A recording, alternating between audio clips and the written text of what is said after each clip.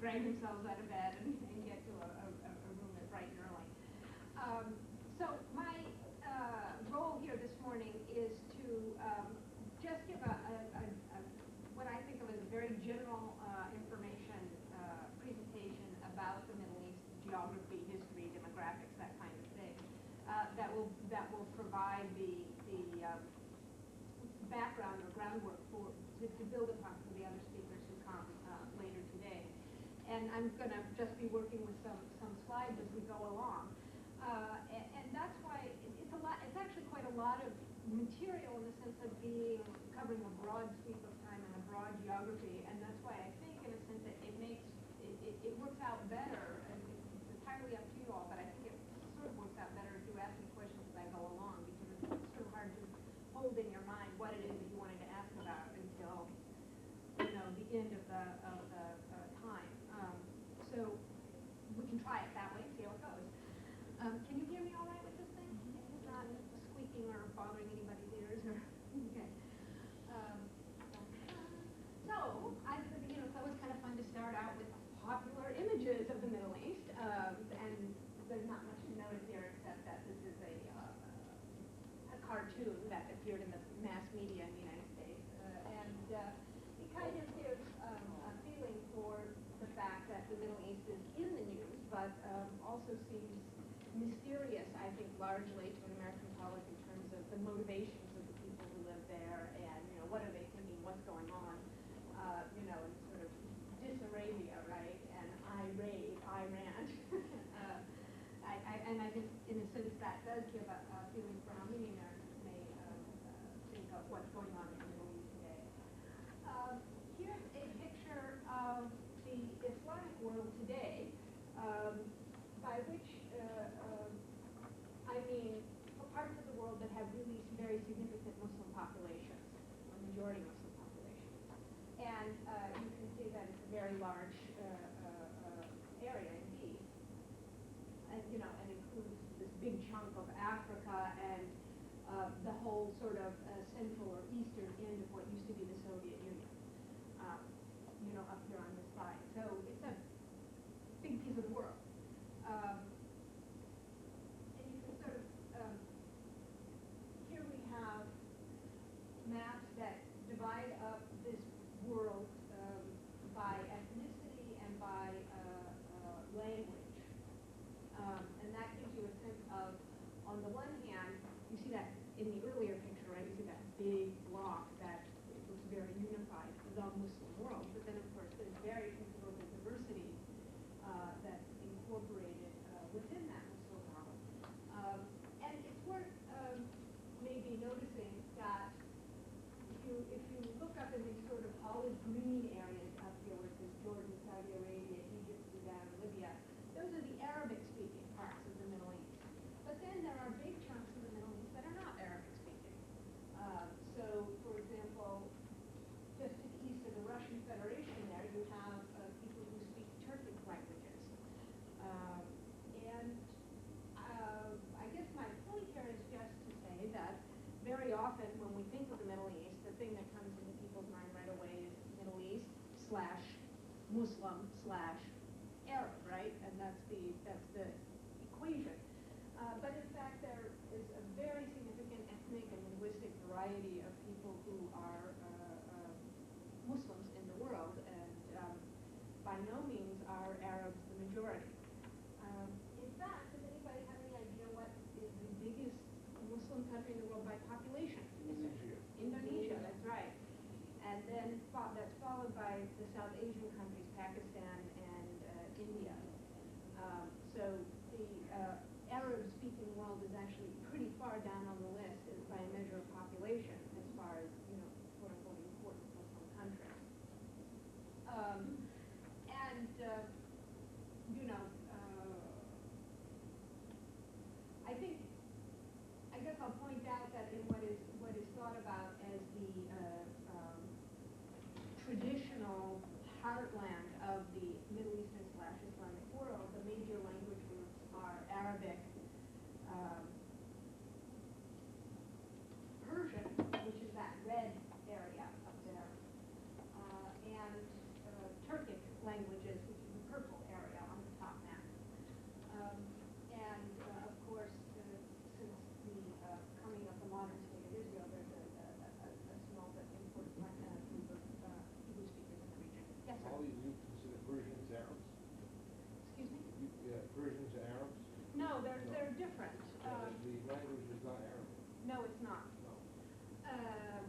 So languages in the 19th century, languages were generally divided into big groups or families of languages, and Arabic and Hebrew belong to what's considered to be the Semitic family of languages. Persian belongs to the Indo-European family of languages, so it's actually the same language group as English or Spanish. And the Turkic languages belong to a different group that's got a funny name. It's called Euro-Alpaic languages, but those tend to be languages that are spoken in Central and Inner Asia, so Mongolian, those kinds of things. So these are people who, of course, share a common cultural background in the sense of not only of the beliefs of the religion of Islam, but also in what I could call the cultural complex that has grown up around the religion of Islam. So, and around the culture of the Middle East, which is unified, and which has many common elements, and we'll see another map in a minute. Aridity, of course, is a fairly common feature of the Middle East, lack of water. So there is, for example, until the 20th century, all of these languages, that is Arabic, Persian, and the various Turkic languages, were written with the Arabic alphabet. So that's part, for example, of the common cultural history that they have. That's, if I can make the analogy, that's just as French and German and Spanish and English are all written in the Latin alphabet. So these Middle Eastern languages historically have been written in the Arabic alphabet. In the 1920s, actually, the Republic of Turkey changed over to the Latin alphabet. So today, Turkey is a little different because they use the same alphabet that's used in the United States and Europe, and that separates them from and actually separates them in important ways, both from their neighbors in the area and also from their own history in some sense, because prior to the 1920s, everything in Turkish was written in the Arabic alphabet, and so young Turkish people today cannot read anything that was written before that time, unless it's unless it's been changed over and printed in a new format. Okay. Okay, so that's the Arab world, and let's go back a minute and maybe we can contrast it. There you see that. Actually, I'll even go back another one. No, I won't. Yeah. So there's the Islamic world, and you see how big that is, really, and includes big chunks of Africa and Central Asia and all of that Indonesian area. And then if we go forward, that's the part of it that's Arabic speaking. So a much, a significant part of the world, but a much smaller area than in that first picture. And of course, in North Africa, that is, in these areas here, it's true that Arabic is widely spoken and that it is the official language. Yeah. Oh, good. Excellent. I need technology instruction. So how do we do that? I want to. Oh. Okay. I might just. Okay. It's all on my low-tech approach. With laser pointers, I'm always afraid I'm going to blind someone if I leave the room, These people's eyes out. So I wanted to say that in this North African area, while Arabic is the official language of those countries and is very widely spoken by pretty much everybody who lives there, there are also really important African populations, non-Arabic speaking African populations who live there, and particularly in places like Morocco, there are Berbers who have their own language, Berber,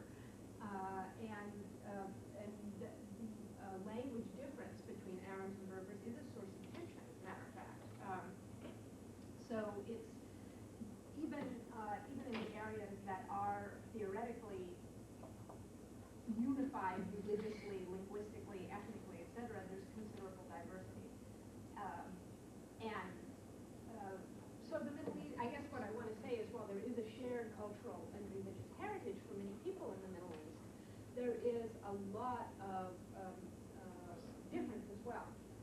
Linguistic difference, ethnic difference, and in all of these countries there are other religious groups. It should never be thought that because these are predominantly Muslim countries that Muslims are the only people who live there. All of these countries have Jewish populations, and all of them have Christian populations as well. In addition to that, there are divisions within Islam, not all, just as there are different flavors of Christians, right? Just as there are different flavors of Jews, there are different flavors of Muslims as well. And sometimes, as in the history of all great religions, sometimes those differences have expressed themselves in fairly hostile relationships. So there's a lot going on there. Yes, ma'am. I'm sorry, a really basic question. When we say the Arabic language, is that one language or a set of languages? Oh, no, that's a great question. It is one language, but the Arabic world has a phenomenon in it that the technical term for it is diglossia, two-tonguedness. And what that really means is that there is a written language, a literary language, that is standard across the region, and that every person with a sort of junior high school education reads and functions in. So if you were to pick up a newspaper, if you were to listen to a news broadcast on television, or read a novel, it would be in that literary language, which in English we call modern standard literary Arabic, because that's such a nice phrase that just rolls off the tongue. And in Arabic it's called Fusha. And then on the level of the street and the kitchen and what people just sort of talk when they're hanging out, there is a lot of dialectal difference. So that what you hear on the street in Morocco, what you hear on the street in Egypt or in Syria can be very, very different. And of course, as with all dialect differences, the people in each region make funny faces when they hear people from the other region and they say, "Oh my God, it grates on the ear. How can they talk that way?" And generally run each other's Arabic down. Yes, ma'am. So where does the Quran, the writing of the Quran, fit into this? The language, that's also an interesting question. So the Prophet Muhammad originates from this part of the world, right here, this coast of the region of what is today Saudi Arabia, that sits right on the coast of the Red Sea there. It has a name, it's called the Hijaz. And you can spell that H-E-J-A-Z or H-I-J-A-Z, whichever you like better. And so you could say, if you were talking from the outside looking in, that the language of the Quran is more or less the language that was present or current in the Hijaz at the time of the Prophet, so let's say around 622, around the year 622. Muslims, of course, believe that the language of the Quran are the literal words of God. Now, that's a little bit different from, let's say, how Christians think about the Bible. That is to say, Muslims do not believe that that their sacred text is a recording of events that was, how can I put this? I think, for example, in most Christian doctrine, the Gospels are thought to be the account of the apostles, Matthew, Mark, Luke, and John, recording what they saw and what they experienced about the life of Jesus Christ, right? So whose words are those? Those are the words of Matthew, Mark, Luke, and John, right? But Muslims believe that the words of the Quran are the words of God. And so that language that's in the Quran is really, in a sense, in a time capsule. You don't touch them, you don't play around with them, you don't translate them into other languages, because, God said what he meant and he meant what he said. And it's not up to us to, mess with it. So, in fact, and it's an interesting point that for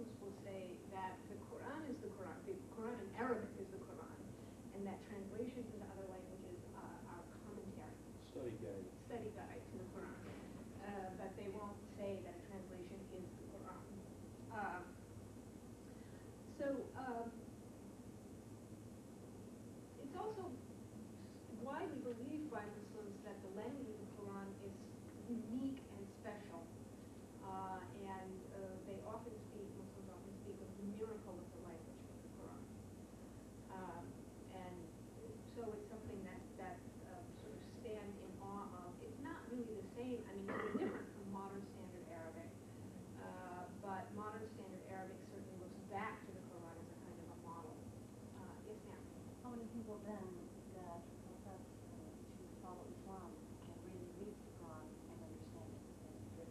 Well, I think that would actually mean like be a fairly small number of people in the sense that, of course, most, just looking at those earlier pictures, most Muslims are not Arab speakers. I didn't know if they then had to have training in that, if they automatically got training in that language so that they could read it. Well, they learn to say their prayers in Arabic. Particularly pretty much all young boys are sent to, or traditionally anyway, young boys are sent in mosque school at a young age, where they are given basic instruction on how to how to conduct prayer.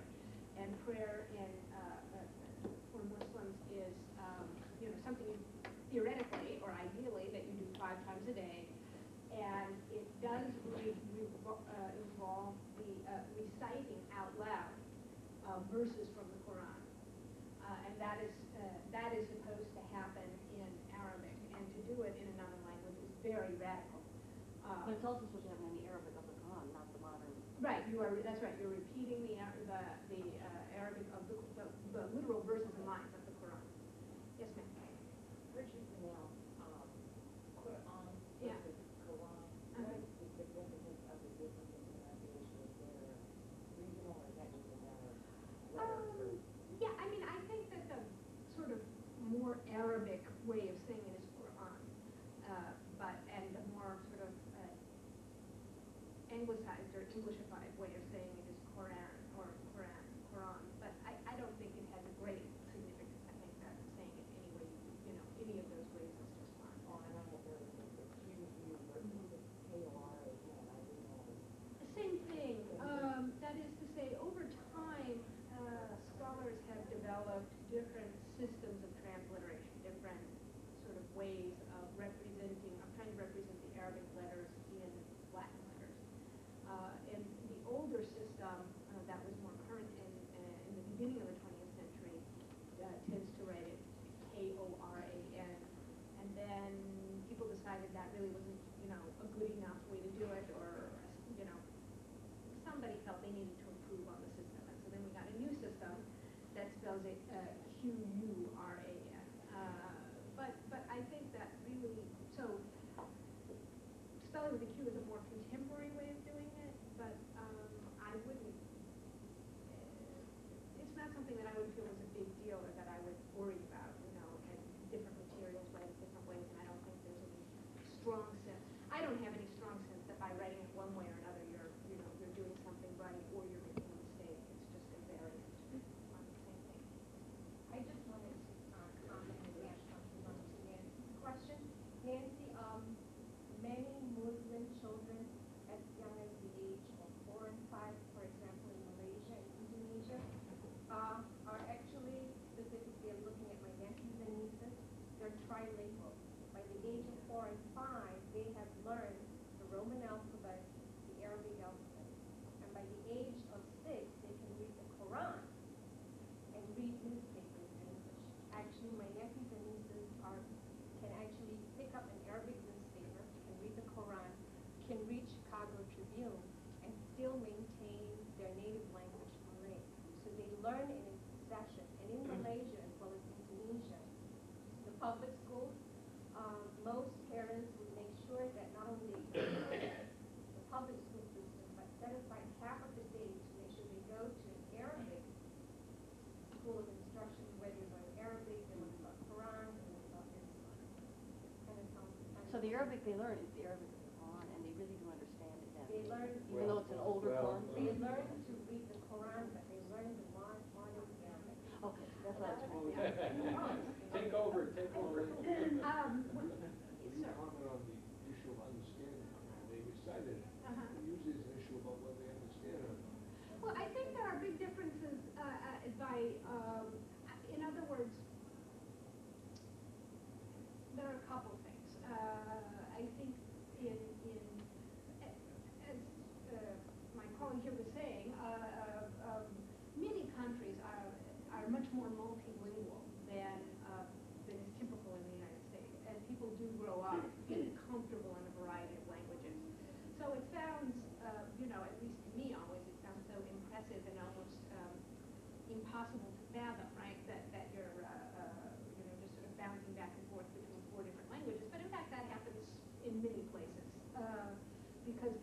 exposed to languages from an early age, and they're just used to that. So that's one thing. A second thing is that, but with respect to, specifically to education and reading the Holy Scripture, I think that differs greatly from at different points in time and also in different regions of the world. And also, it, to some extent, has a class aspect to it. That is, at least historically, it has been true that people who had, more resources and could afford a better education, but were more likely to achieve real understanding and real mastery of the Arabic language. Whereas, just poor kids in a village somewhere might be much more likely to learn how to say their prayers by rote without having a real grasp of the language. I would say that actually in the 20th century, there has been a strong move broadly in the Islamic world toward away from the rote learning and putting much greater emphasis on real understanding, so that one does see, and this of course is the same period of time when the state is getting involved in education. So whereas in the 19th century or 18th century, all education was at the mosque and might have really varying degrees of quality in the sense that some kids were probably just educated to a very basic level to say their prayers and that was it, and might not really understand too well what they were saying, and other people would be educated to a much higher level. Now in the 20th century, we have a situation in many countries where you have state owned and operated schools that are providing, the kind of public education that you would see anywhere.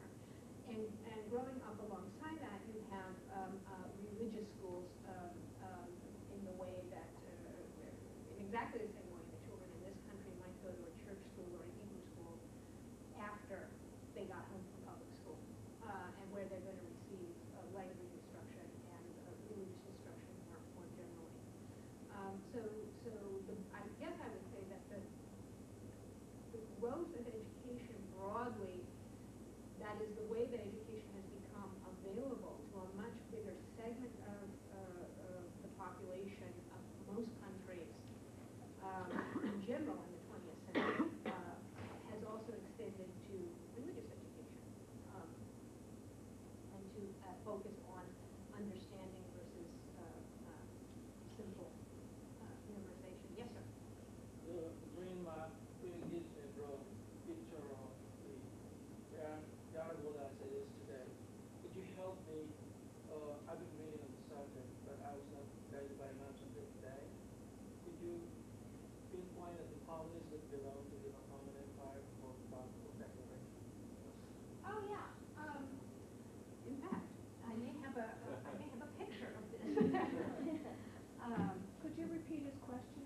Yes, he was saying that he'd been doing some reading on Middle Eastern history, and that one question that had come into his mind was that there is this state that existed for a very long time in the Middle East, the Ottoman Empire, which survived until the end of World War I.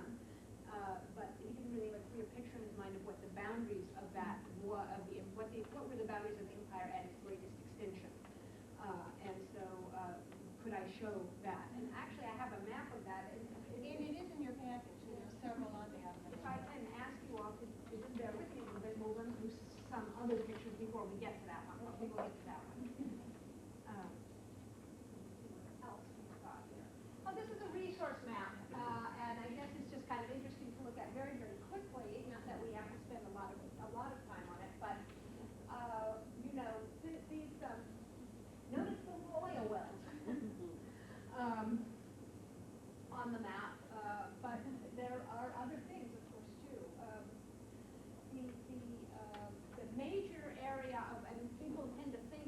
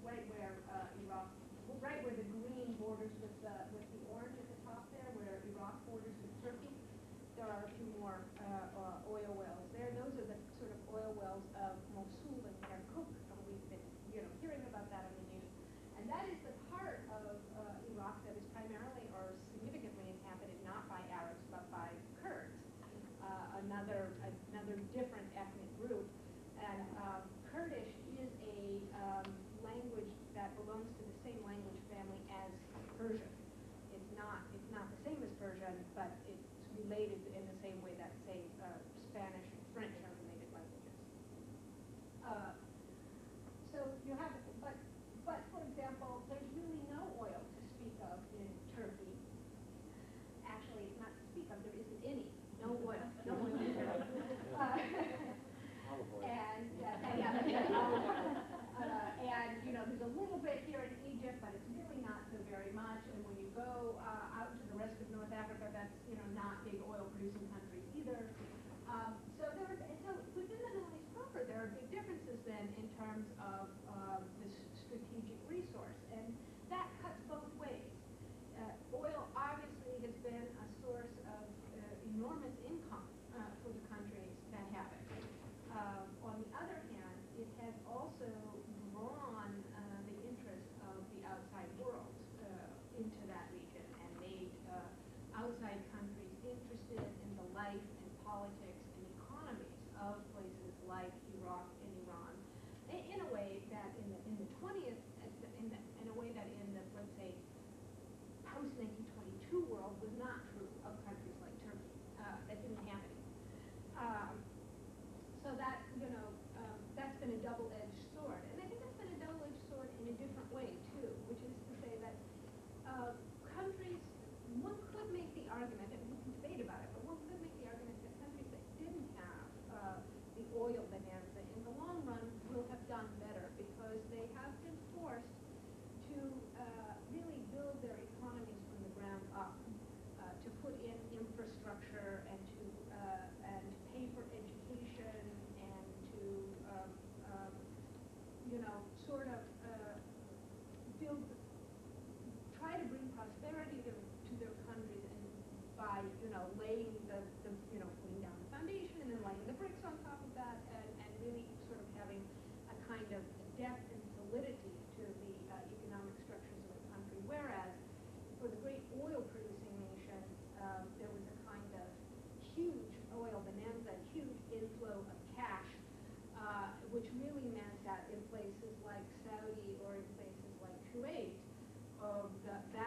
that money was sort of spread around the whatever you want to consider the original inhabitants of the place, and then people simply hired outsiders to come in and do much of the real work of the nation in ways that failed then to build up a strong domestic cadre that could do those things themselves.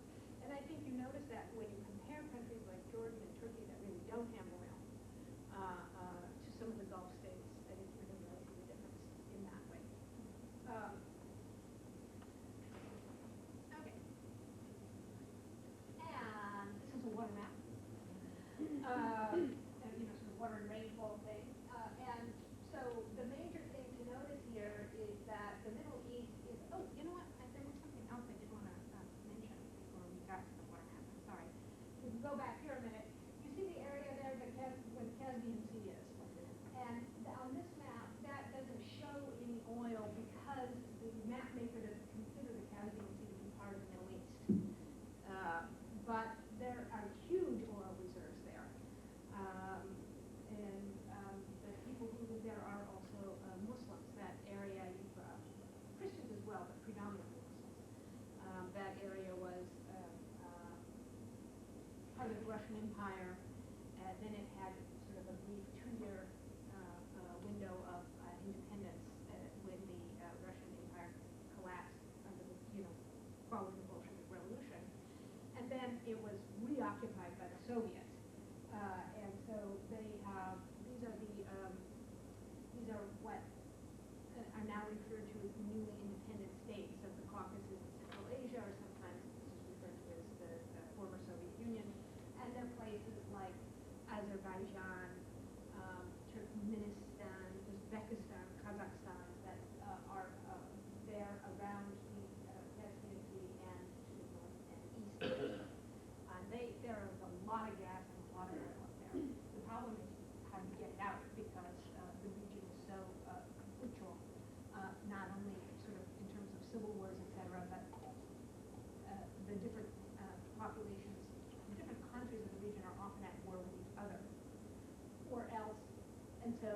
the idea, for example, relations are not always so friendly with the Russians who used to rule the roost there, right? And so the idea of building a pipeline through Russia doesn't appeal to a lot of people in that region of the world. But then that, if you didn't do that, you might have to build a pipeline through Iran, and that doesn't appeal to us. And we're the sort of major buyers, and so there are all these sort of problems about getting it out. Yes, ma'am. Then by the same token, National Geographic had a couple of years ago real interesting article about this area, Azerbaijan, Kazakhstan. Has a very different kind of history. It has a different, I mean, it's a really interesting part of the world, and I think an area of growing importance. One, you know, I'm supposed to be doing history and not speculation, but I can't resist. And I will say this, that you know, one of the countries of the world whose oil consumption is growing dramatically year by year is China. Because the economy is doing well there, it's a large population, and as the standard of living rises, people there want what everybody else wants. They like to have a car, they like to have a washing machine, they like to have a dishwasher, you know, that so energy demands, energy consumption in China are really growing exponentially. You know, compared to the energy demands of the United States, the energy demands in China are tiny. It's just that the rate of growth is phenomenal. And China really doesn't have so many sources of energy. And so they are looking around the world trying to see, you know, where they can have access to oil and gas in precisely the same way that the United States is looking around the world trying to have access to oil and gas. And I'm afraid I don't have a world map, but if you picture, you know, if you keep sort of moving east, what's on the other side of this region is China. And they are developing real, I think, geostrategic interest in Central Asia and the energy resources of Central Asia. So the focus may be lost in the Middle East sooner than we think. Right. So to water resources, and I guess the main thing to notice here about the Middle East is that it really doesn't have a lot of water. The water that it does have is mostly focused, is mostly concentrated around major rivers that provide the source, you know, obviously drinking water, but that also provide water for irrigation. So the Nile in Egypt and the Tigris and Euphrates rivers, which run through parts of Turkey, Syria, and then, of course, Iraq, are sort of major sources of water. It is also true that the area just to the south, the area in Iran that is just to the south of the Caspian Sea, that coastal area gets a huge amount of rainfall, almost tropical levels of rainfall. But right below that, there's a mountain range. So the water never makes it over the mountains. It comes in off the Caspian Sea, rains on that little coastal district, and gets stuck there. And a lot of the Iranian plateau then is, you know, pretty dry.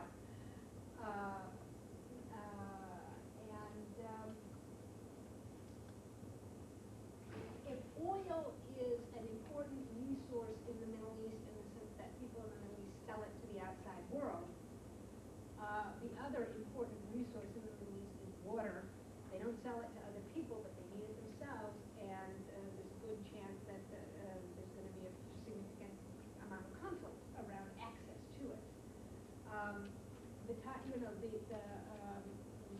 The great rivers that feed Syria and Iraq, the Tigris and Euphrates, get their start in Turkey. Turkey has been building big dams because they want to. The eastern part of Turkey is the most underdeveloped part. They have had, in the 1980s, especially in the 1990s, they had what amounted to a civil war in Turkey between the largely Kurdish populations who lived in eastern Turkey and who felt sort of ethnically and linguistically oppressed. The official language was Turkish.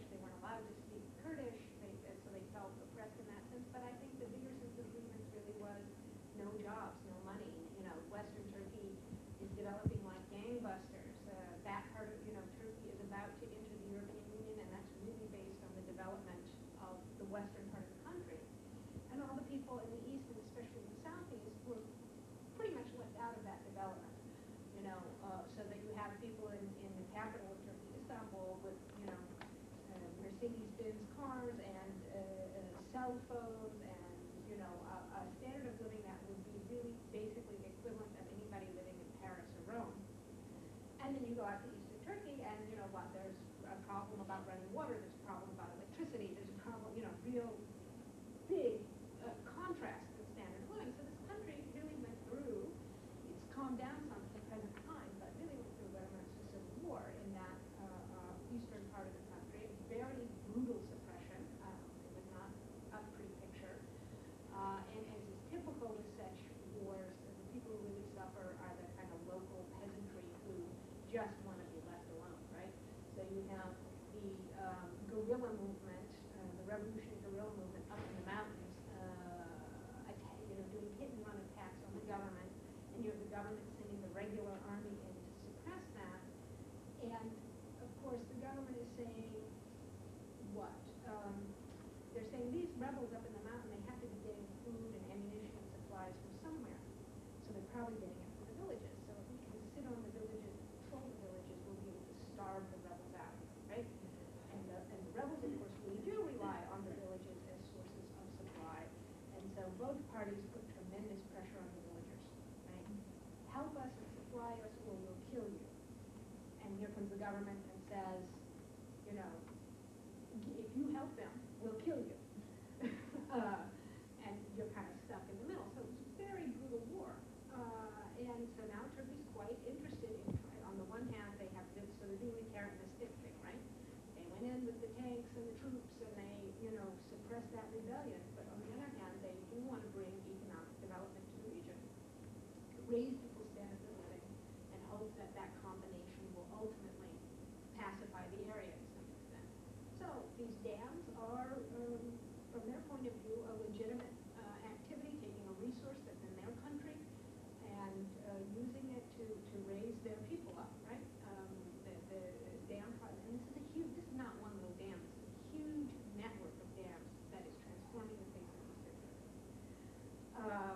And it's going to provide, you know, irrigation for agriculture, and it's going to provide hydroelectric power to meet Turkey's growing energy needs, because guess what? Turkey has no oil.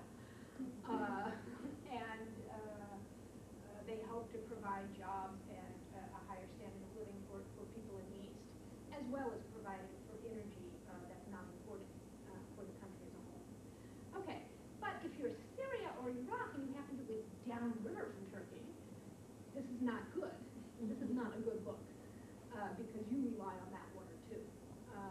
And not only are you, so in the best of all possible worlds, you're just concerned that Turkey's natural needs and consumption will significantly restrict the flow of water into your country and create problems for you. But in the worst of all possible worlds, you think Turkey could really use this as a weapon. Turkey hasn't always had a peaceful and non-conflictual relationship with Syria in particular, although there have also been tensions with Iraq. You know, so they're thinking, you know, geez, you know, if we get in a little tussle with these folks, they'll cut off our water supply. And that's a real, I think, a real threat. And that is, you know, Turkey, of course, is saying, oh, we would never do that. But we all know that, you know, what you say in times of peace and what you do in times of war are different things. So that's, you know, that's a real source of tension.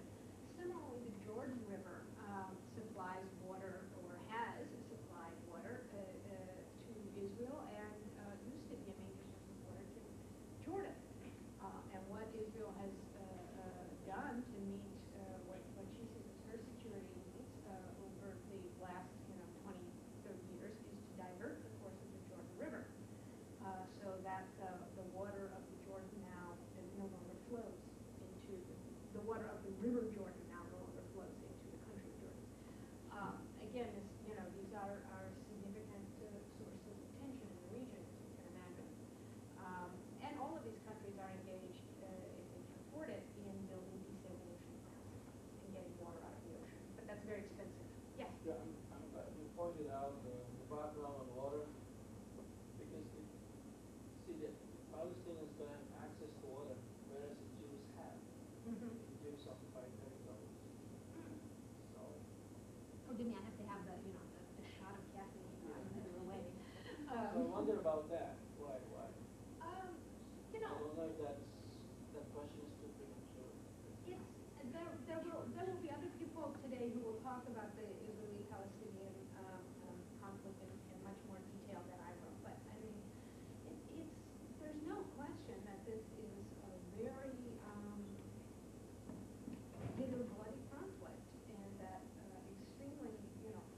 harsh methods have been employed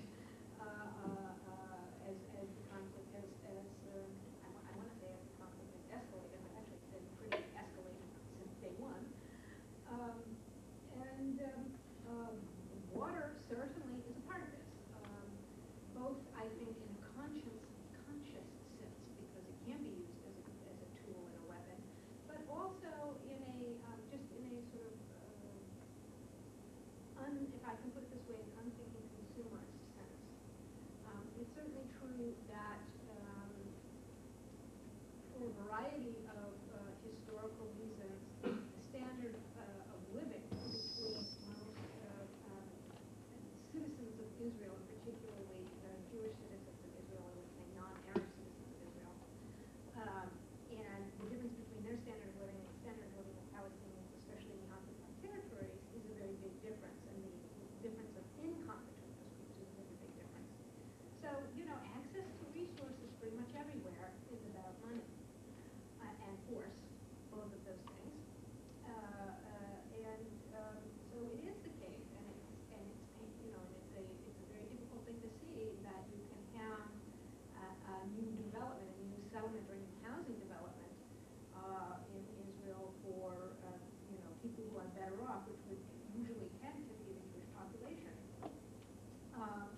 And that'll be completely modern apartment blocks or sort of townhouses with running water and with all the things that you would normally expect to find in your own home, and oftentimes with swimming pools because it's hot, and you can go down the road to a Palestinian village and there will be, for example, no clean drinking water available, or not only not clean, but a real shortage of water, so that people may often be suffering from kind of borderline dehydration. So these are very severe resource conflicts. They really are. And access to water is just in this case, I think, also another dimension of access to land, right? I mean, there's a war going on about who controls that land and the water with it.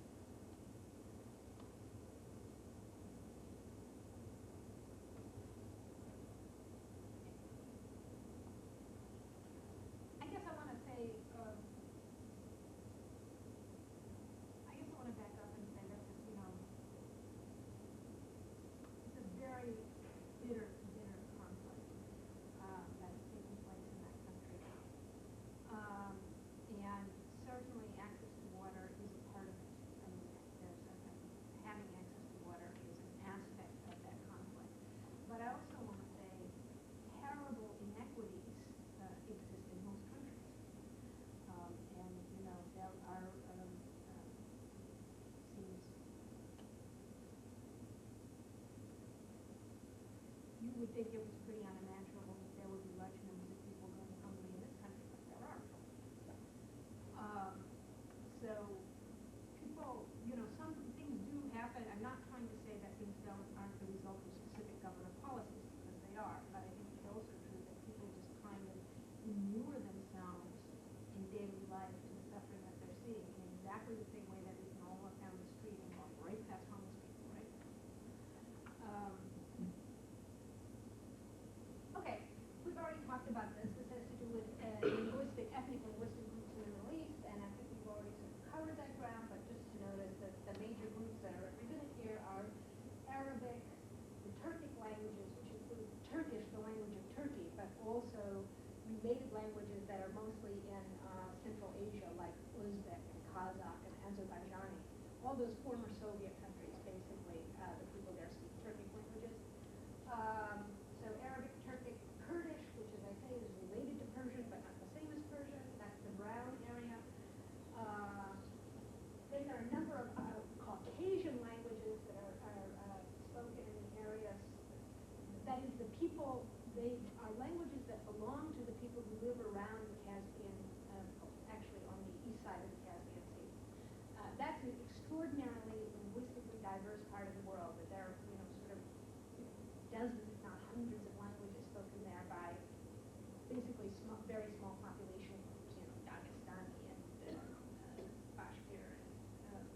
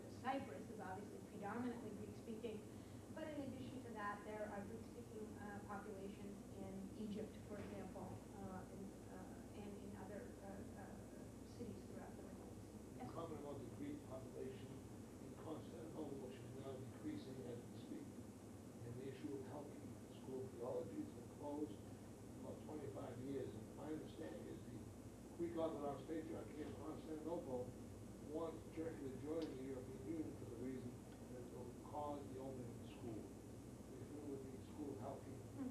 I'm not familiar with that particular school, but I think I sort of understand the It's larger related to issue. trained priests. The big issue with the Greeks, especially the few that remain in formerly Constantinople. Yeah, I mean, the Ottoman Empire, the picture of which we are coming to, I promise, was this very big empire that covered an enormous territory and had including a big chunk of the Balkans, so that modern Greece, modern Bulgaria, modern Yugoslavia, which is no more, the former Yugoslavia, were all at one time part of the Ottoman Empire. And what that meant was that the Ottoman Empire contained a great diversity of religious and language groups, including really significant Greek populations. And the Greek population, which continues to be scattered throughout the Mediterranean world, but it used to be really much bigger and much more significant along the western coast, the Mediterranean and Aegean coast of Turkey, modern-day Turkey. Those two countries, that is, I'm getting ahead of my story, but I will say quickly that the Ottoman Empire was essentially dismembered at the end of World War I. And at that time, what was left of the Ottoman Empire, what I might call the rump Ottoman Empire, fought a war with the Kingdom of Greece. And the war was essentially over the question of who would control what is today Western Turkey, whether that area would fall under the control of Greece and be annexed ultimately to Greece, or whether it would be incorporated into the new state that was emerging from the old Ottoman Empire, i.e. the Turkish Republic. That was a hard-fought war.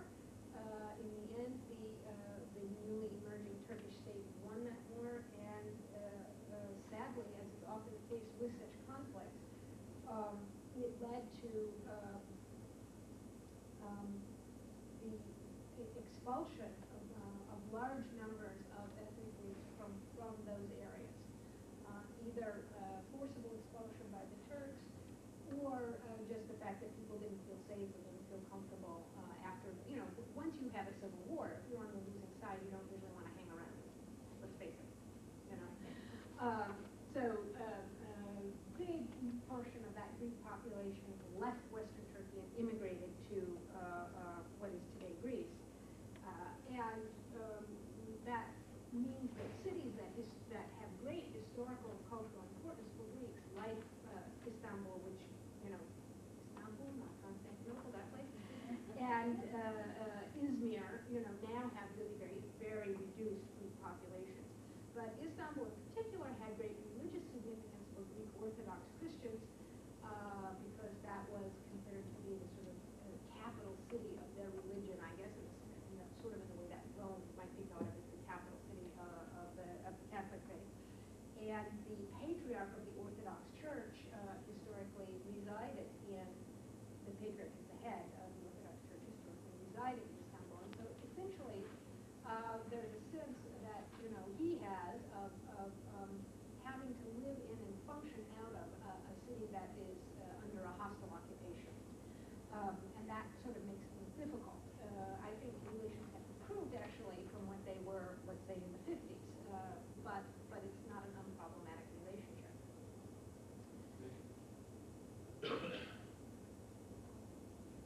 Okay, major religions and religious centers, and again you can kind of see the distribution here. And I guess just to go back and say what I said before, which is that while the Middle East is predominantly Muslim, one should be under no illusion that's purely homogenous, that there's nobody there but Muslims, right? These are, of course, there's a big Jewish population in Israel, but there's a big Jewish population in the rest of the Middle East too, and scattered in different cities of the Middle East. Over the course of the second half of the 20th century, that Jewish population has shrunk because the Arab-Israeli conflict has been so intense, and the existence of the state of Israel with actually a comparatively high standard of living with relation to other Middle Eastern countries has led to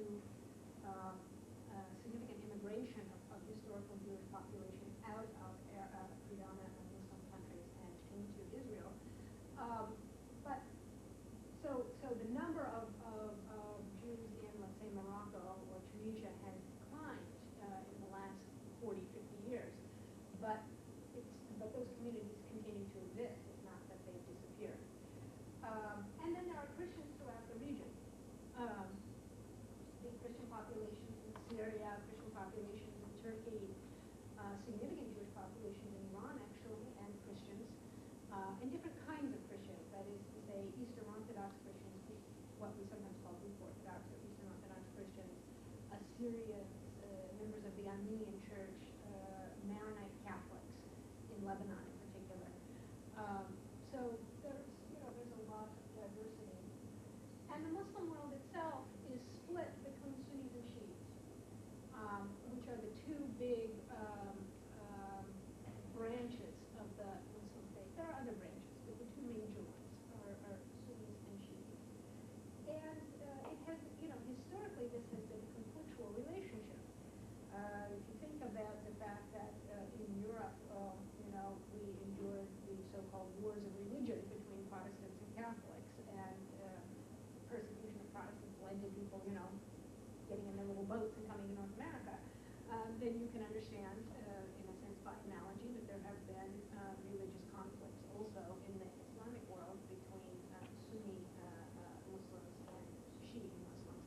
These conflicts go right back pretty much to the origins of, very early, within the first generation after the death of the Prophet Muhammad, you can really get that split. And sometimes sometimes things are more peaceful, and sometimes the relationship is less peaceful, things heat up again. And it varies by region. So the fact that Sunnis and Shiites may be at each other's throats at a given moment in time in Pakistan doesn't mean that that's going to be true at the same moment in time in Turkey. It's not as if there's some central coordinator that says, okay, now we're going to have a Sunni-Shiite war throughout the Muslim world, right? It varies by region. But that is historically a conflictual relationship. Sunnis are the majority. There are more Sunnis than Shiites in the world, but you shouldn't think of the Shiites as a tiny minority either. There are more of them out there than you might imagine. Could you briefly explain the source of that conflict? I can try, yes. Okay. It is. And what time am I supposed to stop? 10? 10. Okay. Just to keep my eye on the prize here. So,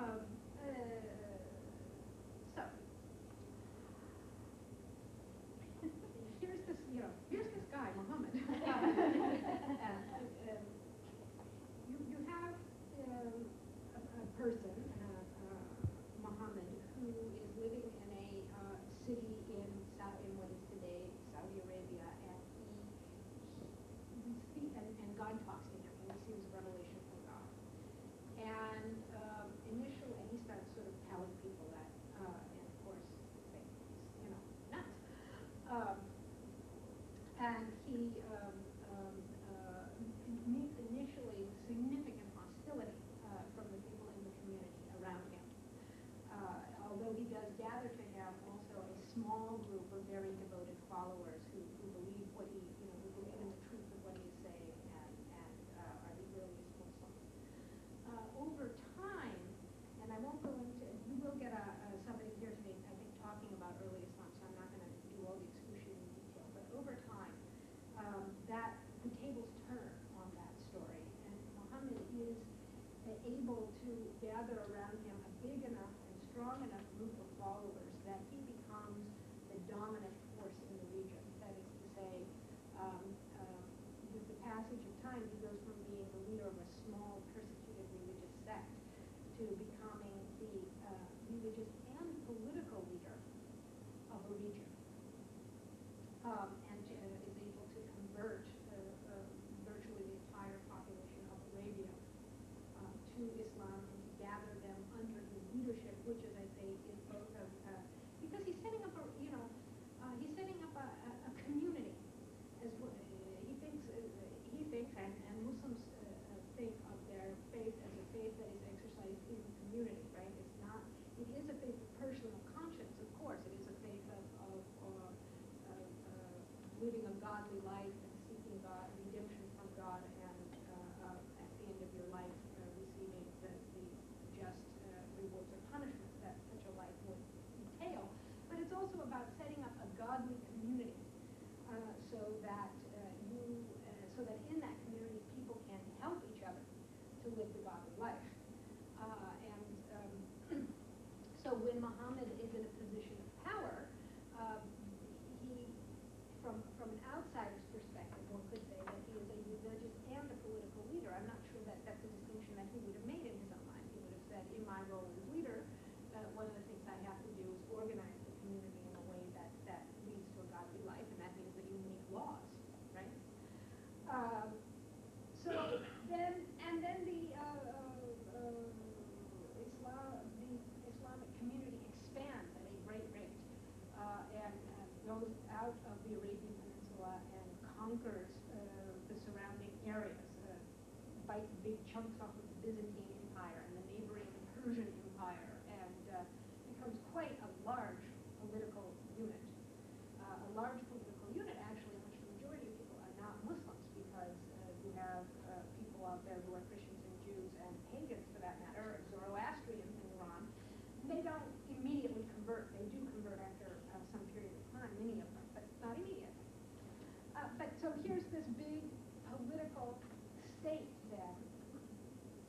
Muhammad, that the new Muslim community is in charge of. They're in charge of organizing the life of their own community as believing Muslims, but they also now control this vast territory that includes lots of people who aren't Muslims, and you have to, maintain law and order, organize the relationships between Muslims and non-Muslims, collect taxes, do all those things.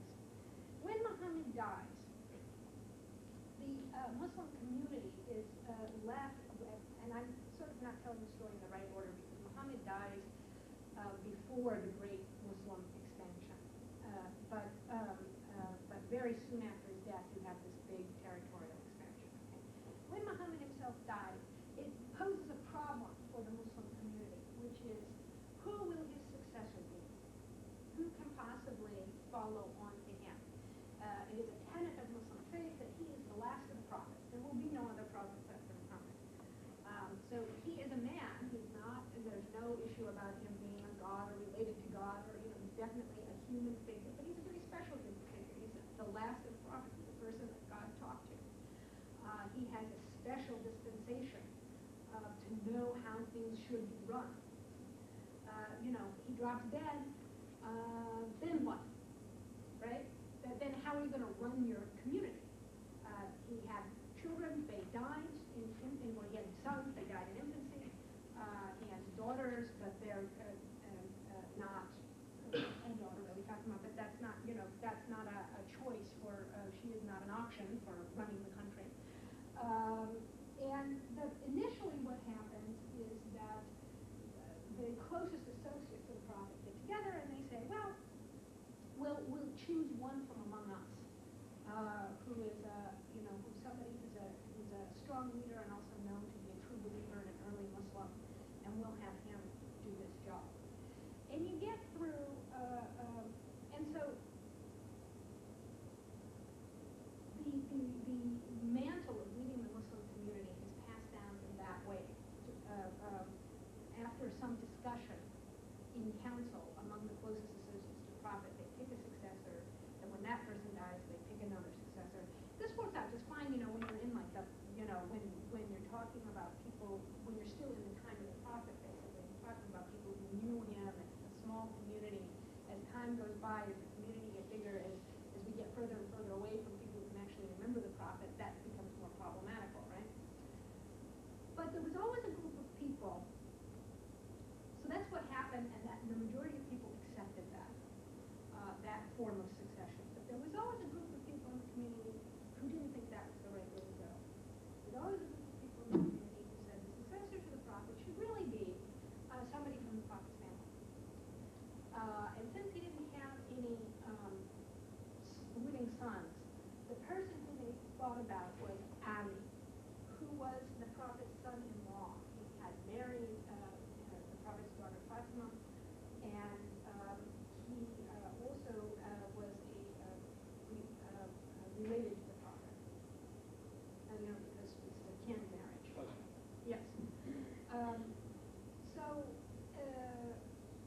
Both by virtue of his, being part of the prophet's family, and by virtue of having married his daughter, he was seen to be sort of doubly qualified. Plus, he was a famous warrior. He had been, strong on the battlefield in the defense of Islam and had carried the word of Islam out into the world. He had been an early convert to the faith and a close associate of the prophet. And so there was always a group of people who said, Ali should really be the one, because he's family, plus he's a good Muslim, plus he's a good battlefield leader, and these are all qualities that we need for running the community. And so the Muslim community went through a series of civil wars, really, between supporters of some of these other associates of the prophet who have been chosen in council as a kind of leaders of the community on the one hand, and the supporters of Ali and on the other hand. Shia means party, like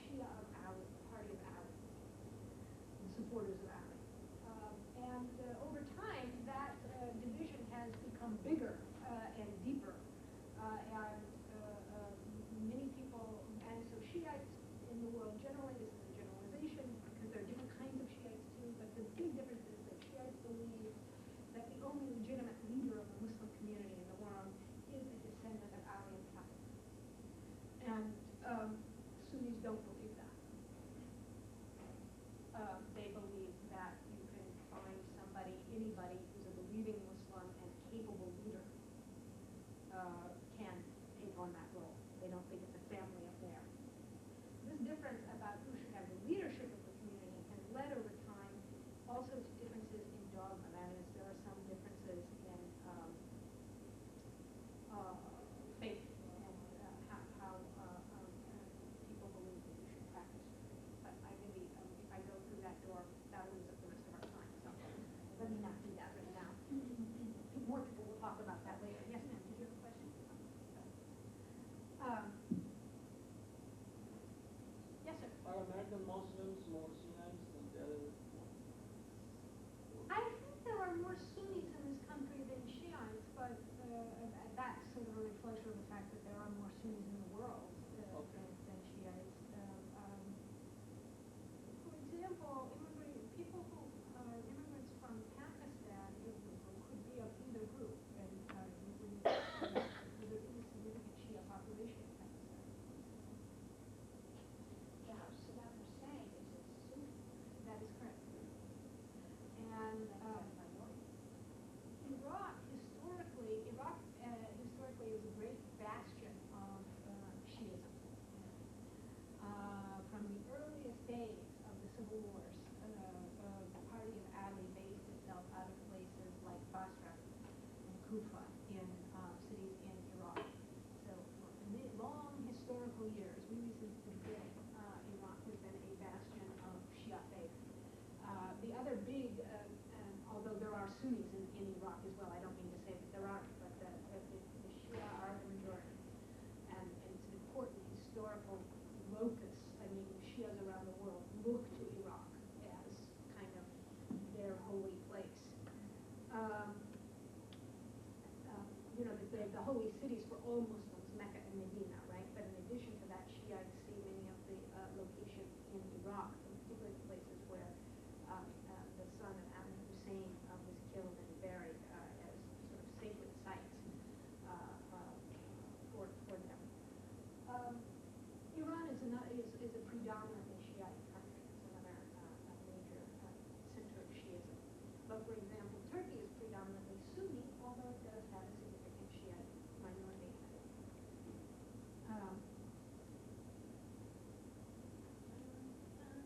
Okay, the Shia today, there you go. A picture.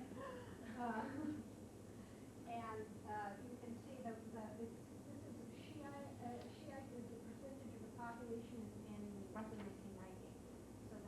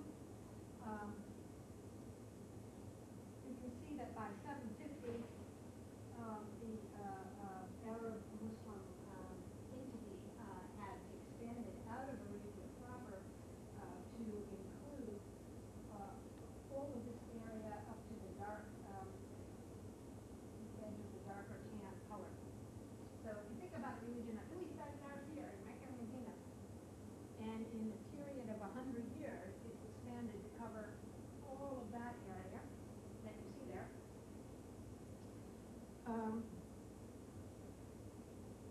then in 1000, it's very big indeed. The purple thing is what's left of the Byzantine Empire, and the tan is the Islamic Caliphate. Suddenly a very big political unit and a very rapid expansion.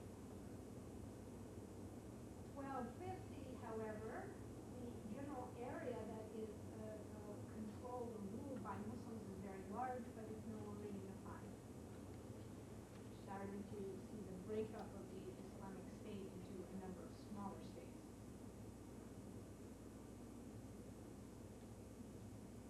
1500.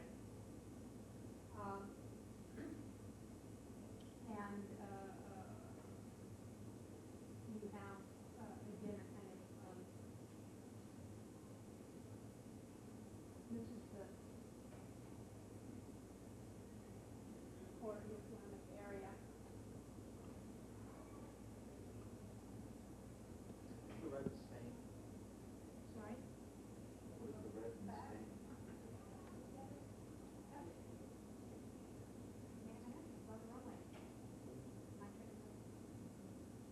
Oh, well, so the south part of Spain is under, Still Muslim? well, 1492 is really the big cutoff.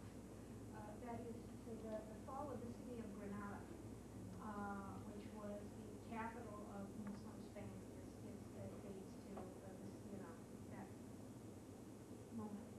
So I'm not quite sure why they called it that way, but suffice it to say that northern Spain was never conquered by the Muslims. So the Darfur part of that map was never conquered by the Muslims, and it remained a Christian, strong redoubt. And then eventually the Catholic populations of Spain carried on a series of campaigns to reoccupy the entire Iberian Peninsula and to drive the Muslims out of the country. They call it the Reconquest. In Spanish history, it's called the Reconquest. And that's really complete by 1500. Granada falls in 1492. Initially, the Muslim and Jewish populations were allowed to stay, but ultimately they were expelled. Yes, sir? Yeah, the first map, one of the first maps that you sent together, the green map that showed the extent of the modern Arab world. Uh-huh. Comparing that with the last two maps that you presented, if you look at this one, there's a shift from Arab world to Islamic world. Can you explain that? Well, yes, because because when Islam first got going in Arabia, the only people who were Muslims were Arabs. And then as they expanded the territory that they controlled, they incorporated many populations that were not Arab-speaking populations. In some places, as for example in Morocco, where the pre-existing population was really basically Berber-speaking, ultimately through assimilation and settlement, Arab became the predominant population, and Arabic language became the predominant language. But in other places like Iran, what today we would call Iran, the number of Arabs who actually immigrated into that region and settled there was very small, comparatively to the population as a whole. So even though they conquered that area politically, the people there, and while they did convert to Islam, did not, for example, adopt the Arabic language. They continued to speak Persian. And so they are Muslims, and they are participating in the growth of the Muslim world. That is, they convert to Islam, they join the armies, they become political leaders in the Islamic State, but they're not Arabs. So that's why you have that shift in terminology.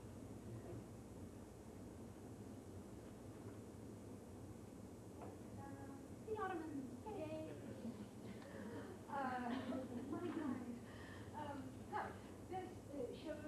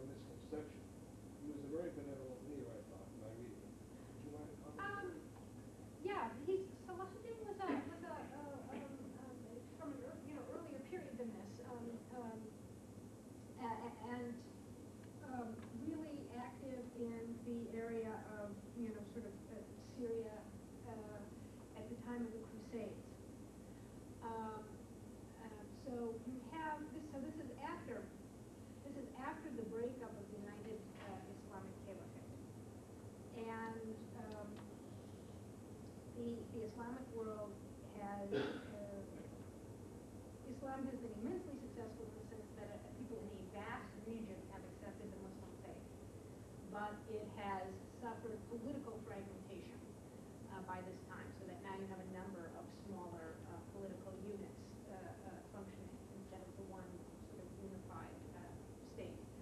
And then you have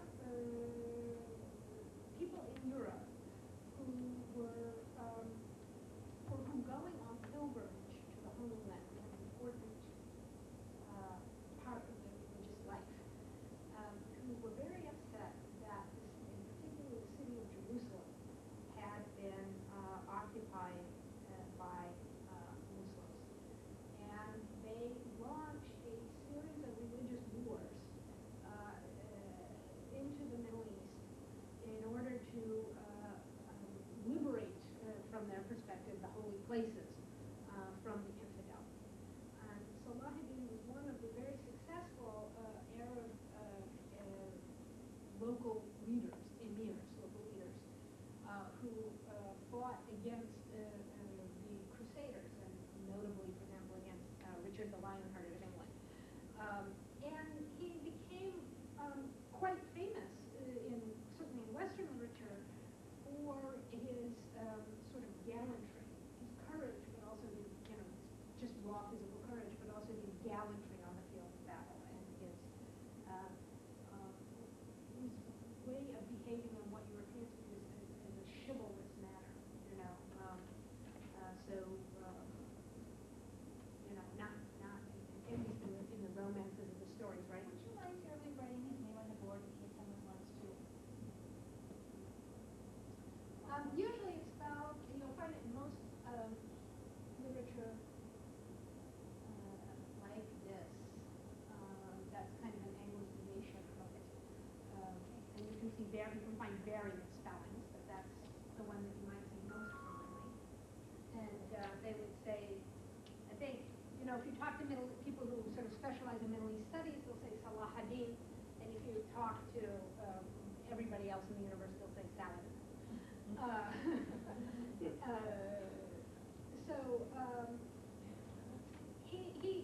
He was this emir who became very famous for, war leader, who became very famous for his not only bravery, but gallantry and chivalrous behavior, and that kind of thing, where if you outnumber the enemy, you don't use all the troops that you have, but you say, let's make this a fair one-on-one fight, that kind of a thing. And, I think some of that is probably true, and some of that is the language of medieval romanceros.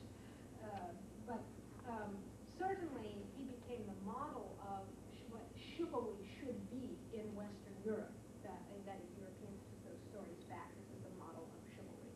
And he's a great, certainly a great hero in the Muslim world too, and his name continues to have a lot of resonance in the Islamic world as well as a historical hero. Right, so my turn to the Ottomans here, and just to point out that what the Ottoman Empire includes when it's at its greatest extent is most of Eastern Europe, so the Balkans and Hungary, right? Most of Eastern Europe, and the whole Middle East, essentially, except for Iran. So, this map doesn't actually show it, but it goes all the way out. It includes Egypt, Libya, Tunisia, Algiers, right? All the way along that southern end of the Mediterranean, and up this way, and it's even got the North Shore of the Black Sea at one point in time under control. It's a big place. Yes? What do the dates indicate? The dates indicate when the area was brought under Ottoman control. Sometimes you see two dates instead of some backing and forthing. So, for example, Tabriz, can you see the city of Tabriz there? Tabriz was Tabriz here was conquered by the Ottomans in 1514, but they didn't hang on to it. It was conquered back by the Persians in 1503. On the other hand,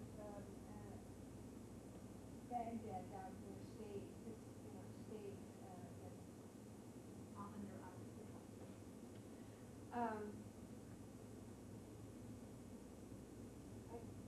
big place.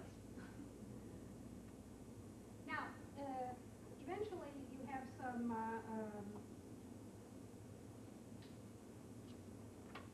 what's the word, contraction. And by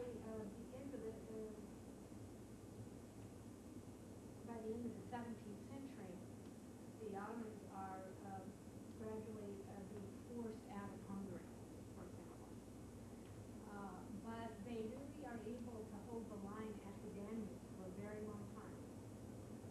So into the 19th century, most of Eastern Europe, or most of the Balkans up to the Danube, will remain within the Ottoman Empire. And the Middle East stays in the Ottoman Empire right to the end of World War I. I mean, what happens is that gradually Europe becomes comparatively stronger than the Ottoman Empire economically and technologically. And so you see bits and pieces of the Ottoman Empire get bitten off over time. First, this loss of Hungary is the earliest expression of that.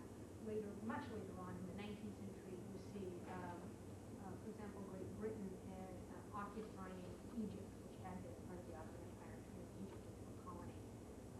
Throughout the course of the 19th century, the various Balkan states, Greece, Bulgaria, Serbia, etc., fight wars, fight revolutions, and are able to establish their independence. But I would point out that they're able to be successful in those wars and independence because they receive outside support, often from Russia, sometimes from England, to do that. Otherwise, I think they would not have been able to establish their independence. Right, and so there we have picture of contraction. So here we have the Ottoman Empire, Ottoman Sultanate from the 18th to the 20th century, and you can see where the stripes are, the stripy areas, are where you're beginning to get, it doesn't happen all at once. There usually tends to be, we lose the territory, we get it back again, we lose it again, a period of backing and forth before a final settlement occurs. But the stripy areas are the areas that were contested and ultimately cut off from the empire. And you can see, and they have dates up there that sort of tell you when it happened: 1718, 1699, 1878 for Bosnia, right? 1912 for Libya.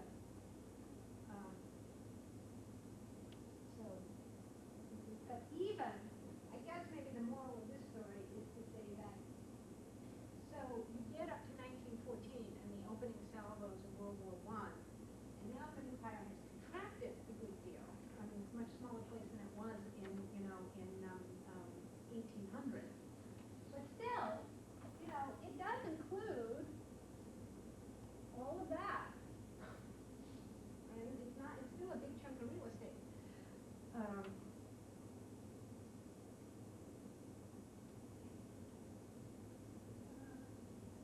there you have World War I and the breakup of the Ottoman Empire. And it shows you how the Ottomans had to confront invasions from a variety of directions. So just quickly to remind everybody, right? So World War I, and you have the Germans, the Austro-Hungarians, and the Ottomans really on one side, and on the other side we have the major players, the French, the British, and the Russians, right? So later, America joins the war, but later, and they don't really play a role in this part of the world because the American troops really went to the Western Front. And I have to stop for a second, but I just want to say, what you see then is that the Ottomans are forced to confront in World War I invasion forces on a variety of different fronts. The British had occupied Egypt in the 19th century. And of course, they also had colonies in India, right? So when the war breaks out, you have British forces invading the Ottoman Empire from Egypt. You also have British forces that get on a boat in India and sail up the Persian Gulf and land here and invade the Ottoman Empire from the Gulf. And you have Russian forces invading from the Caspian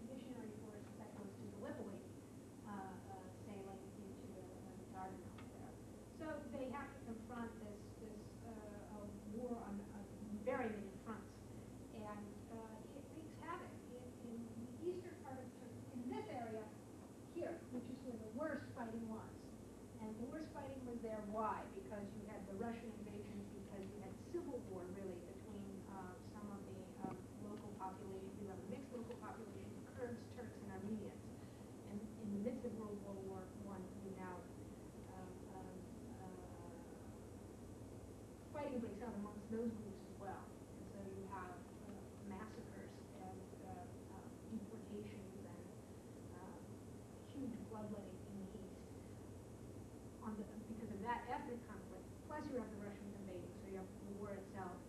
Plus all the men are drafted and nobody's raising food, so you have famine. And plus, immediately following World War I, you have the worldwide flu epidemic that carries off several million people around the world. And the net result of that is that in those eastern parts of the Ottoman Empire, half the population dies. And in the rest of the Ottoman Empire, you have population losses of a third. So it's devastating. And obviously, ultimately, the empire collapses. And the lands of the Ottoman Empire are cut up or partitioned. Out of it emerges a rump Ottoman state that becomes the modern state of Turkey and maintains its independence. But everything, so that's just this here, right? Stays part of Turkey. But everything else that belongs to the Ottoman Empire, all of these lands here and here, are cut off from the Ottoman Empire and they're turned into colonies of Great Britain and France, basically. And it's another story, but that is the shape, that's the source of much of the conflict in the Middle East today. Yes? I think most of us in the audience have seen the movie Lawrence of Arabia. Yeah, Do the events depicted in that movie correspond to this period? they do. It's a highly romanticized image of what happened, but and again, I think that the next speaker, Hakan, will speak to this much more directly, but I will say this much. The British, who were really the main people fighting against the Ottoman Empire, besides, they did what any people fighting a war do. They, put all their troops on the ground, they did, they fought the best way they could fight, and at the same time, they looked for disgruntled elements within the Ottoman Empire and tried to, stir them up and to cut deals with them. And one of the things they did was to go to an Arab leader who lived in this Hijaz area of the Ottoman Empire. And they went to this Arab leader, and his name was Sharif Hussein. And they said to Sharif Hussein, if you will lead your people in a rebellion against the Ottoman Empire and help us out with this war against the Ottomans, when it's all over, we will make you the head of a new independent Arab state. And on the basis of that, Sharif Hussein sent his son Emir Faisal to lead Arab tribal militias, really, in a guerrilla war against the Ottomans. And the movie Lawrence of Arabia depicts Lawrence as a British military officer who is out there with Faisal in an advisor role, fighting that war. I have to stop. I'm really instructed that I stick within my time limit. Please join me in thanking Dr.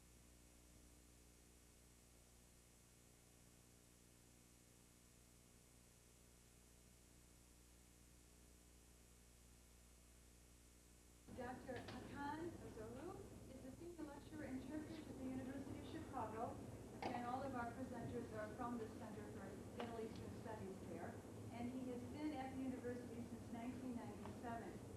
In addition to Turkish, the professor teaches modern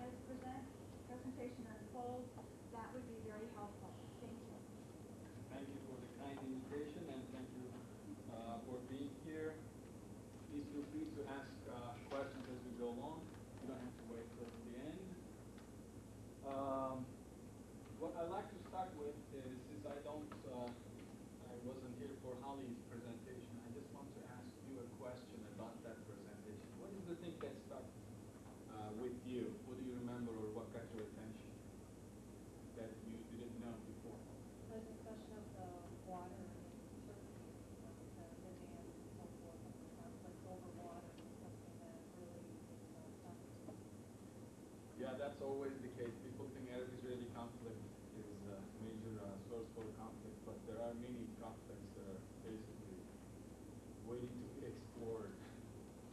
Anything else? What is the major difference between the Shiites and the Sunnis? Which is that the conflict that right now is dominating idea Uh-huh. of that. Yes. So the split in the Islamic world is something. Anything else? I think it's always amazing to me, and that again, they reaffirm how tiny Israel is Oh, yes. compared to, big Arab. How big is Israel? Did you get any comparison? Less than Illinois. Or Oh, no, it's much It can tinier. fit in Lake Michigan. That's right. Any other? Yes. I was curious to learn that, I wasn't quite clarified on the debate whether children nowadays really understand what they're reciting when they say the Quran or not, and I'm still learning. Apparently some children are more privileged and understand more about Sure. it, and some don't. But that was something I had to consider. Have you had the chance to discuss the diversity of the Middle East? The people, different kinds of people. One of the greatest myths of the Middle East is that most people think it's a monolithic place, as is the Islamic world, and that's what I would like to emphasize. And I'm hoping that in the first introduction, you know or appreciate how diverse this region is. We have different ethnic groups. Can you name some? Well, you name Arabs, right? Kurds, Persians. So we have many different ethnic groups and different languages. So all these people are living what we call the Middle East. But I want to start with one question, well actually one misperception if I can. That people usually confuse Middle Eastern world with Islamic world. Middle Eastern world is not Islamic world. You probably know, when I say that I'm not trying to put you down if you don't know, but the largest Muslim country is Indonesia. Indonesia is not in the Middle East. So, in fact, the Middle East contains only 30% of the total Muslim population. So the Muslims living in the Middle East are only minority. A great majority of the Muslims live east side of Pakistan, basically, Karachi.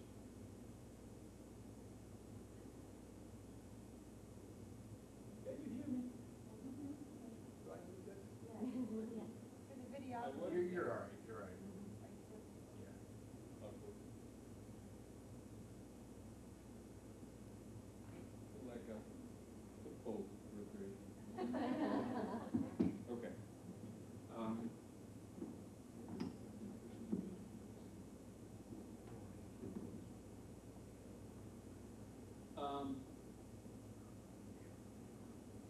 And the Islamic world is a lot larger than the Middle Eastern world. As you can see, this is a map to show the Islamic world. That is also a misnomer. When we talk about the Islamic world, we're not talking about people living in this geography as Muslims. Okay? So we're talking about basically people who have considerable Muslim, the countries which has considerable Muslim population in this geography. It's a huge geography. You know, it's already 1 billion, some estimate 1.5 billion people, Muslims living in the world. So in that sense, this map is also misleading. But I brought this map just to show you the spread of so-called Islamic world. In the League of Islamic Countries, we have currently 55 countries registered. This also shows the concentration of the Sunni and Shiite population. You learn probably the difference between Sunni and Shiite, and there is another lecture who will talk to you about that. But if you can look at the map, I can use my gadget. This is the geography that what we have the majority of the Shiite population live, that is in Iran. And in southern part of Iraq, you probably are already familiar with this Basra region. This is the region, the holiest shrines are in Iraq, not in Iran. So Iraq, in that sense, is the center for pilgrimage for the Shiite population.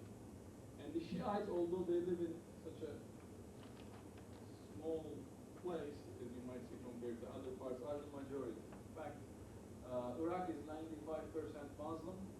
Out of that 95, 2/3 of that 95% are Shiites. So these are the things that you probably have already talked about. I want to go back to another map just to show you how misleading this map could be. Not a fast map, but this it shows you the distribution of the Muslim population. So if you look at the light blue countries, these are the ones that their total population 86 to 100% are Muslim. And 5 to 15% ones are in Africa, in India, in Mongolia. So you might think that there are more Muslims living in these countries than in here, but this map is also misleading. Why? Exactly. India, 5 to 15%, let's say 10%. 10% of the Indian population is a lot more than most of these countries. So when we read these maps, I think important point here is we have to be very cautious about what they say, especially when the politicians use these kind of maps. France is supposed to be about 5% Muslim, right? They didn't go as far as Europe. They stopped this. This is before the modern what is it, Bosnia and Herzegovina. I don't know the population in France, but it is growing. Probably, it's probably true. So probably they're going to add another yellow dot in Europe.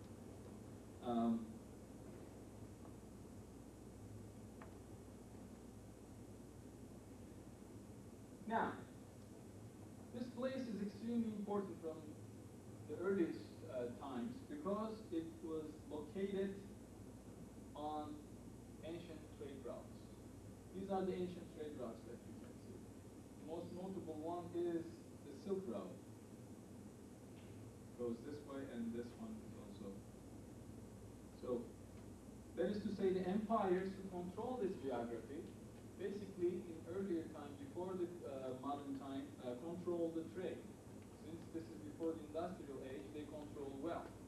For that reason, Islamic empires that control this geography emerged as one of the strongest empires of their times.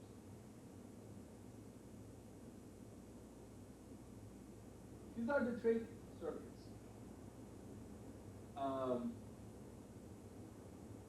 We have several of them, but these are the trade circuits that people usually trade with each other. Now, we're going to talk about the Middle East, but if you, based on your knowledge, look at how many trade circuits basically overlap in what we call Middle East. We have 2, 3, 4, 5, 6. Okay, we can give away 1 and 7, if you will, depending on how we define the Middle East, which probably we'll talk about. That is to say, these are the regions that people trade. When they trade goods, they trade information, they trade culture. This place is highly cosmopolitan. It is then, the moral of the story is it's wrong to think one monolithic Middle East and the people of the Middle East and the culture of the Middle East as one. After the Oklahoma bombing, I remember listening to the news and someone said that, well, police is looking for Middle Eastern looking man. This is to say, police is looking for American looking man. What does an American look like? What does a Middle Eastern look like? You have different kinds of police, different races. It is a place, as I said, that people, people intermarry. So you might find people with fair skin, blue eyes. I'm not that fair skin, but I'm blue-eyed, so I was born right there. So it's the Middle East, and or darker people. So it's highly cosmopolitan. Stereotyping is extremely, in my opinion, something that we should really stay away. Yet it is so convenient to stereotype people and stereotype cultures that we can't really get away. For the purpose of teaching, for example, we have to stereotype. Otherwise, there's no way we can handle with this diversity. But at least we have to acknowledge the diversity of these regions. Have you ever wondered where the Middle East is, or the term implies? Is there an agreed upon, in the world as boundaries are as they are right now, is it agreed upon as to exactly what countries can constitute the Middle East? I'm just curious. It's a fair question. Where is the Middle East? First of all, Middle East. I think I ask this question all the time. So, what is the Middle West? Midwest. We're in the Midwest, right? At least we have an idea where the Midwest is, and there's a story behind it too. Now I'm going to tell you the story behind the Middle East. But since the world is round, but this, think of it, middle of what? And east of where? So, any idea? I'm sorry? East of Constantinople? It's actually, yeah, it's a good guess, but no. East of Europe, right? So if it's east of Europe, but middle of what? Middle of India. So the term was coined by the Europeans to show, well, actually, the term is not coined by the Europeans, the term is coined by America, to mean that a region, a geography, middle of Europe and India, right, and east of Europe. That is to say, there is a bias, right? So in reference to that, so all the books and the things that we read, even the Middle Easterners now call themselves Middle Easterners, yet the bias originally originates from the Europe. Now, this is so settled that sometimes we don't really realize that. That is to say, the identity of a group of people, one might think that they assume this identity based on their local customs and traditions, but I argue, in my book I argue on the Kurds that this is actually, my findings is, it is the opposite. It is the outsiders who label a group of people as one. And once that they label these group of people as one, they don't, of course, know the intricacies of the diversities of these groups, and that name sticks, and they lump them together, and from that stereotyping, then you have prejudices, you have all kinds of things basically spiral around that point. Okay. What is the Middle East? Here's the story. The ancient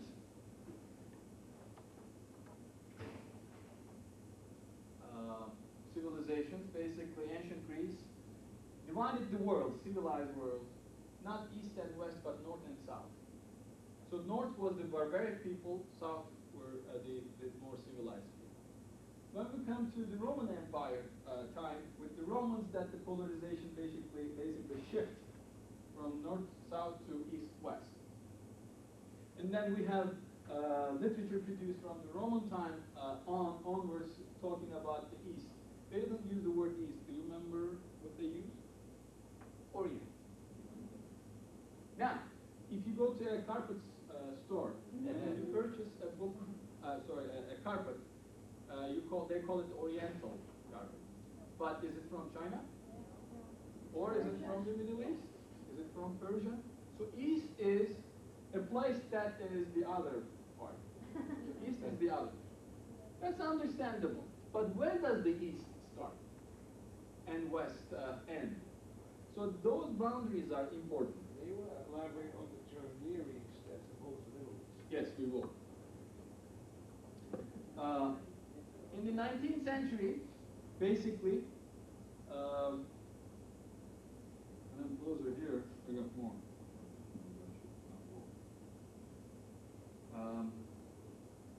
The term East referred to the region where the Ottoman Empire ended in Europe. So East basically started around here.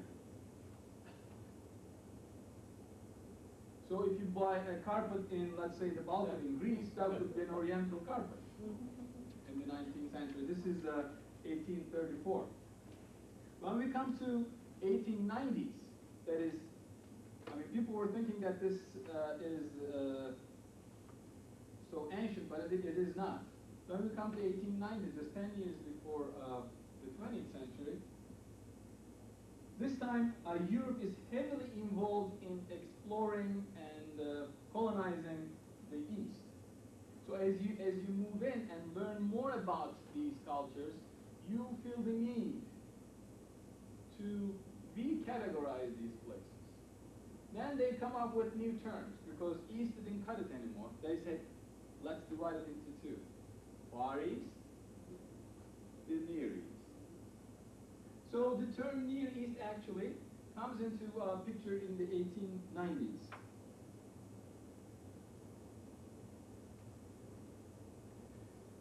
The exact year, if you want to know, is 1896. Is the year that first time we see in the published sources the term Near East is introduced. English archaeologist Hogarth, Hogarth, Hogarth, introduced the term, another term, thinking that Near East is also so large, the Nearer East. You probably have not heard of that one. So there is also the Nearer East.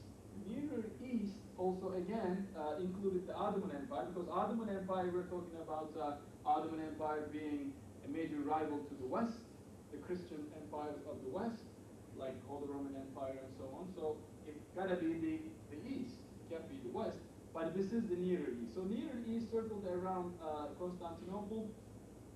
The name after the 15th century became Istanbul, and they didn't classify it far Nearer East. They just called it Nearer East. This did not stick long.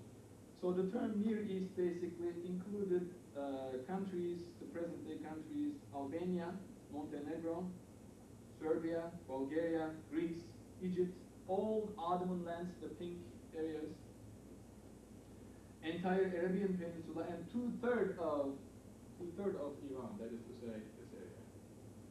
So this is what they meant, the archaeologists meant with the term Near East. When we come to the year 1902, basically the turn of the century, this is the year the term Middle East was born. We have the exact date because we have an article by an American naval officer whose name is Alfred T. Mahan, M-M-A-H-A-N, Mahan. He coined the term, suggesting that Britain, in its competition with Russia, need a base somewhere in the Persian Gulf. He used the term, this should be the base for the Middle East, as opposed to Near East, the Middle East. So originally, this term was suggested by an American officer, and the term was adopted by a journalist who was the bureau chief in Iran, whose name is Shirol, Valentine Shirol, C-H-I-R-O-L, the Times he was writing for.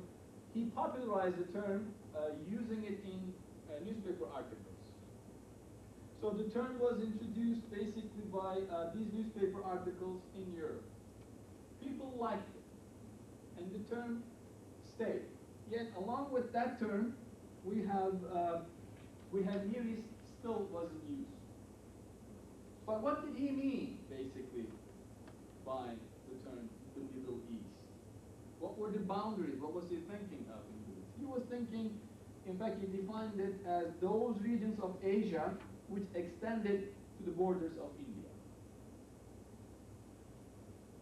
So, that then excluded the European portion, of the Near East, but included the area further east.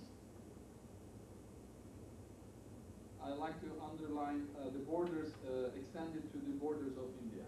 If you remember in the 19th and early 20th century, the main purpose of the Great Britain was to protect what they call the approaches to India, the routes to India, the jewel of the crown.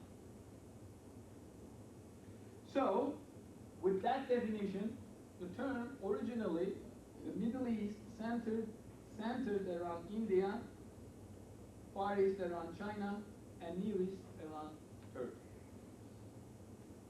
Am I confusing you?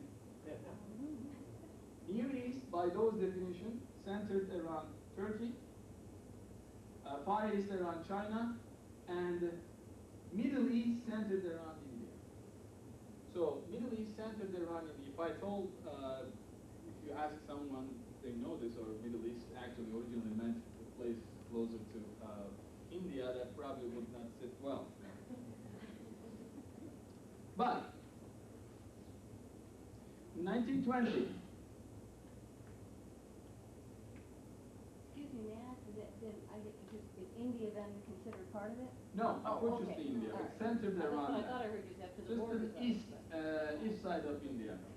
But the point of gravity that the term was designed is for India. Had nothing to do with the original position.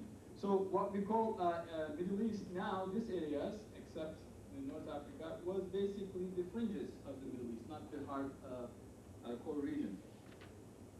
In 1920, British Royal Geographical Society established a commission, and they basically rewrote the geographical names, and then they suggested that Near East should denote the Balkans, and the Middle East should denote the Bosphorus and beyond towards the east. This is the Bosphorus, the waterway that connects Black Sea to the Mediterranean, basically.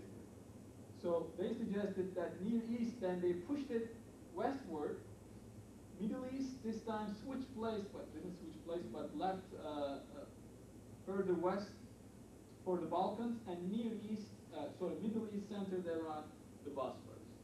By doing so, migration, the terminological migration, if you will, had begun from India to the west.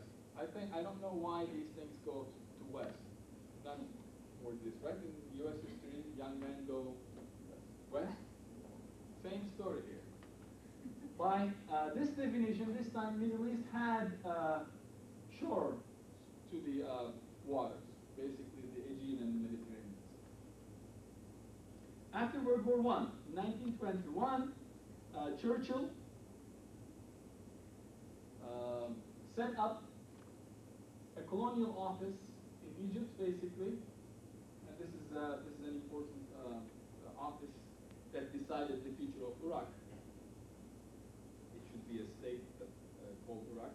So he called this office, colonial office, the Middle East Department.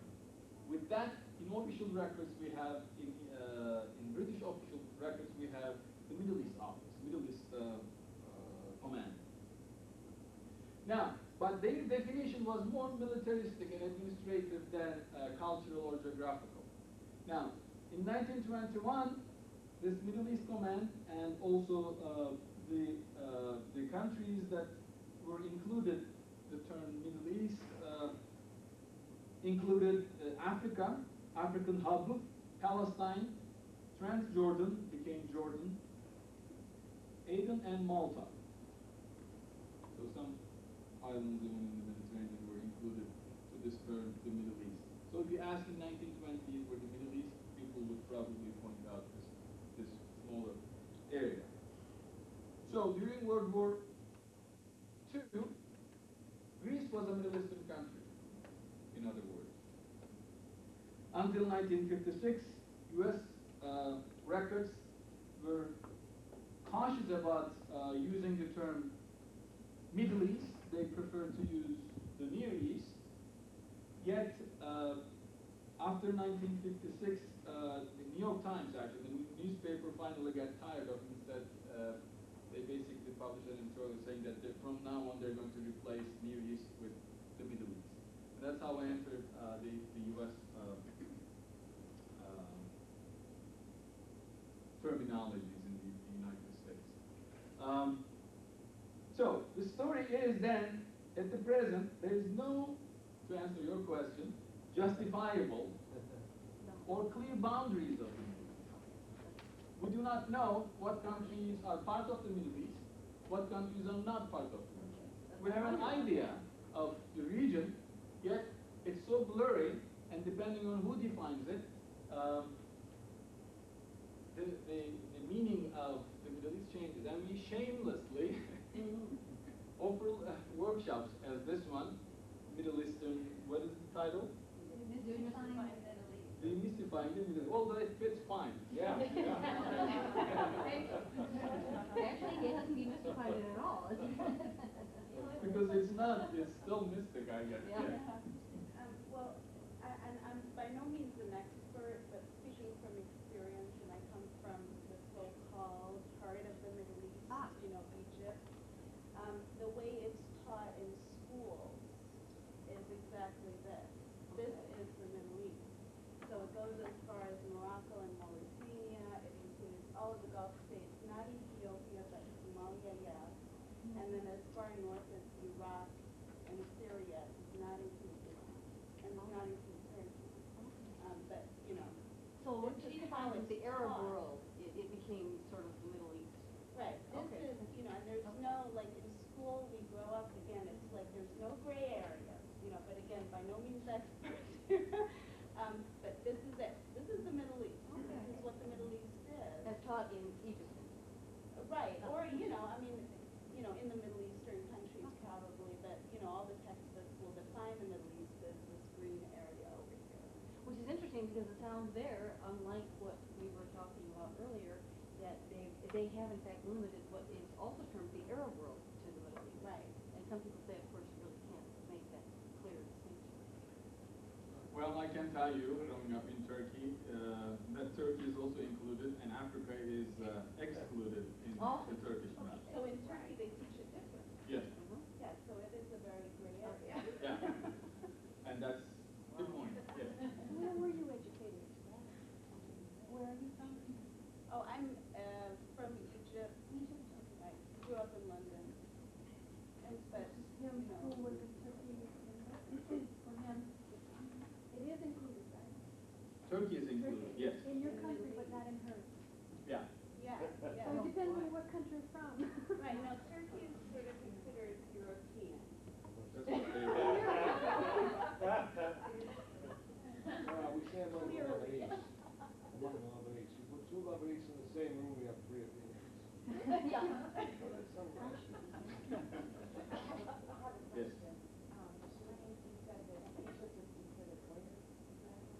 What? No, Turkey. Turkey is, it's not, it's a very, very large Muslim country, has probably more mosques. People there practice Islam more than the people in Egypt. But it's not considered part of the Middle East. Is it considered? I don't know if it's the resentment of the Ottomans that they excluded Turkey or something. I don't know. Yeah, that's true, but now I think if you go and they probably include Turkey in there too, although Turkey is trying to be part of Europe more so than the Middle East, yet with the 99% of Muslim population, one of the largest in the Islamic world, they can't really disassume, if there is such a word, the title of being a Middle Eastern country. That's one reason. The other reason is we will talk about the Ottoman Empire, which basically run what we call the Middle East and North Africa for 400 years in those lands. So you cannot really take them out and say, okay, now you're not a Middle East yet. You ruled the country for 600 years. So it's great. Are they considered Arab? Turks? No. No. You see, so it's going along ethnic lines. Yes, but you have Israel. Israel is a Muslim country, and they're not Arabs.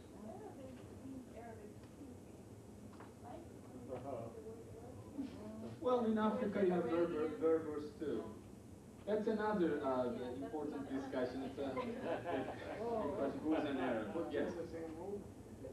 From 1920 to 1948, the British influence in the region was steadily declining. No, actually, from 1920 it was increasing, Okay. yes. After World War II, After World War II. yeah, it's But basically they decreased. lost the territories, right, during that period. Who did? The British? They basically did that. Well, in the Middle East, they had the direct mandates, but they were running the show, creating other states like Jordan and Iraq is an example, and that's what we'll talk about. Which brings us to this question of what's the shifting meaning of the Near East and Middle East? It has to do with, is it cultural or political? Military. Military. It's military. Military bases. After that, I can tell you one other thing, which I forgot to put in my notes, is that until very recently, people who were labeled as Middle Easterners did not like the term Middle East. They liked Near East better. Why? Because in the late 19th century, early 20th century, civilization meant Western civilization. The propagation of that the civilized West is considered the civilized place. So Middle East meant farther away than the Near East. They liked the term Near East better because they were near to the civilized world. So finally, I would say after this interwar periods and afterwards, they finally assumed the term the Middle East. Yes. You will find in music in European countries that more defined than in the Near East and the Middle East and Far East. They use those terms more so than in the US. Yes, because they were more heavily involved in that. Now US is involved, so probably we'll use more. We'll use more.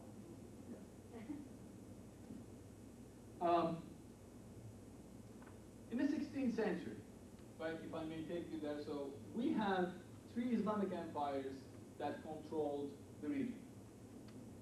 The pink and yellow area, this area is controlled by the Ottoman Empire.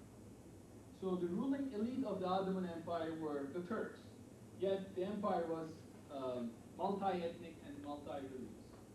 So they ruled the Arab countries approximately 600 years, since 16th century till the 20th century, until the empire collapsed during World War I, after World War I.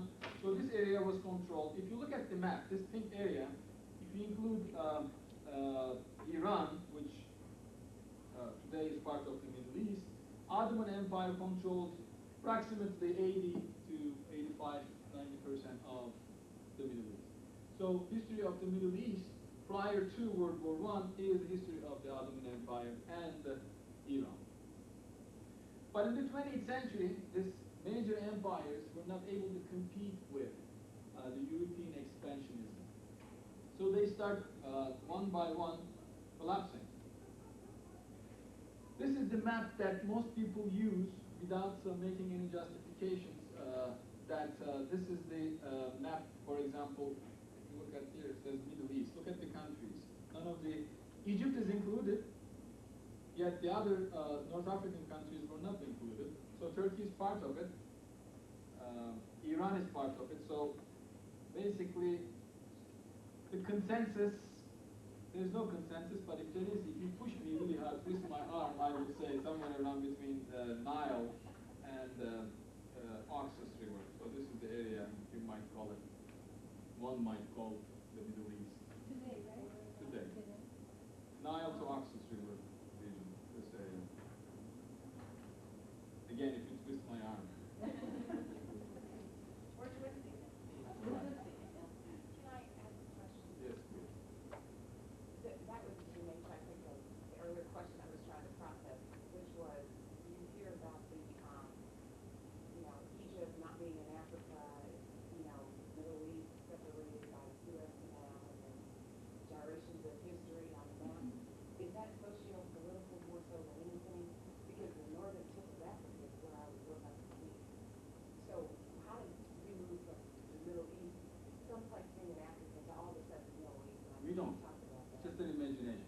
You don't have that. We don't have any of these. The other thing that I can tell you is, for example, Turkey is part of the Middle East, right? Greece is not. Greece is ruled by the Ottoman Empire for approximately close to 500 years. Now, we teach courses, Turkish culture and Greek culture. Now, where does the Turkish culture end and Greek culture starts? You go listen to the music, except for the language, of course. It's the same. The food, if you eat, I go to Greek town downtown because they have better food than Turkish food. So it is us that's making those divisions. We create that and we believe in it, and based on our own imagination, we stereotype people and then we categorize people. We either praise or blame them for things that we did. This is during World War I. The Ottoman Empire that's basically controlled, the Ottoman Empire was the second longest lasting empire in the world after the Roman Empire, lasted 600 years. But the important thing about this empire is that this is the only empire that one ruling family, one dynasty controlled for 600 years. Never happened in any other parts of world history. But when they come to World War I, this empire basically was collapsing, like the other empires. So the age of empire were basically almost over. The idea of nationalism was entering. So one argument that people make, which I disagree, is that the empire, one of the major reasons that empire collapsed because of this nationalistic movements. So the people living in these countries wanted to have their own nation, they wanted to have their shape their own affairs.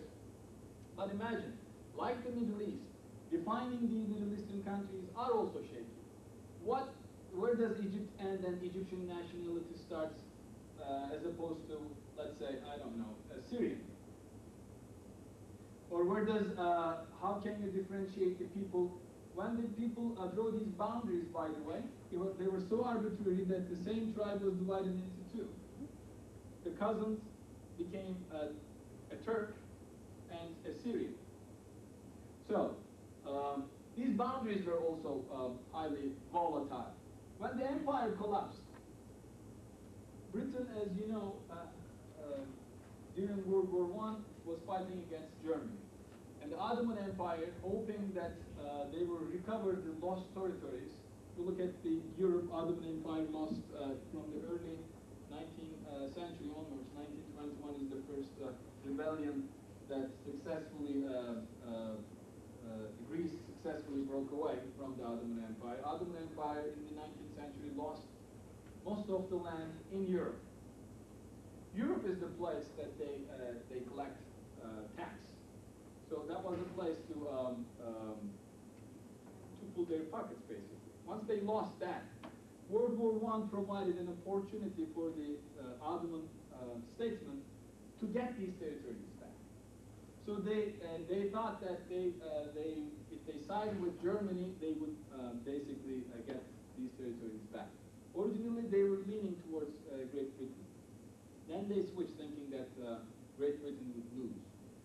But of course, when the Ottoman Empire entered the war, the empire was already weakened. We didn't have enough military, didn't have enough. It was almost bankrupt.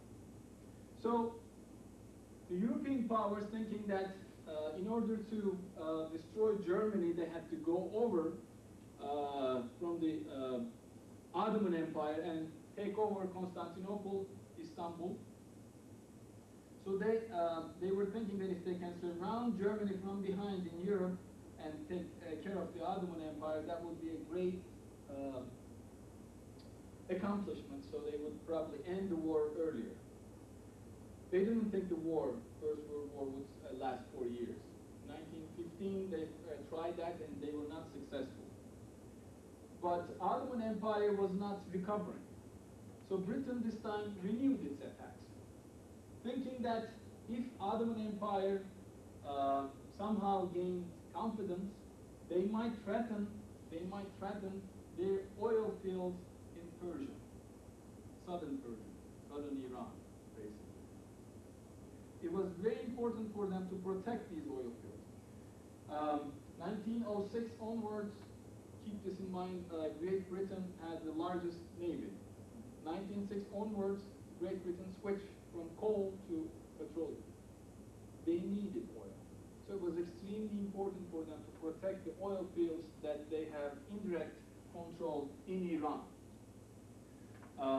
For that reason, they sent an expeditionary force basically from India office to a very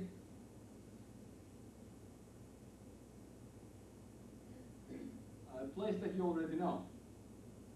That is the southern tip of Iraq. It wasn't called Iraq then.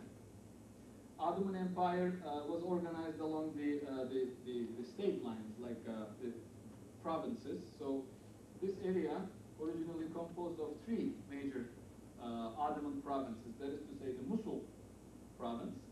You have the Baghdad province, not the city of Baghdad, but the province like the DuPage County, a lot larger than that.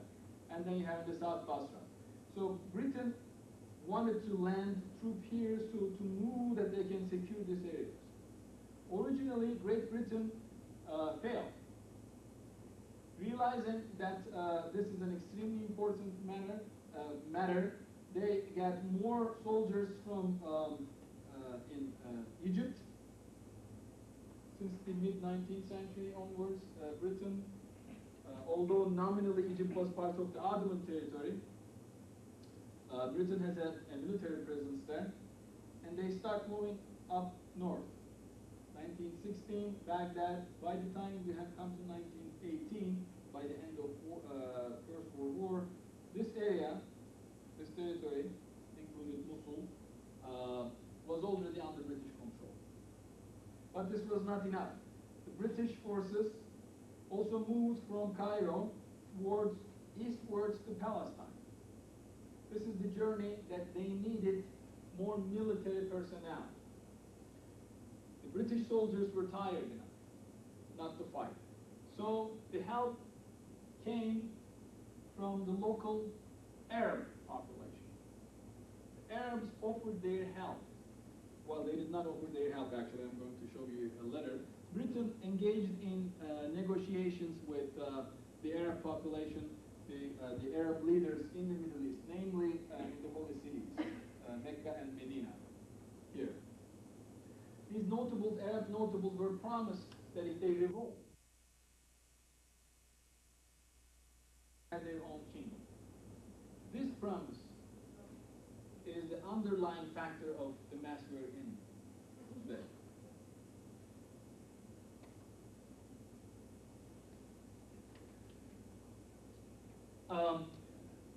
Based on that promise, and I'm going to show you the letter between Arabs and British officers. We have a group of military officers from Britain organizing, as we do in Iraq right now, training Arab soldiers who can fight against the Ottoman Empire. So the promise was that they're going to liberate them from the tyranny of this ages-long empire. And one of the names who commanded these Arab sources, whose name is Lawrence. Hence we have Lawrence of Arabia. So the Lawrence basically got the help of a local notable here, and they moved towards Palestine. They controlled basically Palestine. It was then called Palestine, by the way. It was called Palestine by the British. Ottoman sources don't use the term Palestine. Arabs did not use the term Palestine. It was the British term. So the Palestinian identity is also quite new. They came and took over Syria, and they met with the sources they already control. So they basically slew the Arab population or Arab territories of the Ottoman Empire. And the Ottoman Empire remained only as this area north of this line. This is the gentleman, Sharif Hussein, the Britain communicated. This is the gentleman that the letters were sent to. from Henry McMahon, who is the chief in Cairo. He promised basically to Hussein, this is 1915, that this is the text. What basically it says is this.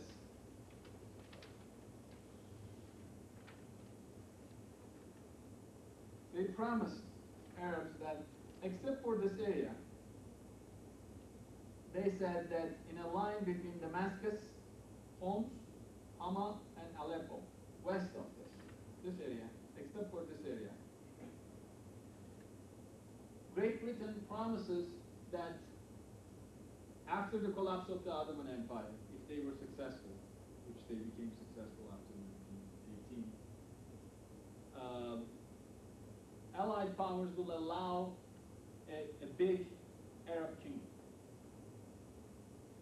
So this was the promise.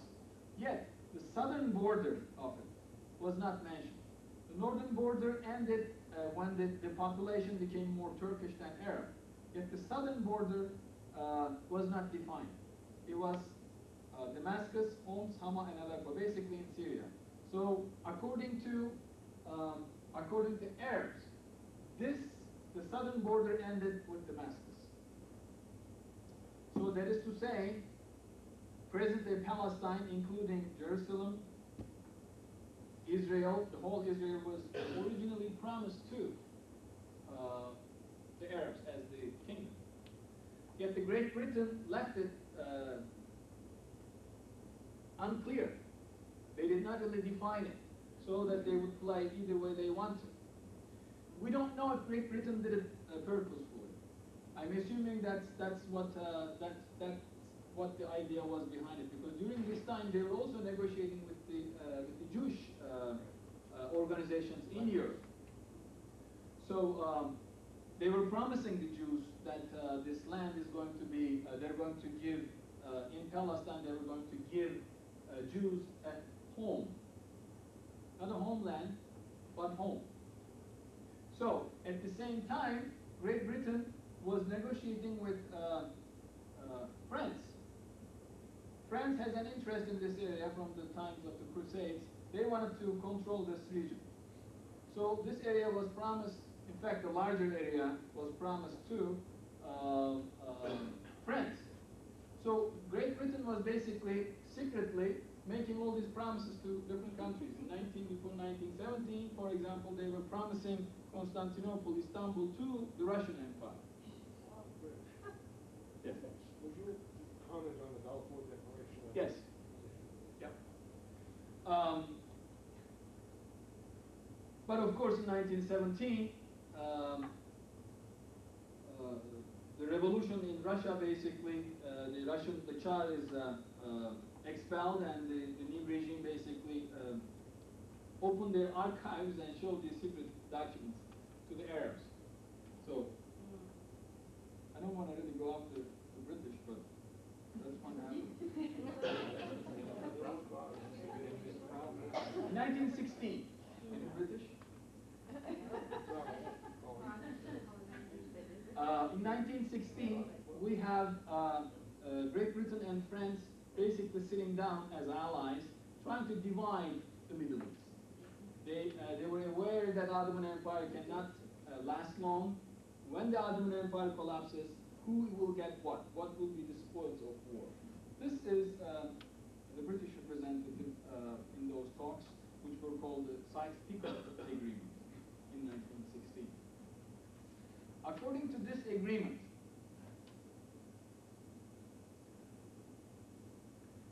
although they were promising, as I told you, all these areas to the Arabs, this is the agreement they finally reached. The dark blue area, they suggested that this is the area that France can control directly.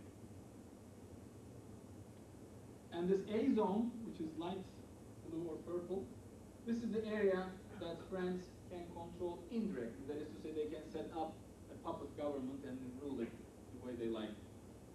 The same is true for, this was an important region for Great Britain, as it is close to the Iranian oil fields. So this red area was basically reserved for the British direct control area, and the pink area was the British indirect control area. So this is the, and then of course this area, they said, let's keep it as an international zone and let's see what we can do afterwards. This Sykes-Picot agreement has an immense implications for the present day, because from this point on, Arabs, Turks did not have any trust with the British because they were side to it, but Arabs were on the side of the Great Britain. They felt betrayed. And from that point on, they did not maintain any substantial support for the British or the Western interests. This is the map according to Sykes-Picot agreement. This area was going to be an independent, and Britain wanted to have some around Beirut. They wanted to have, and Beirut is up here. They want to have their own port. They can basically transport stuff. But the other area, they said this is going to be under the protection of Great Britain, France, and Russia. This is 1916.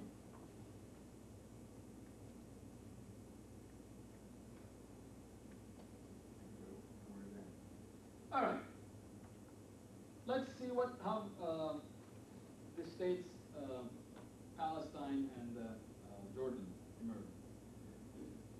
Once they were dividing this territory, so this is the area, this white area, was given by the United Nations, then called League of Nations, not United Nations, League of Nations, the mandate was awarded to Great Britain. They said, this area is yours, do whatever you want to do. The idea of mandate is actually to teach them how to govern themselves. So history repeats itself. We're still teaching people how to govern themselves. But the idea, what they did is they basically, let me go back. They divided this land into two halves from this. This area, they created another country. And the west of the Jordan River, they created another state, which became Israel, Palestine. It wasn't Israel then. Now, who were going to rule this area? I'm going to go back again. I'm running out of time.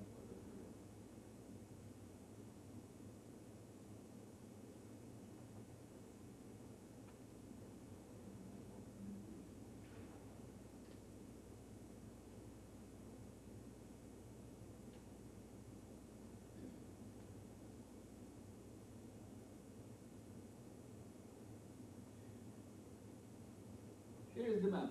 Yeah, you can see it. Now, we're going to come back here. They went back to Iraq. In Syria, they carved out this country, the borders, and they gave it to France. They said, okay, France, this is the place you basically govern directly, whatever you want to do. Now, Syria included Lebanon, by the way. There was no Lebanon as a different country. Lebanon was part of Syria. That's one of the reasons that Syria is basically claiming that Lebanon was part of it. Yes? You're referring to the United Nations, then League of Nations? No, agreement between Great Britain and France. Okay. Just a couple of comments before I forget, if I can. Yes. Not questions, but just a couple of comments Yes. relating the past to the future right now. You know, we don't, as you stated before, we don't seem to learn from our past because, as you stated that Britain promised us, the Arabs, to liberate us from the Ottoman Empire, right? And now they're promising us to liberate us from the tyrant Saddam Hussein. Just so they can, in my opinion, I mean nothing against the U.S., but just in order to get the wealth of. So history repeats itself. Right. And a couple more things. They've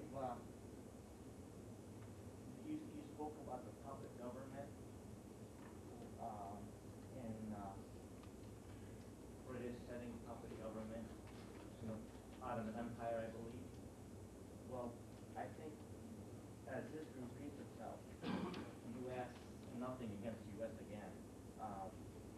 They promised Iraq, the setting up a puppet government in Iraq to rule, so we could rule Iraq. So Yes. history repeats itself, and again, I'm an American, I have nothing against U.S. But I mean, the whole problem is with the Bush administration doing what British did earlier. Yeah, that's exactly the point.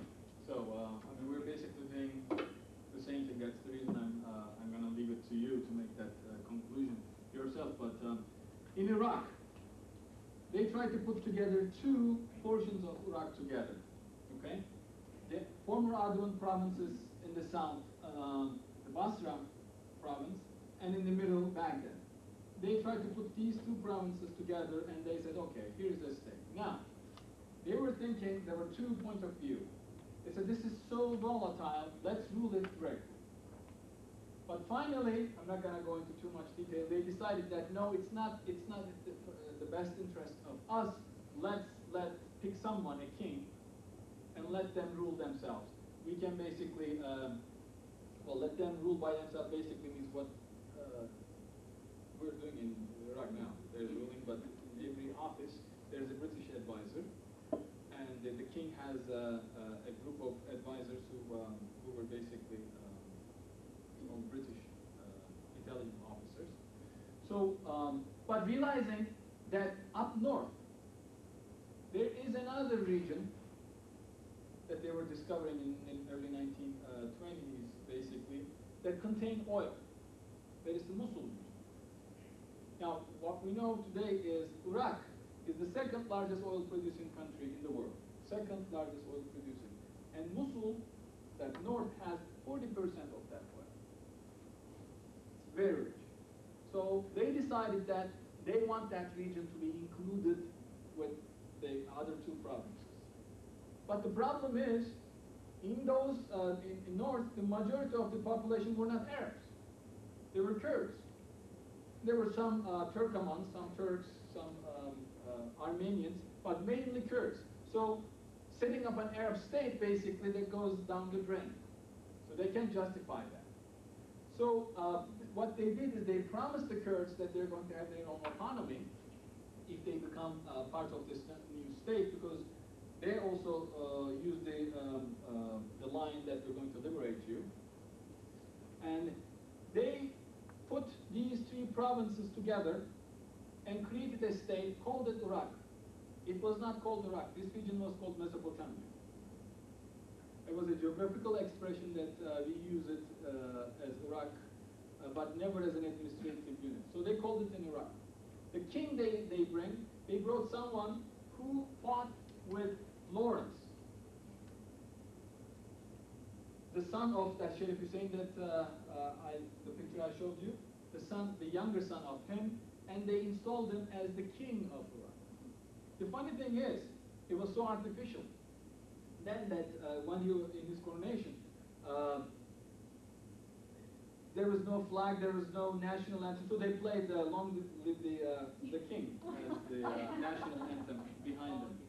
So this is the creation of Iraq. In Syria, France basically decided that having a huge region called Syria is not up to their interest. They carved up a region and severed it from Syria and called it Lebanon. Okay?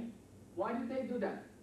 They wanted to have a country in the Middle East, whose population is more Christian than Muslim. So the creation of the major consideration of the creation of Lebanon is to create a region, a country in which there are more Christians than Muslims. So the Christians basically are the majority.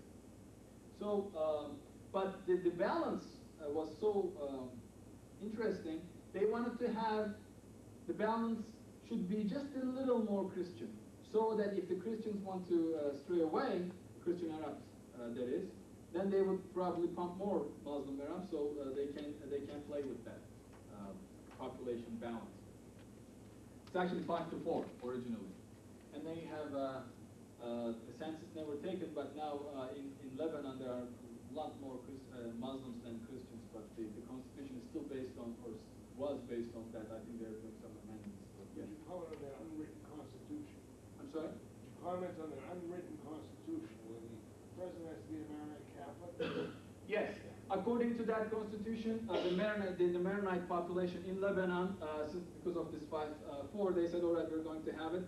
But the president should be a Christian Maronite and the prime minister should be a Sunni Muslim. Yet throughout the decades, the Sunni Muslims, Shiite Muslims basically outpopulated the Sunni Muslims, yet they don't have any representation, and they got mad. They got mad at the Sunnis, they got mad at the Christians. And then you have the civil war starting in 1975. Saudi Arabia, then it was Arabia. The father, the person I showed you, Sharif Hussein, basically was ousted by a tribe called the Saudi tribe from the hinterlands of this area, and they took over the holy cities. And they created in 1921 their own independence. They declared their independence and created the Saudi state. But they promised that they're not going to interfere in anything. They're going to be good friends of Great Britain because this area, around this area, Great Britain was very sensitive. So the king, the first king, Saudi Arabia, when it was created, Great Britain did not have any interest because they had the petroleum. They did not think that there was petroleum there. So that was the reason that they didn't go after it. They thought that, in fact, the center part of Saudi Arabia is a large desert, so they didn't think that was an important. So they left it aside. So Saudi Arabia basically emerged. It wasn't promised. Emerged in this environment. Egypt was a large governorate in the Ottoman Empire. In the 19th century onwards, Egypt was basically controlled by Great Britain, although nominally the rulers of Egypt were under Ottoman rule, yet in practice Egypt was ruled by the king, the governor then, not the king of Egypt. But when the Ottoman Empire entered war in 1914, Great Britain declared Egypt as protectorate. From 1921 on, they were granted so-called independence, but I don't have time to go into that detail. I have 11:45, right? Yes, please. And I have to leave you time for questions. Let's go to this Palestine. You probably will be talking about that on the last lecture.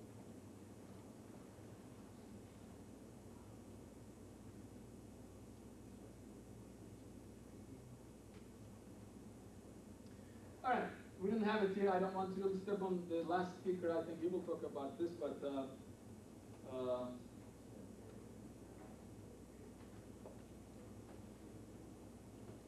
as I said, Jordan. Jordan is the important part. When Iraq was given to the younger brother, the older brother of the king of Iraq, who was the son of Sharif of Mecca, did not like that idea because he really set his heart to be the king of Iraq. Great Britain said, all right, don't despair. Now that we have a land there that they cleared from here. So this is the area, we're going to create a state for you and then you rule it. There was no Transjordan before. They called it Transjordan. They installed the other brother as the king of Jordan. So originally the king of Jordan and king of Iraq were brothers. And of course in 58 there's a revolution in Iraq and then the monarchy is ousted. Yet the king of Jordan still is from the same line. All right. The problems emerged, of course, because in this area the Arabs said that we're going to have, this is supposed to be the Arab land. Yet, in unprecedented numbers, Jewish population was migrating to this land.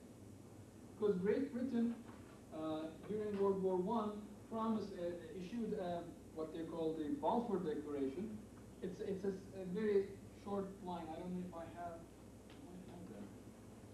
that. No, I don't have. Anyway, it's 2-3 lines. basically it said that Great Britain recognized that the Jews need a state, and they can, well, they didn't say they said the Jews can have a home in Palestine. It's called the Balfour Declaration. This is a declaration that they had. Based on that, the Jews start migrating in unprecedented numbers to Palestine. So much so that they worried the local Arab population. They said that they're going to be, the idea is that they're going to be outnumbered, and they never thought that the Jews could have a state there. But as the number grows, the conflict starts between the two communities. The Jews and Arabs, the Arabs never thought that they can have enough power. In fact, they thought that it's just a matter of time that these, I'll show you some statistics soon, that they can basically draw them into the sea. The numbers are so small, the Jewish population numbers are so small that they didn't think. But as the numbers grew, the conflict between the two groups grew also. So the Zionist movement gained currency, and they wanted to have their own state, and they were basically, the Jewish organizations basically terrorizing the British authorities for the creation of a Jewish state. The problem became important because this is the site of Jerusalem. So international communities basically involved in it, and they sent commissions. They start making plans. According to these plans, in a nutshell, they create two states, as what we're trying to do now. In 1937, the Royal Peel Commission, the British Commission, suggested that the white area is, excluding this area, the white area should be a Palestinian state, and this area, yellowish area, is a Jewish state, and this white area, basically the Jerusalem portion of it, should be neutral zone, an international zone. In 1938, you can compare it, it changed. So the Jewish population, the Jewish lands became a little smaller. 45, the United States involved in these negotiations, and their plan was a bit different than the previous one. In 1947, this time United Nations sent a commission, and they suggested that the borders of the two states should be like this. None of these were agreed by the Arabs. They would kill for any of these things right now. Yes? The Royal Peel Commission took place in 1937 happened in the midst of Husseinist rebellion. What rebellion, I'm sorry? Husseinist rebellion, if I remember right from my readings, who then fled to Iraq and then to Nazi Germany. Rebellion in Palestine. Yeah. Yeah, I mean, during this time there are rebellions. I mean, from 1920 onwards, it's a constant stage of fighting. First, they were fighting against each other, and then the Jews were fighting against Great Britain, and Great Britain was finally coming up with these solutions because it's so much trouble, there's no petrol there, so they already had it, and they just really wanted to get rid of this thing. They can't do anything. And 1947 finally said, all right, United Nations, you decide. Yes? So my question then is the Peel Commission a natural consequence of the unfolding Balfour Declaration, or partly a reaction to the rebellion, the major rebellion? Yes, it is my opinion, you can ask it to last speaker, that's his specialty, this is a reaction to the rebellions. Finally they realized that they should have two states. They should divide them as opposed to put them together. 47 and 48, as you know, Great Britain says, I'm leaving. And Great Britain leaves in 1948. When Great Britain leaves, Jews declared the state of Israel. And then you have 1948, the first war, the Arabs this time thinking that there is no way the state, they can sustain themselves. They're on the offensive to defeat the Jewish state. You have the first war, 1948. The second one is in 1967. That 1967 war basically is the state of Israel, the territories of West Bank and Gaza, and and also Golan Heights up in Lebanon and Syrian parts. So what we have as a map today is a map that was reached after 1967 war. Now the discussions that you're reading in the newspaper, I think Sharon, the Prime Minister, is proposing that this Gaza strip is right here. It's so hard to maintain, so they're trying to give this land up. But there are settlements there, the Jewish settlements. Now the Orthodox Jews are claiming that this is our ancient ancestral land. Why do we give up these things? We were there before the Arabs. But that's a different argument, of course, depending on what side you're doing. Let's see. All right, 1946. This is the thing that I want to show you. Only in this, the blue is the Jewish population. Only in this Jaffa area, which is, by the way, the whole Israel can fit into Lake Michigan, as I told you. It's a tiny place. One end to other end is probably 2-3 hours, 4 hours maximum. There they were the majority. The rest, I would say the population, Arabs outnumber them by 1 to 9 or 1 to 6. I can't remember something. There's a huge difference in terms of population in all parts. So, and of course we reached to this level of mass in Palestine because we have now the state of Israel. They called it the occupied territories in West Bank, which is after 1967 war. And then you have the Gaza Strip. They want to give up Gaza, but the problem continues. So we didn't include Libya. So I'm not going to talk about Libya. In Iran, Iran, from the 15th century onwards, acquired these territories. The rulers of Iran actually were Turks, the Turkic-speaking people. It's quite interesting. From 16th century on, their major rival was the Ottoman Empire, and they were exchanging letters.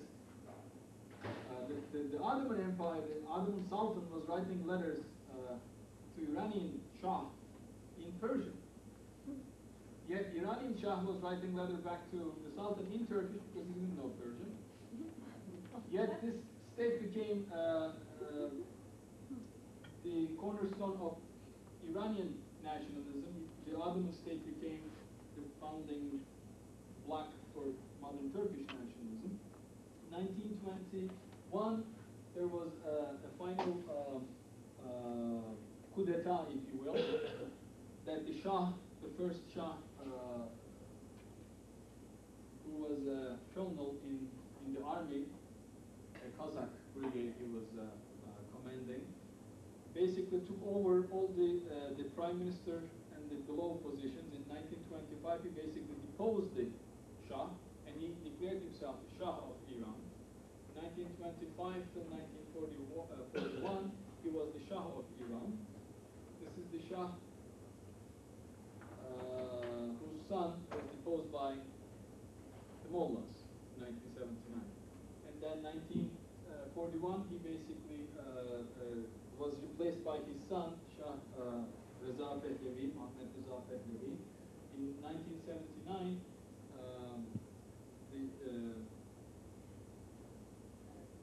Ayatollah Khomeini basically deposed the Shah. So Iran by itself did not, the borders of Iran remained since the 16th century more or less the same, yet Iran was occupied twice by the British and Russian during First World War and during Second World War.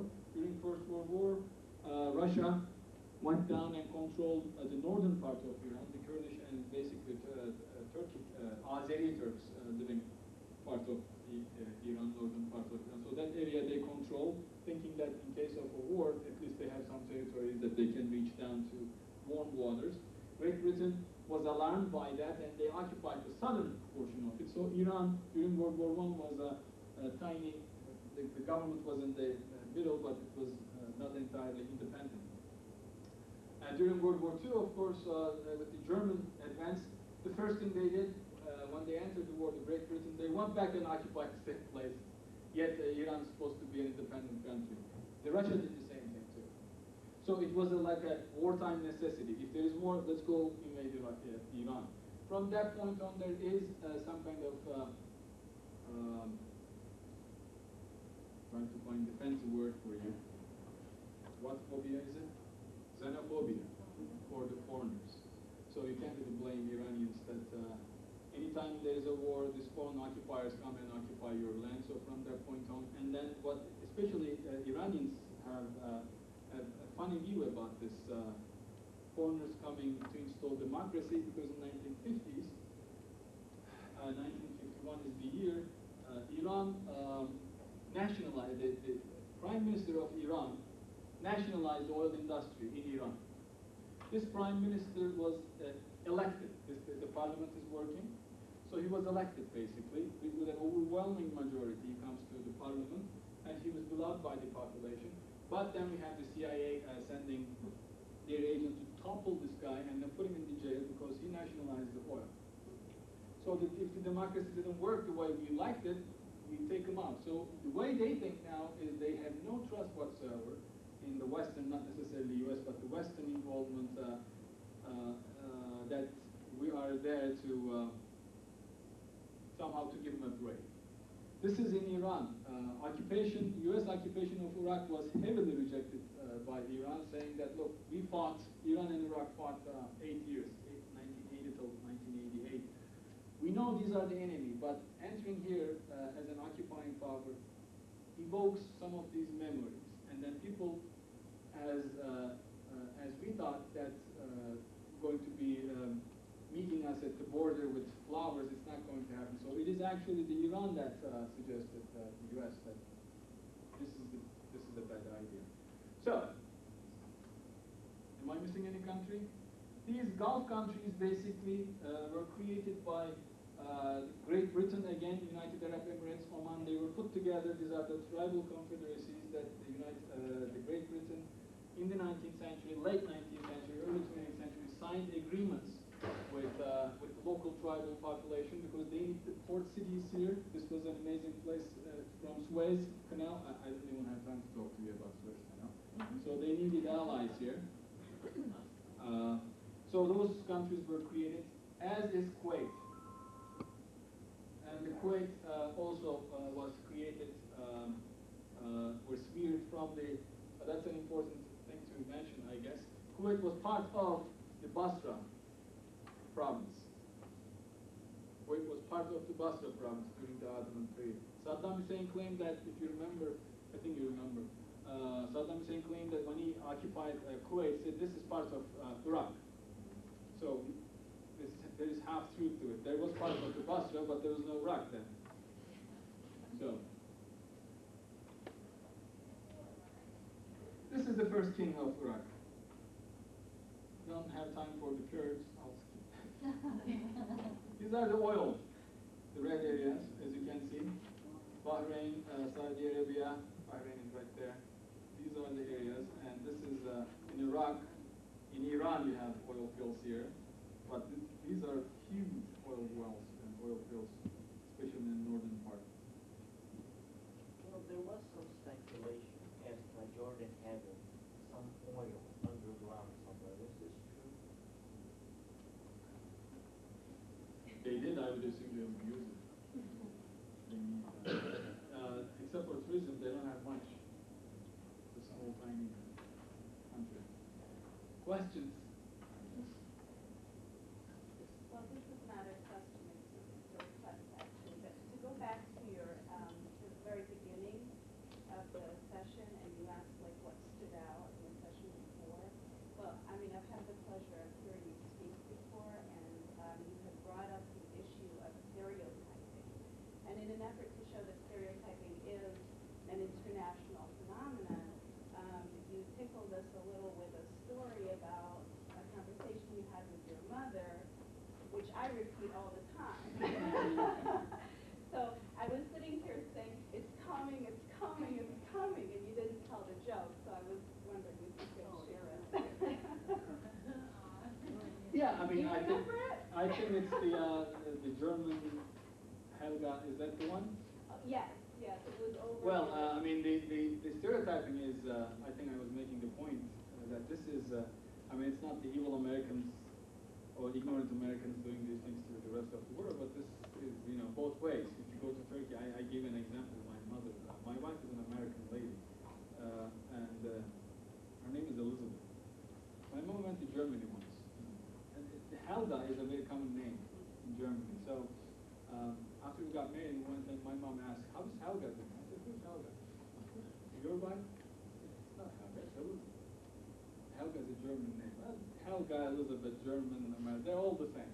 So to them, they also categorize the West as one lump, as imperialists, evildoers, they're the Satans, they're trying to come in. So it goes both ways. When I go there, actually, I reverse this lecture. I do the same thing. They think that, remember I think it's coming back, Dallas? The people are always like that, rich, the money, or the soap operas now they're playing. So everybody's like that. So Americans are always blue-eyed, tall, rich people who never think anything else. So there's stereotyping. I have a question regarding the Middle East, the meaning of the names as Near East, Middle East, Far East. Does it have anything to do with the colonization? Because when Western colonization started, all the people from the West, particularly Europe, they were coming towards the East. There was this flow. Yes. So could it have any? Yes, exactly. It's actually the exact purpose of it. As they colonized, they felt the need to make the distinction. Imagine, I mean, we are basically, I lived in downtown, Hyde Park. Now I live in Naperville. To me, when I was living in downtown Hyde Park, where the university is, this is all West. Now I moved in here. I know there is Naperville, there is Vermont, there are different. So this is the need. And if you're trying to run the region, then you must have some kind of restructuring. Exactly, references. Exactly. That's exactly the reason they did it. And then of course the military reason with the war, the First War and the Second War ended. But the point there is, I hope it is, I think if you remember something, remember that Middle East is an imagination. We can't stereotype. Other questions? I have two. Zionism was born in 1897 or 1999, I'm so sure. I'm trying to, I didn't do to constrain the primary sources, I wasn't really able to dig deep into it. But is there a relationship between the emergence of Zionism and the British initiatives in the Middle East? Was the Balfour Declaration and is that a result of the Zionist? The Zionist movement was pushing Great Britain for the creation of a homeland.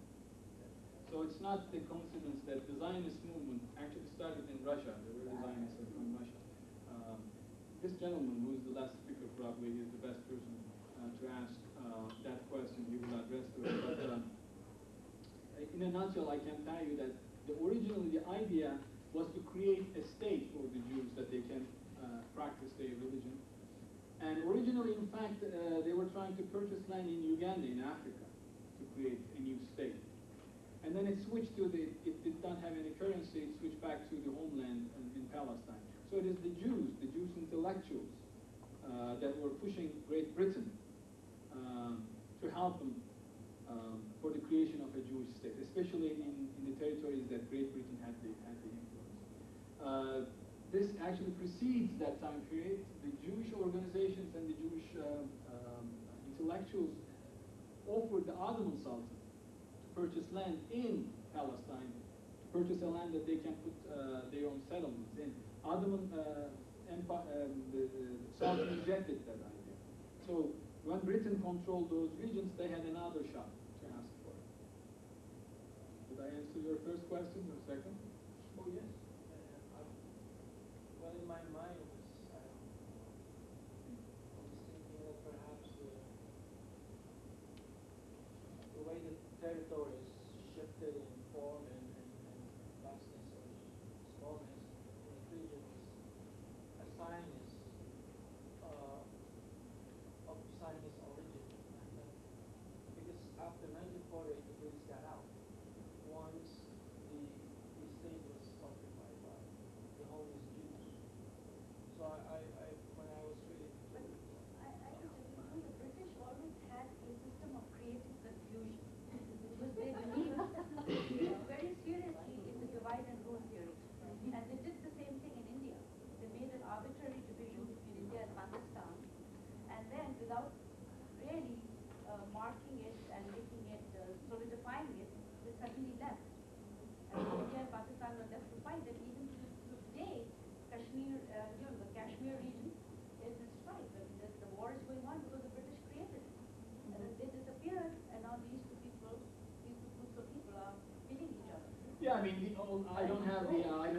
because this is not, I don't have exact wording, but if I bring you British white papers, these are the ones that they produce. They contradict and they confuse, basically. Most believe that purposefully, so that they're trying to create that. They are saying, for example, that we have to give a home for the Jews, but they have to be respectful of the majority of the population, so they have to have the state of their own. So, which one is true? Right. I'll come back. Let's. I'm sorry. Yes. So going back to the Ottoman Empire, who originally lived in what is now Gaza Strip and Palestine? Was it the Jews or was it the Arabs? Neither one. Who was there? It depends what you mean by originally. How back you want to go. For approximately during the rise of Islam, that area was heavily populated by Muslim population. That is to say, more than 1,000 years. So, I mean, if you can go back. Further back? Yeah, I mean, that's the thing. The nationalists usually use that argument. They try to dig deeper and say we were there first. Right. How far you can go?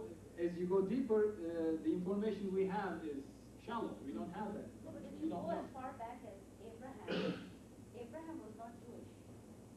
The word Well, Jewish itself was coined Jesus much was not later. Christian either. It was coined much later.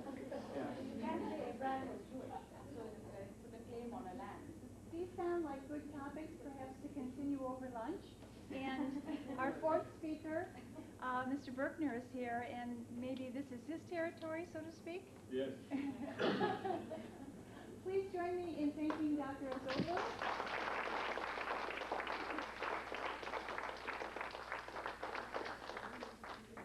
What's for lunch?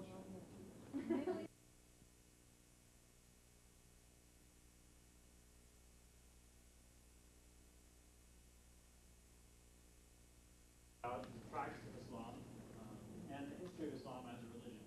I personally think that the best way to understand Islam today is to understand where it came from and how it got to present state. Last time I did one of these talks, I had a nice presentation prepared, and I found that everybody had so many questions that the whole time was actually just a big question and answer session, which is I have no problem with. So I was wondering, asking you guys how you wanted this to go. Do you people have a lot of specific questions, specific topics they've been wanting to ask about for a long time, or are you more in the mood to have someone kind of give you a lecture? Anybody? Why don't you start with the Start. list? I will Okay. ask questions. Okay, well, if you want to interrupt with questions, I won't take it personally. In fact, I'll be honored to answer your questions. And, well, as you can see, I've done, earlier you had some very nice computer-generated maps. I prefer to be a little more old-fashioned because it helps me, improve my creativity and things like that. This is a hand-drawn map of the Middle East with mountains and little oceans and waves and everything. You can see everything's clearly indicated. The Nile River, obviously, and at the center of everything is Mecca. I don't know if any of you have ever been to Mecca, but Mecca is a very interesting place. It is extremely rocky, extremely dry, very extremely steep mountains right around the Kaaba. Everyone know what the Kaaba is? It's this house Muslims believe is originally built by Abraham, and it is the center of the Muslim conception of the world. So here at the center of everything is Mecca, where Islam as a religion began. Mecca is the birthplace of the Prophet Muhammad, and it's still the place that Muslims all around the world pray towards. And if you go to Mecca, you see that all these circles of Muslims praying around the world converges at the Kaaba. And around the Kaaba, you see that Muslims are all in a very small circle praying towards this house. It doesn't mean they're worshiping the house. It means they're worshiping God, and the house is a symbol of the Abrahamic tradition. I wanted to ask if non-Muslims could go to Mecca. They cannot go to Mecca. That's a very old tradition from the time of the Prophet, that non-Muslims cannot go to Mecca because it is a place reserved for what Muslims see as pure monotheists. Of course, if you really want to understand Islam as a religion, you have to understand the environment in which Islam arose. Now, we can step back in time to 7th century, beginning, let's say, around the year 600 AD, and divided into two superpowers, sort of a Cold War. Over here, ruling was the Roman Empire, or was left of it, was the Byzantine Empire. And what was the religion, state religion of the Byzantine Empire? Does anybody know? Orthodox. Well, yeah, Christianity. But there were Orthodox Christianity was the ruling sect, and there were lots of other Christians. And the other empire was the Sassanid Empire, which was based in Iran. Its capital, one of its capitals was actually in what's now Iraq. And its state religion was Zoroastrianism. Zoroastrianism is basically a old tradition of Iranian religion that centers around things like fire as a symbol of purity. So there's fire temples, for example. In fact, they still have them in Iran. I saw them. Some flames that have been lit for 1,000 years. Very interesting. I think it's a little bit longer than the one over at JFK's where you still got a while to go to beat that with that. So you see that there's two major religions. They're both essentially monotheistic religions, right? They both believe in there's sort of one creator God. And although in Zoroastrianism they also believe that there's kind of a bad God too.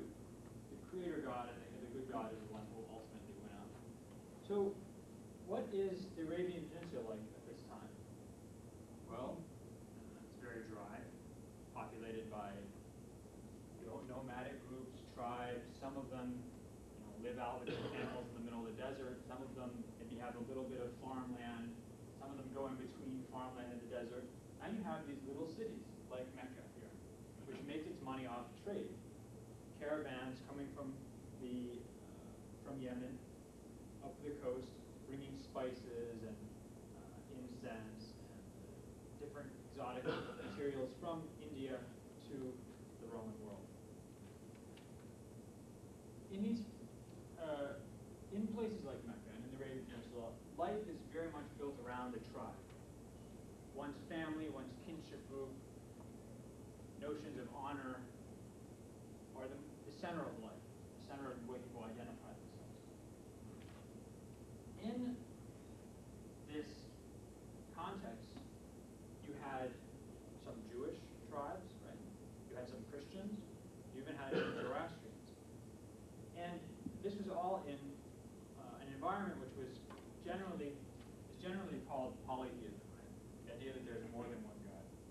So if you were living in Mecca, let's say around 600 AD, around the time the prophet was a teenager, you'd find that maybe there's some tribes that are Jewish, like they keep the Jewish law, they believe in one God. There are people who are Christian. We don't know really what kind of Christians. Were they Orthodox Christians? Would we really have understood their idea of Christianity? Were they reading the same Gospels we read? Probably not. And there were also people who had believed in idols. They used the Kaaba as basically a storage place for these idols. And each tribe would have its god. They would come and put it in the Kaaba, and every year they would come on pilgrimage and pay their due to their tribal god. Now that doesn't mean that these Arabs didn't believe in some kind of overarching, all-powerful creator god. A lot of them did. It's just that this god was not necessarily accessible. If you wanted to communicate with this great god, you had to use these little gods, who were sort of your way to get his attention, so to speak. And in this sense, Arabia at the time of the prophet was not very different from, let's say, classical Greece, where you have local cults of worship. And in fact, it's actually interesting, on some of the islands in the Aegean Sea, where there are these, like the island of Delos and things like that, where there are these little cults for different Greek gods, actually some early Arabs from Yemen went there and chiseled in on the rock the name of their god and said, we're here representing our god. It's very interesting. It's still there. You can go see the inscription. So it was in this world that the prophet was born. What then was his message? What was the message he brought to these people that was different from what they were doing before? One, he called for a return to the Abrahamic tradition. This is the most important. He called for a return to the Abrahamic tradition. Everybody knew what the Abrahamic tradition was, right? They're Jews, they're Christians. know that there's this notion of a great God. What he's calling them to is only worship that great God, and to turn your back on all these little idols who can't help you because they're just sticks or wood or metal, and to realize the only power in the universe that has any control over your life is Allah. Or the word Allah, people think is the Arabic word for like a God, for example, is ilah. Ilah. If you put a definite article, the, in front of it, al-ilah, you say that enough times over and over again, you get Allah, right? So people think that maybe it's from, basically means the word the God. What else did he call them to? He said, not only is there only one God, but this God is all-powerful, this God is merciful, this God is just, and this God calls you to moral accountability. You need to do good deeds, treat others well, feed the poor, treat your family with respect, and you need to do this because there's going to be a day of judgment when everybody is going to be called into account for their deeds and their beliefs in this life. So in order to be successful, not only in this life, but also to achieve salvation in the next life, you need to believe in this one God, not associate any other little gods with him, and do good deeds. And if you do this, you'll be rewarded on the day of judgment. What I've included here is the first, it's a very short chapter, it's the first chapter of the Quran. Everybody knows what the Quran is, obviously. It's the Muslim holy book. It's called Al-Fatiha, or the opening.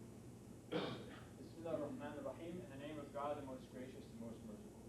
Praise be to God, Lord of all the worlds. Alhamdulillahi Rabbil Alamin. The most gracious, the most merciful, ar-Rahman ar-Rahim. The master of the day of judgment, Malik Yawmuddin. You do we worship, and to you do we turn for aid. Embedded in this sentence is the idea that only you do worship, and only you do we seek aid from. اهدنا الصراط المستقيم. صراط الذين أنعمت عليهم. Guide us to the straight path, the path of those whom you have blessed. غير المغضوب عليهم, not those of you who have rejected, ولا الضالين, nor those people who have gone astray. So here's the idea you see very clearly. First of all, that we need to be grateful to God. Thank God. Second of all, that He is merciful. Third of all, that He is the one who will ultimately determine whether or not we go to heaven or hell. We only worship this one God, and He's the only one who can help us in this life. So what do we ask Him for? We ask Him to guide us to the straight path. The path of those who have blessed. The path of those people who have followed the Abrahamic tradition. Not those people who have deviated from the Abrahamic tradition by, let's say, associating other gods with God, or, for example, Muslims would say that in the Jewish tradition, the idea that only one tribe, for example, has a monopoly on worshiping God, or in the Christian tradition, the Quran says to say that Jesus is the Son of God. So now there's people who have gone astray from the Abrahamic tradition, and so this opening surah of the Quran, or chapter of the Quran, which Muslims say every day, at least 17 times when they pray, encapsulates kind of the teachings of Islam. So, we all know that the Prophet started out in Mecca.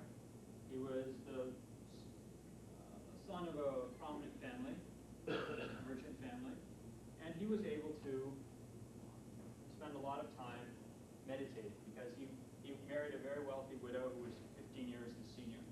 And after spending some time as running caravans up and down in Syria, he became very troubled spiritually, and he decided that he would go into contemplation and meditation in the caves around Mecca. These caves are still there; you can go see them.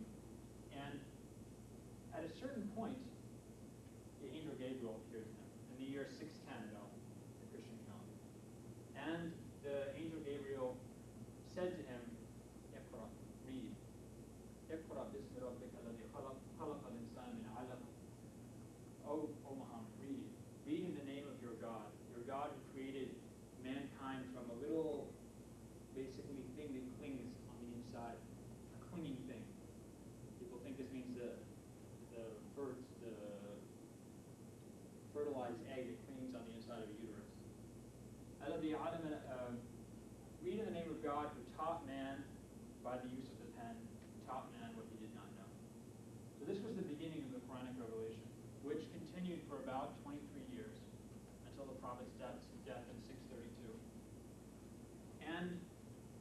addresses everything from how Muslims should behave, what they should believe, day-to-day problems that the Muslims encountered during the Prophet's lifetime, talking about other religious groups, the polytheists, the Jews and the Christians who lived in Mecca at the time of the Prophet.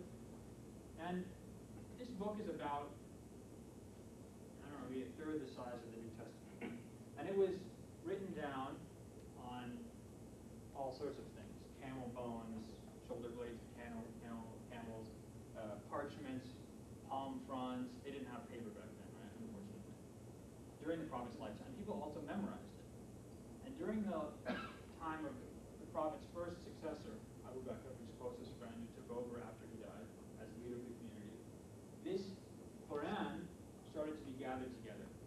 And an official recension, an official version, was produced by the third caliph, another of the Prophet's closest friends, Man and Uthman. And this is the version, so it was produced about 15 years after the Prophet's death. This is the version that is used nowadays around the Muslim world, and has been so for the past, I don't know how long it's been, 1350 years. We have very old copies of the Quran, very old fragments, and although the script is very archaic, if you read it, you'll see it's just like the Mus'haf or the copy of the Quran we have today. So pretty much, regardless of what people believe in terms of whether or not the Quran is revelation or not, scholars generally think that it goes back to the time of the Prophet. It's a pretty good record of what was going on in Mecca at this time. Okay.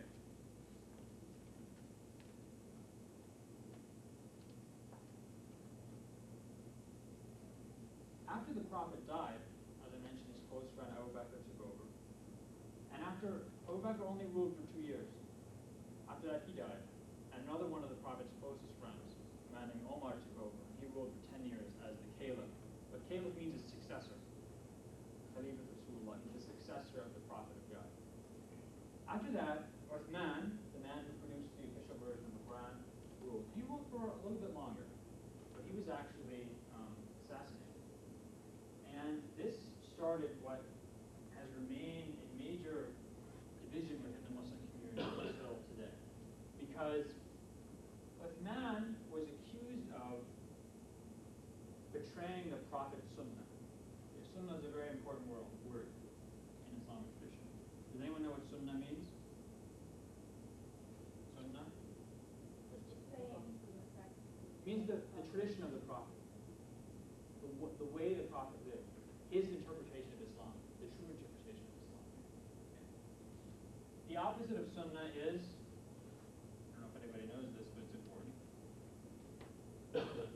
Bid'ah. Bid'ah is the opposite of sunnah. Bid'ah means innovation in religion. Doesn't mean innovation in terms of, new cup of laundry, detergent or something like that, or TV sets. It means innovation in religion. If the Prophet prayed a certain way, and you start praying a different way, that's bid'ah. If the Prophet, let's say, did his ablutions in a certain way, and you start doing it in a different way, that's bid'ah. If the Prophet, let's say, gave a certain amount of his money every year in charity, and you start giving more or less, that's bid'ah. So I want you to keep in mind, when we talk about the spread of Islam, this juxtaposition in Islam between sunnah and bid'ah. Sunnah is what all Muslims want. Bid'ah is what all Muslims avoid. No Muslim will say, I want bid'ah. Yes, I do bid'ah. No one would say that. They might disagree about what bid'ah is, but Lord knows they wouldn't say that they were pro-bid'ah. So we want to keep these two things in mind when we talk about the spread of Islam. So why was this man Uthman killed? People were saying that he was betraying Sunnah of the Prophet in certain ways. For example, they say, you are giving positions to your relatives. This isn't the way it's supposed to be in Islam. In Islam, people are judged only by their faith. Class, race, wealth, none of this matters. But remember, this is a tribal society, and society is strong. It doesn't just go away. So let's say you're giving positions to your relatives. And eventually people got so angry at him that a group of soldiers marched all the way from what's now Cairo,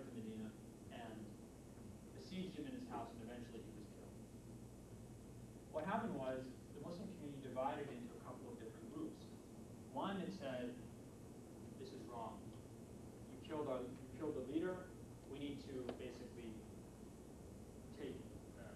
punish the killers and restore justice. Another group said, Uthman really never should have been killed. Nor should Abu Bakr. Nor should Omar have been killed. The Prophet's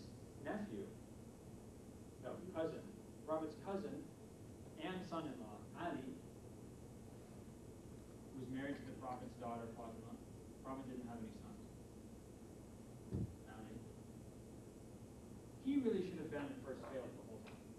He was a very young man, actually a teenager when Islam began, and he was maybe the first or second man to become Muslim. The first person to become Muslim was the Prophet's wife. See, he was really should have been the successor to the Prophet. And Abu Bakr was the first caliph, okay. Omar was the second caliph, okay. And now that Uthman's been killed, really he's the one who should be leading the community. So what started was a series of wars, 2 civil wars, basically, between those people who are the partisans of Ali, and they're called the Shia. Shia means basically partisans. They were called Shia Ali, partisans of Ali. And eventually between those people who decided that whatever the community as a whole, or at least as much of the whole as you can count, excepting the Shia, what this community decides on, this is the right thing for Muslims to do.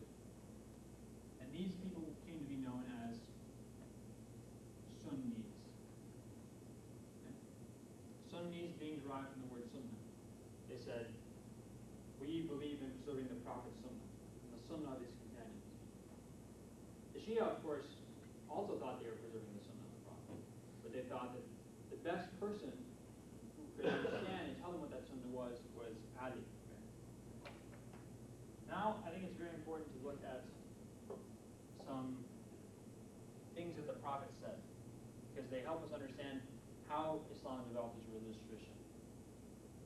We know that the Quran is the first source of Islam. It's revelation, and it is, for Muslims, it's ultimately the source of every idea or belief that Muslims practice. But the Prophet's own words and deeds are also very authoritative. How do we know what he did? How do we know what he said? Well, Muslims transmitted these sayings and eventually wrote them down and collected them into books. So, for example, what's your name? Misha. And your name is? Christine. Misha heard from the Prophet, and she told Christine. And Christine told me that the Prophet said, don't put your feet on the table. Okay. For example. Now, you're both very honest people. You're both good practicing Muslims, let's say. And I'm a good, honest person. I'm a good practicing Muslim. So none of us are liars. So no one made anything up. So yes, this is something the Prophet probably said. Okay? So people would collect traditions this way. And then they would, based on looking at those people they heard it from, they try to ascertain, is this authentic or not? They put these traditions, or they're called hadith. Hadith literally means speech. Right? It means the speech of the Prophet. They put them in books. And so now you have these gigantic collections of the sayings of the Prophet that have to do with everything. Every aspect you can possibly imagine of ritual law. Everything you can possibly imagine about how to understand God, how to live your life as a Muslim. Everything. Very comprehensive. Okay. Now, what were some of the things that the Prophet said? One of them is, the scholars are the inheritors of the prophets. The scholars are the inheritors of the prophets. The second thing he said, I didn't have a chance to finish it, is the best generation is the one in which I was sent. Sorry, my handwriting is increasingly horrible. Was sent.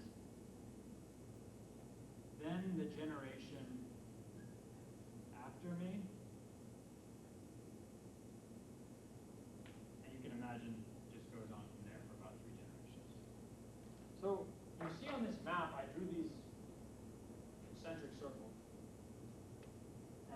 about how that's the way Muslims understand their religious tradition. Well, this is basically what the Prophet's saying. From the beginning here with the Prophet's life and career, Islam spread outward. Everyone knows about, I assume a little bit about the Islamic conquest, about how the Muslims during the first 20 years after the Prophet's death basically expanded all the way out to Central Asia, West Africa, and of course down into the South of the Arabian Peninsula. But not only was the faith or the Muslim armies expanding outward, but the community itself was moving away from that epicenter of the Prophet's life. They're moving outward in time, not just in space. And as they moved outward in time, they were asking themselves, how do we live as Muslims? If you're living in Mecca, which is a very dry, rocky place, you live off dates, camel milk, goat milk, things like that, suddenly you find yourself in northern Iran. It's very green, lots of different kinds of animals, different kinds of vegetables. You're dealing with people who are from religious groups you've never heard of. You're alone as a Muslim, let's say. You and about, let's say, 50 other soldiers are camped out in a new city you founded called Merv, and you're surrounded by people whose language you don't know, and who are coming to you and asking you how they can live as Muslims. Or you're in Cairo, in the center of a very, very, very old tradition, right? You're sitting there looking at the pyramids, and you're wondering, oh my God, how do I be Muslim here? People are coming up to you and they're Coptic Christians and saying, I want to become Muslim. How do I live as a Muslim? Or you're in Iraq, and you're facing the same kind of questions. So the question Muslims are asking themselves is, how do we live as Muslims? How do we understand our religion? Well, we talked about Sunnah and Bid'ah, right? Islam is, if anything, really a cult of authenticity. I think this is an important point. Islam is a cult of authenticity. Muslims believe that Islam is basically that primordial religion sent to every community from the dawn of time. That God had sent prophets to every community since Adam with the same message. There's one God. Believe in God. Worship God. Do good deeds. There's a day of judgment. And that all these different communities, people get lazy and they want to, God is so big and difficult to understand. So it's easy for me to have an idol. I can talk to the idol instead, so I just, right? Or, people kind of change things in different directions. So Muslims believe that basically this one message has been, distorted a little bit here, distorted a little bit there, and that basically that's how you get different religious traditions like Christianity and Judaism, things like that, and Zoroastrianism. But the Muslims think that the Quran, as this authentic book revealed to the Prophet, is really the sort of last dispensation of this authentic religion, this primordial religion of mankind, of Abraham. So, at its very base of Islam is a cult of authenticity. So, what's the thing that Muslims value the most? They want to make sure that they are living according to the Sunnah of the Prophet. Who is the person who is the best interpreter of Islam? The Prophet. Right? And who are the best people after the Prophet? Yeah, the generations after him, right? And who are the people who inherit the Prophet's message? The scholars. Okay? So what you find is, as the Muslim community spreads out, people start appearing who are kind of inheritors of the Prophet's, Muhammad's message, kind of experts in what he is teaching. Now let's say, for example, we go to, where's my blue pen go? Let's say we go to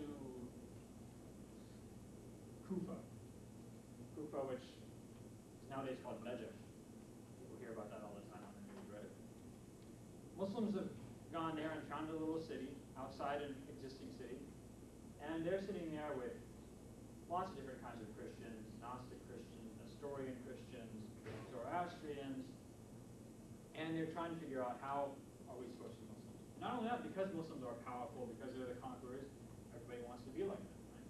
But how do we actually take these new people in and teach them there's a person there named, I'll write his name down, his name's Abu Hanifa.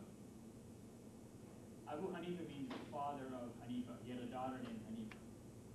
So he's called Abu Hanifa. And he had studied with a man, you don't have to remember these names, it's just kind of showing you this chain that goes back to the Prophet. He studied with a man named Ibrahim, or Abraham, who had studied with a man named Al-Qama, very odd names I know, who had studied with a man named Abdullah, I'm just giving you their first names, who has a companion of the Prophet. So this guy Abu Hanifa, he spends all his time, he's basically a carpet salesman, but he's wealthy enough that he has a lot of free time to think about what it really means to be a good Muslim. So he spends his time learning from Ibrahim, but also had enough free time to think about what it really meant to be a good Muslim, who had heard the message of Islam from Al-Qama, who had heard it from Abdullah, who had heard it from the Prophet. Now all these people lived in Kufa. So you can see that going out from Mecca and going out from the Prophet himself, there are these chains of people who are very interested in understanding what it really means to be Muslim. And these people, you know, someone like Abu Hanifa, become really the first scholars of Islam.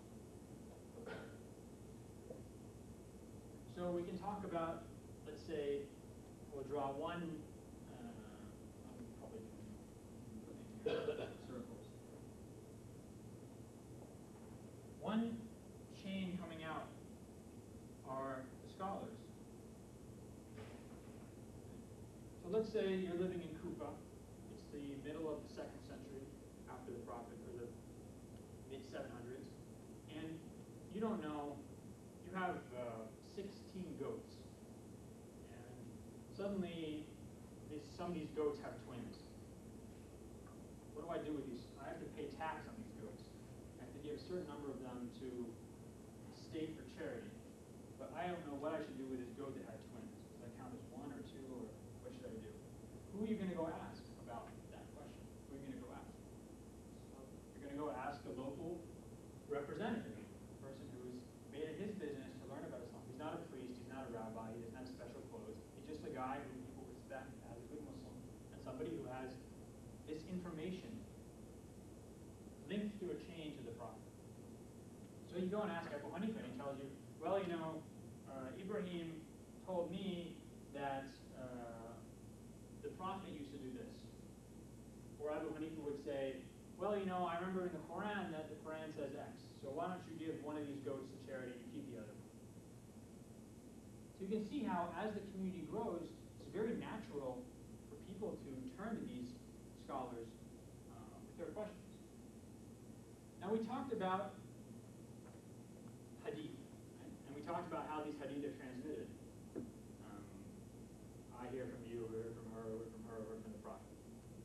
So we can talk about another chain going outward from the Prophet and from Mecca, which are the hadith. Now, as a scholar, you can use hadith, right? This is one important source for understanding how to be Muslim.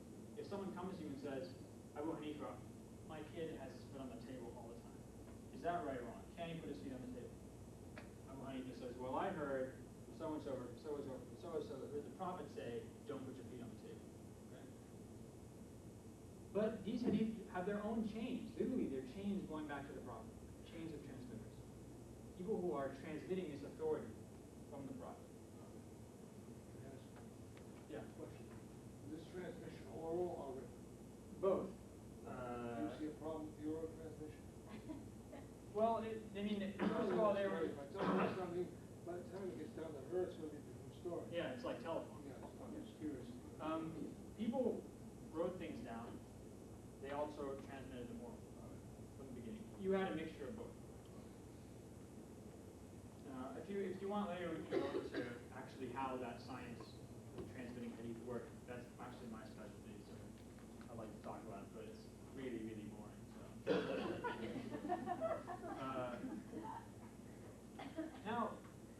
talked about the Middle East before Islam, right? And we talked about how there's this huge Christian empire, this huge Zoroastrian empire, there's all sorts of other religious groups, Jewish groups, Gnostic groups. I don't know if you guys know what Gnosticism is.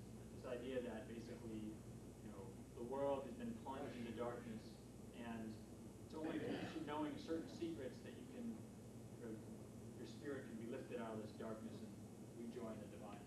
So there's all sorts of groups. It's like New York or something, everything. So Muslims, you're a Bedouin from Mecca. You can't read, you can't write. You know how to check horses for cavities, that's about it. But you're a Muslim and you believe in the Prophet's message, and you find yourself amongst all these different people. And you're saying to yourself, ooh, this is very odd, very odd. So you're trying to keep on sunnah, right? You're trying to avoid bid'ah, right? But inevitably, people get affected by things, and all these ideas that are prevalent in the Middle East start to affect Muslims and affect Islam. So we talked about one of these chains, which is scholarship, and eventually these scholars, they form into different, basically schools of thought, literally legal schools. One is based on Abu Hanifa, it's called the Hanafi school. I'm just going to tell you this really quick, because then it makes it easier to talk about this stuff. Another one's based on a man named Shafi'i who died in about 820, it's called the Shafi'i school. Another one's based on a man who lived in Medina. He died in 795, his name's Malik, Maliki school. Another one's based on a guy who lived in Baghdad who was very interested in hadith, like me. His name was Ahmed ibn Hanbal, and it's called the Hanbali school. So you start seeing there's these actual schools of law. And the more time goes by, the more centuries pass, the more developed they get.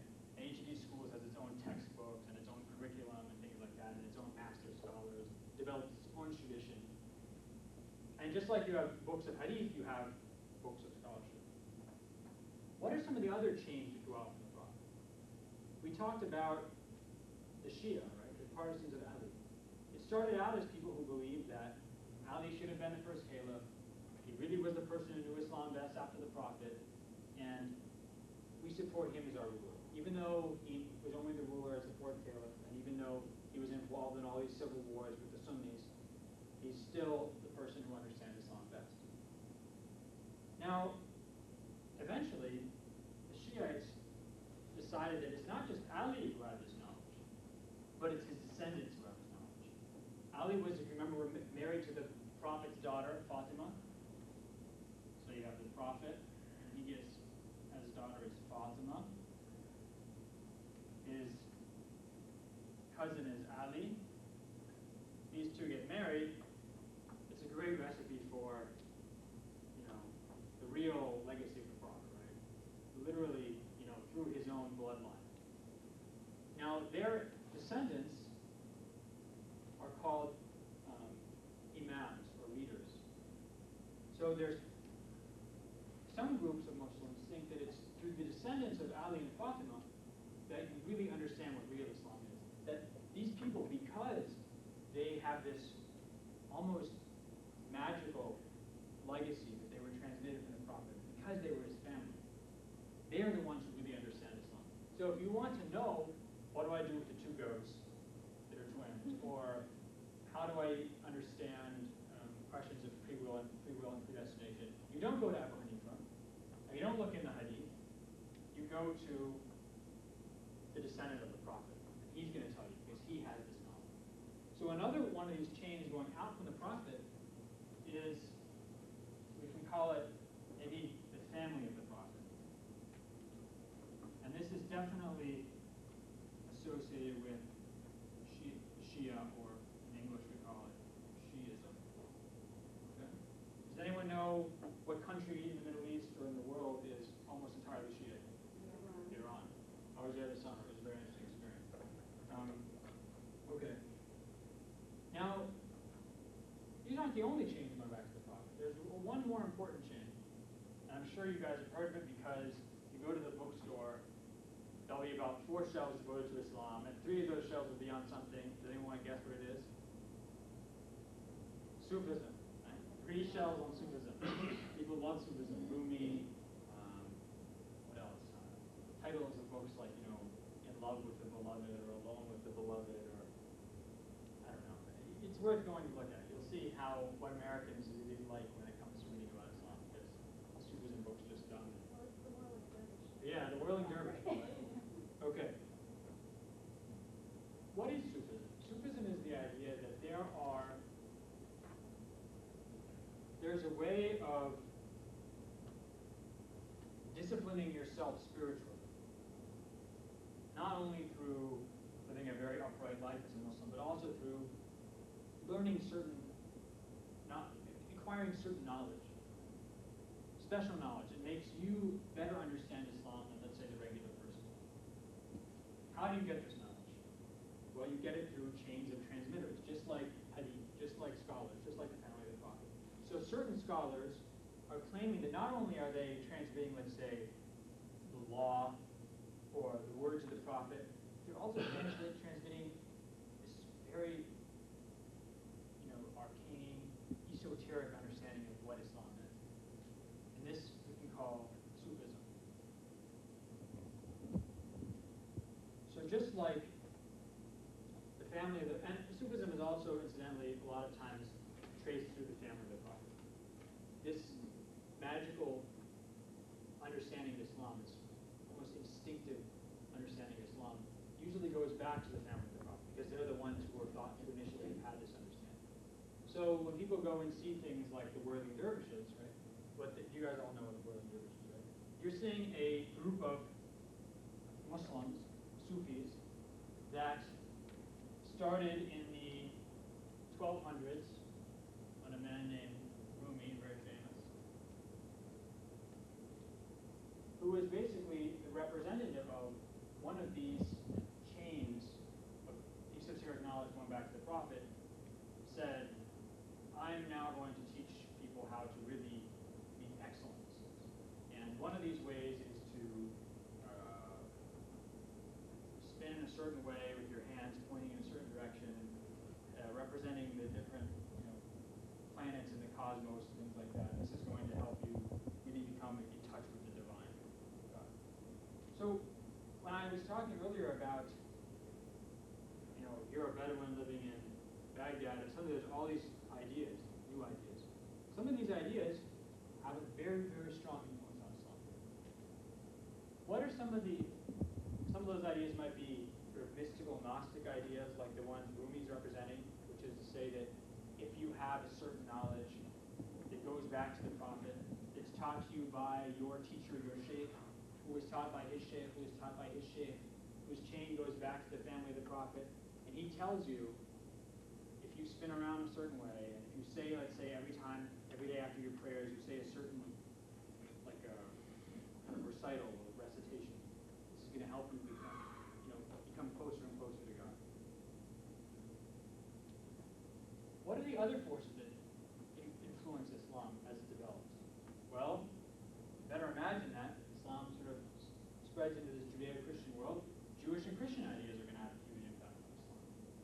So, it's not long until Muslims start writing books about the Prophet's life where you start seeing a lot of very, very familiar things, right? The Prophet's mother is sinless. The Prophet's, he himself as a child is sinless. You don't really hear about this, Bedouin environment anymore. You start seeing a lot of things that you recognize maybe from Christian tradition. You start seeing a lot of things from Jewish tradition. And Muslims were actually very open about this influence. And they actually took a lot of stories or legends or lore from Jews and from Christians and from Zoroastrian. And as long as they didn't directly contradict what they thought Islam was, they accepted them. So for a lot of stories that say about Adam, about Moses, about Solomon, about David, they don't appear in the Quran, and they don't appear in the Hadith. Muslims got them from Jews and Christians. So if you're a Muslim and you believe in Solomon, and you believe in David, just like Jews and Christians, but heck, you don't have any stories about them. What are you going to do?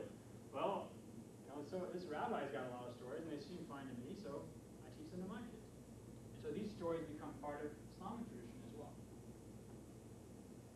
What's another very, I'm sure if you guys think about what you know about Greece and Rome, what's another very prominent aspect of life, intellectual life in Greece and Rome? Anybody? Socrates, Aristotle, philosophy, yes, exactly. Suddenly Muslims, right, these Bedouins who pretty much, like I said, only know how to check animal cavities. They find themselves face to face with people who are talking about logic, poetics, metaphysics. What do they do about that? Well, they better start learning how to talk about this because someone's going to come tell them that they're ignorant if they don't. So Muslims start studying the ideas that were prominent in Greek philosophy, Iranian philosophy. Yeah, sorry. So that was added to Sunnah, so that's not considered bid'ah. It was by a lot of people. And so we'll talk more about how these things seep in. Obviously, the Prophet wasn't sitting around reading Aristotle's books on logic, right? But Muslims started studying these things, and they started having an effect on the way Muslims understood their religion. And certain groups within the Muslim scholarly community, I'll write their names down for you. It's getting very messy, isn't it? It's a horrible name to pronounce, but Mu'tazila. A group called the Mu'tazila, they started saying, okay, let's be rational about this. God is giving us our reason, and we're going to use our reason as the primary tool for really understanding what Islam is. And hadith are, like you said, iffy, right? I mean, it's not like a game of telephone. I'm not too comfortable with it. So I think all I really need is the Quran, which is transmitted as a book, so we don't have to worry about it, and my reason. So this is one group is really affected by these ideas. And of course, one of their primary objectives is to defend Islam against attacks from Christians and let's say Zoroastrian philosophers. They see themselves as the Muslims who can best sort of interact with these other groups. Well, you raised a really good point, which is all these ideas are new. And I thought that Sunnah is a paramount here, and Bid'ah is something that nobody wants, right? We talked about how in theory that's true. Now, in all these chains, I think we'd be a little naive if we said that nothing was seeping in, right? I mean, Abu Hanifa heard from Ibrahim or from Abdullah from the Prophet. Okay. You've got, let's say, a bunch of descendants of the Prophet, and they're supposedly only giving you an authentic understanding of Islam.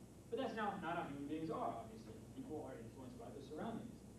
And slowly but surely, into these chains, which legitimize their teachings, right? These chains are what tell you something is Sunnah and not Bid'ah. If your sheikh starts telling you, your Sufi sheikh starts telling you that if you spin around in a certain way, this is going to help you become closer to God, and someone tells you, asks him, well, sheikh, I'm actually not so sure the Prophet did that. How do you explain that? He can say, well, the Prophet didn't do it, but it was there, the seed of it was there in the Prophet's teachings. And all we're doing is really developing these things a little bit more, right? And then Mu'tazilites could say, yes, you're right. The Prophet did not read Aristotle, but he told us to use our reason, right? The Quran tells us to use our reason. And logic seems just to be a tool of reason, right? So what's wrong with using logic? Right? And let's say Abu Hanifa, someone comes to him and says, let's pretend, what's something they didn't have in Arabia that they had in Kufa? Let's say they had a particularly interesting way of pressing grapes. Let's say new technology for pressing grapes. Someone says, hey, Abu Hanifa, can I use this? Is this okay? He says, I don't see why not. Someone says, the Prophet didn't use that. He says, well, but Islam is a religion that's supposed to help us as human beings, and we're supposed to think about the good of our community. So this grape press seems to work pretty well, so let's use it. So you can see how new ideas are justified, and a lot of times justifiably justified, because they are good and they are helpful. see how from this center in Arabia, the time of the Prophet, a world that was very small, very Arabian, you get a civilization that stretches all the way from Spain, well, used to be in Spain, to the Balkans, to Central Asia, to China, and Malaysia. You can see how it can adapt to these new surroundings and these new times, maintaining this authenticity, which is a premium, right? While allowing people to live as Muslims in their own environment. Through these chains which go back to the Prophet, but which are admittedly porous, right? Slip in and be part of Islam. I don't know if you guys have heard a lot about Wahhabism. You heard a lot about Wahhabism. It's on the Wahhabis. People are always talking about that on TV and stuff like that. Would you guys like to hear anything about that? Or okay. How much time do we have left? Till about 2:05. Okay, that should be good. I'll do this pretty quickly. Now, I remember I gave you this hadith over here about the best generation is the one in which I was sent, and then the generation after me, and then the generation after me. Well, that's where the hadith ends. But in reality, it keeps going. For Muslims, the world is pretty much always getting worse, right? You're always getting farther away from the Prophet. You're getting closer to the Day of Judgment, right, which can be good. And everything slowly falling apart. Right? People are, losing touch with their religion. It's kind of like, an old man sitting and saying, well, I remember when we were kids, nobody used to do this kind of stuff or that kind of stuff, right? Every generation you see Muslims talking. Every generation you see a guy come out with a book saying, I'm writing this book about how to be a good Muslim because, by God, no one seems to be able to do it anymore, and things like that. Next generation you see the same thing. Next generation you see the same thing. So time has a value. The time close to the Prophet has a high value, and as you get farther and farther away, it starts becoming less and less and less. As you go out in these circles from the Prophet. So, someone like Abu Hanifa, or a Shafi'i, or Malik, or Ibn Hanbal, or let's say Ali, these people, we can never really understand them as well as they did, right? They were earlier than us. They were back when Muslims were still Muslims, not these kind of fake Muslims that we are nowadays, right? So they're always going to be better than us. We're always going to be trying to just hang on to their legacies, right? We're not really qualified to be our own really great Muslim scholars. All we can kind of do is just hope that we can live up to these guys as, fill their shoes, so to speak. But that's not the only way Muslims have thought. When we talk about hadith, right? This is a chain of transmission, like everything else. But unlike everything else, it's not about an institution. Right? If you're part of the Hanafi law school, your chain of transmission is about these books you use, which are written by scholars like Abu Hanifa's students, and it's about your sheikh. Or if you're a Sufi, it's about your sheikh, and it's about what song are you going to sing in your Sufi group that's going to help you become closer to God. But with hadith, at the end of every hadith is the Prophet. At the end of every isnad is this chain of transmission. If I say, I heard from you, heard from her, from her, from her, from the Prophet, it doesn't matter how far out I get. At the end of that chain is the Prophet. So, if I really just stick to hadith, I can pretty much, skip over this time, this sort of devalued sense of time, right? Because this isnad, this chain of transmission, really takes me back right to the Prophet. This is a fundamentalist view of history. When you say fundamentalist, people always think, someone's crazy, or they want to blow something up, or they have a big beard or something. But that's not really what fundamentalism means, right? What does fundamentalism mean? Anybody want to tell me? Anybody? Fundamentals. Going back to the fundamentals, right? Yeah, going back to the fundamentals. So if I say, I don't particularly want to be bothered by Abu Hanifa or Imam Alawite or these Sufis, I don't need all that. Why don't I need it? Because I can go back to the fundamentals through hadith. Okay? I can go back and literally know what the Prophet says. Why do I need all this other stuff? That is a fundamentalist strain in Islamic history. And you see that these people, these type of people who think this way, and it's not a bad way to think, I'm not negatively describing it, are present throughout Islamic history. They're present in Baghdad in the 300s. They're present in the, let's say, 900s in Christian calendar. They're present in Istanbul in the 1600s. They're present today in Saudi Arabia. And in a lot of ways, it can be good. Because if I have, let's say, 1,400 years of tradition that grew up in a part of the world and in a time when, let's say, women weren't treated all that well. Like women aren't treated all that well in most traditional parts of the world. Well, I don't have to put up with that. Because I can go to a hadith, and if I see a hadith where the Prophet says, don't prevent your women from going to the mosque and getting an education, suddenly I don't have to deal with, let's say, a culture which says women should stay at home, or a tradition which says women shouldn't be educated. But, of course, also fundamentalism can have a bad side to it, which is the Prophet didn't play musical instruments. He just had a drum, right? The Prophet didn't have violins, he didn't have harpsichords, he didn't have rock music and things like that. So, if you're doing that, what is that called? Bid'ah. So I'm going to walk around, I'm going to break your guitar, and this is happening. You see this happening in Baghdad in the 900s. It happens, all over the world. People coming and saying, this is not the Prophet didn't do this. This is bid'ah. Because they don't see these chains that have gone out from the Prophet and allow these ideas to come into Islam. They don't see these as legitimate. So people a lot of times talk about Wahhabism as if it's a new phenomenon. But it's not, because Wahhabis are basically the latest installment of this line of thinking which says, enough of all these things that Muslims have invented over the ages, we just want to go back to the time of the Prophet.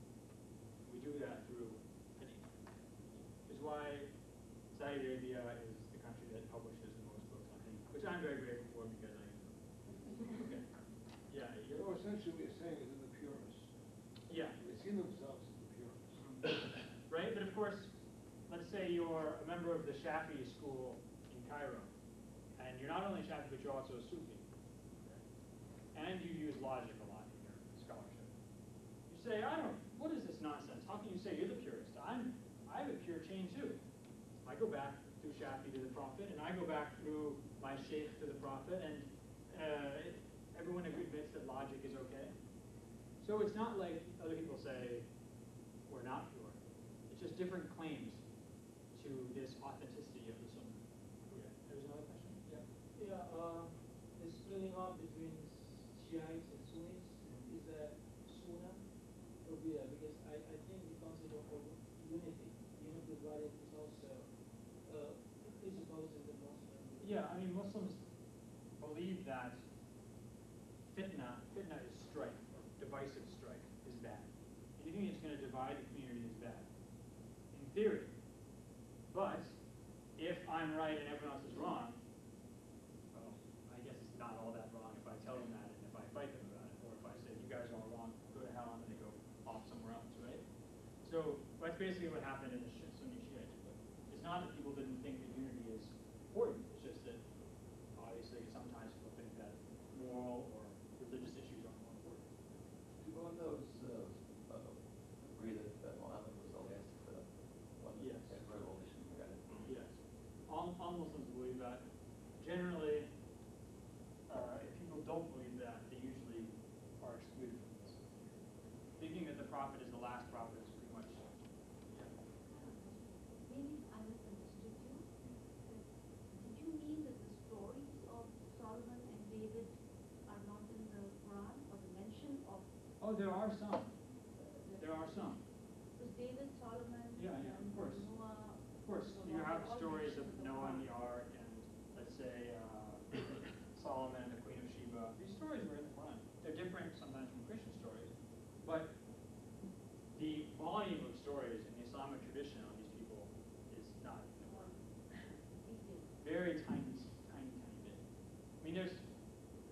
my name, Jonathan. Right? Jonathan is the best friend of David in the Bible. Now, there are stories about Jonathan in the Islamic tradition, but Jonathan never appears in the Quran. Saul never appears in the Quran. But there's stories about all these people. Okay. Any other questions? I have a question. Today, like you hear about Muslim clerics, are those like the modern day scholars? They are. Scholars. When I talked about how Abu Hanifa didn't have any kind of speciality, he wasn't a priest or rabbi, that's pretty much the status of Muslim scholars in the Sunni world, right? They're normal people. They have no powers over anybody else. They just are scholars. Now, of course, people like to have, especially, let's say from the countryside, they come in, they see this great scholar, and they think he can, if they touch him, maybe it'll help them, and it'll be a blessing, and things like that. Everyone has these ideas, but in theory, Muslim scholars are just regular people.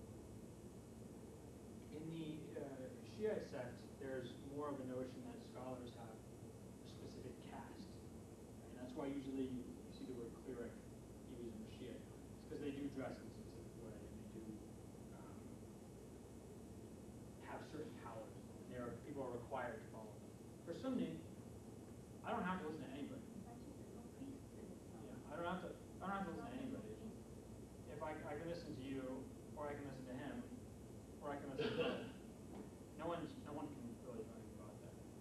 In the Shiite thinking, people should really follow a certain scholar. So, and if that scholar says something, that person does it. He's free, or he or she's free. Let's say the scholar makes a mistake. He's not to blame. He's just following the scholar. Yeah. In the concept of state and contemporary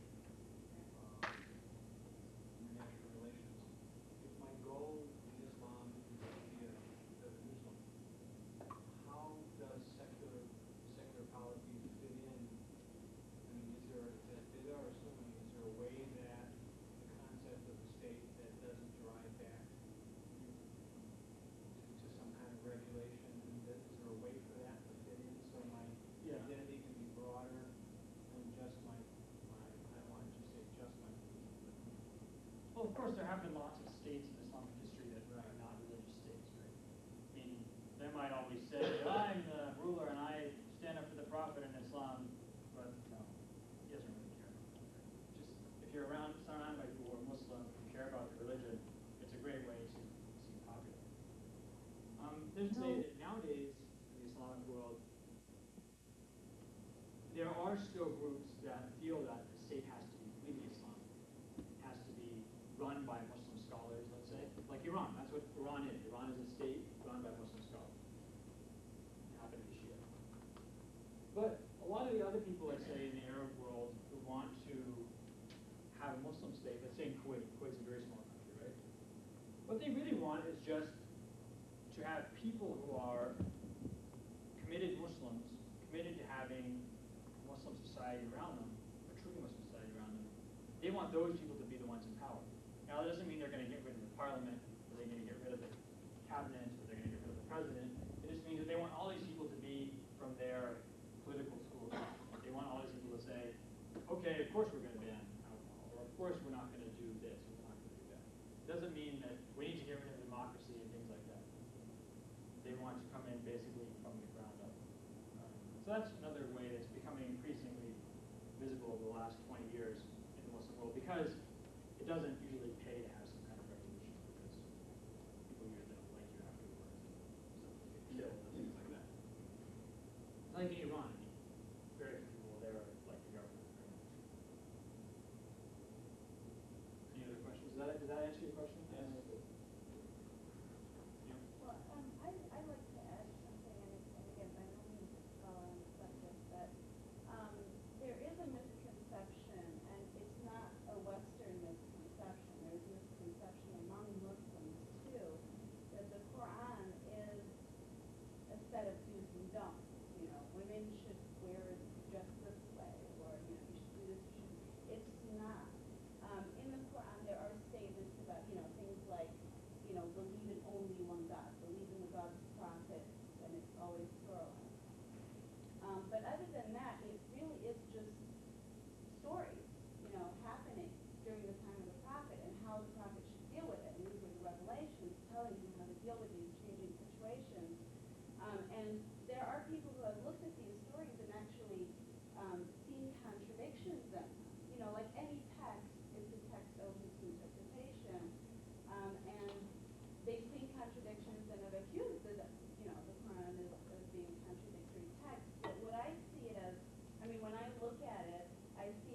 evolution.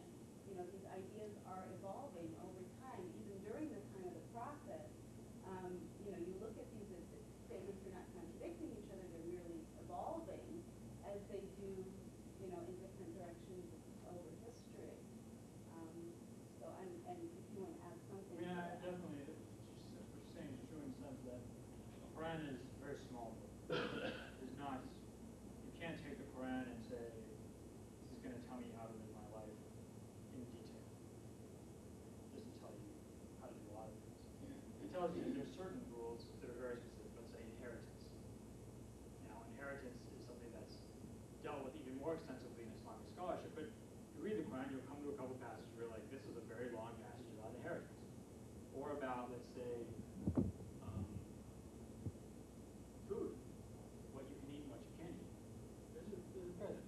But like you said, the Quran is not a law book. It's a book it's a book that's supposed to inspire people to believe certain about God, about reality, about the prophet, about how they should live their lives morally. And it's not basically something you turn to where it's a chapter on, let's say, how to file my taxes.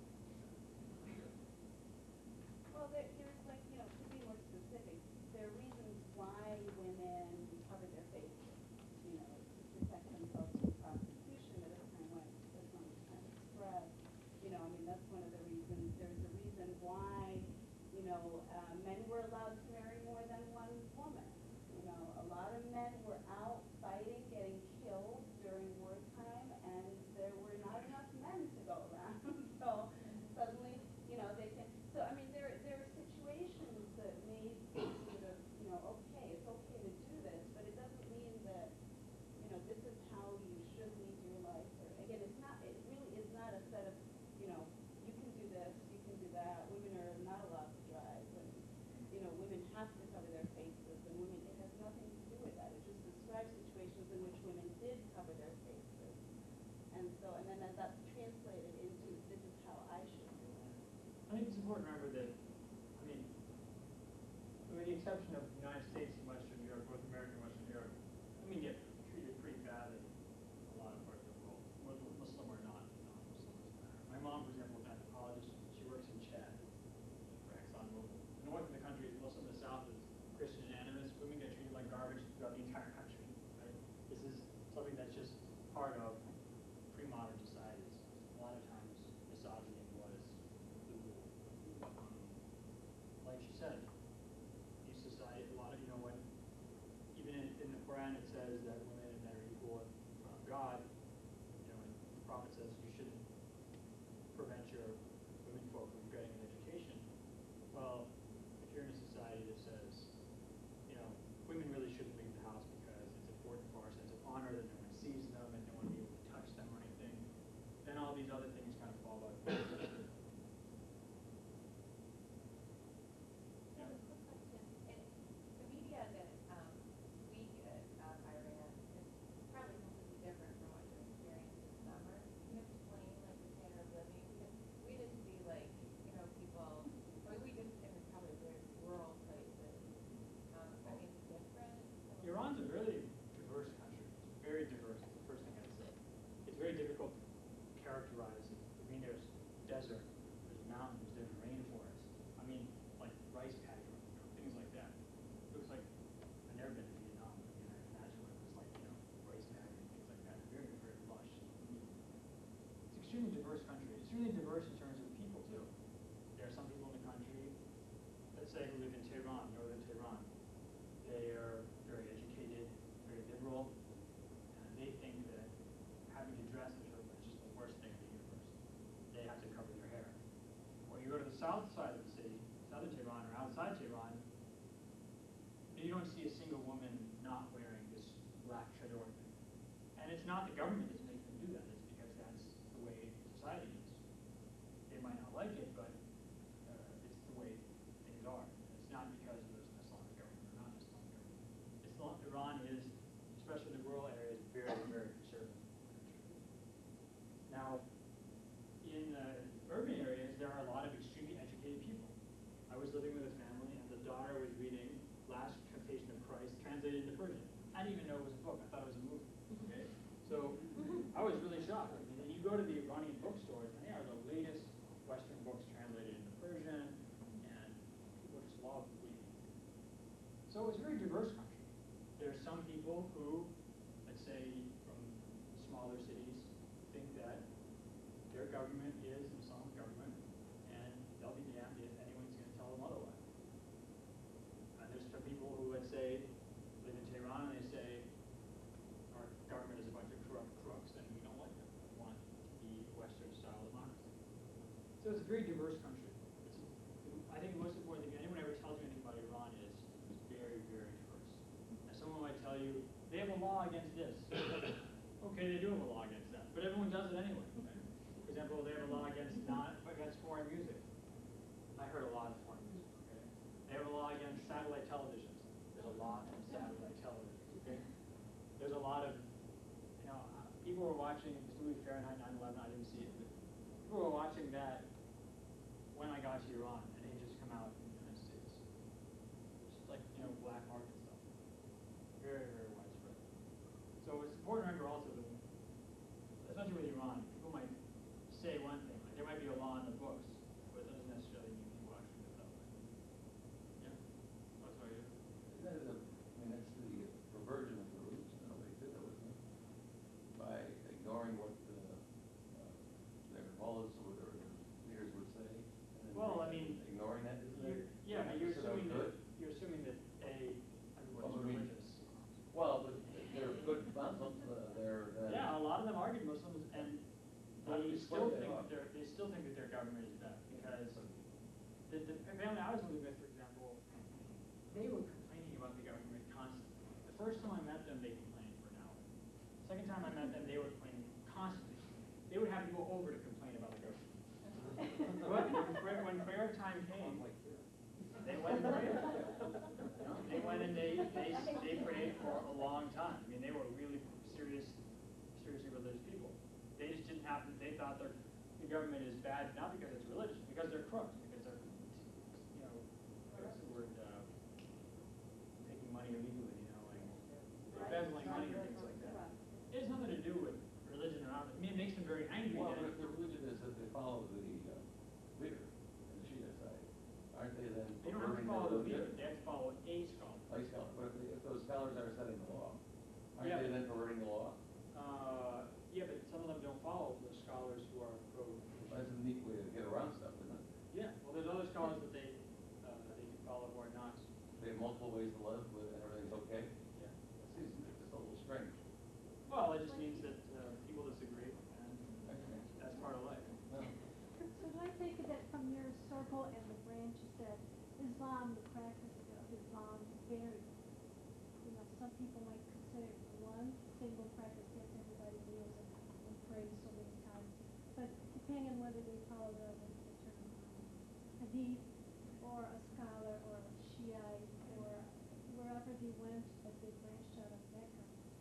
But there are different ways. Oh, big difference. I mean, I think it's important to remember that the similarities are usually, especially in terms of the religion. I mean, in terms of Islamic culture, yeah, there's huge differences. I mean, everybody says, sit down and eat, and you say this, and you do this, and you take work in this way, and that's Islam. But it might differ all over around the Muslim world. But the point is that, let's say when it comes to prayer, really everybody does the same thing.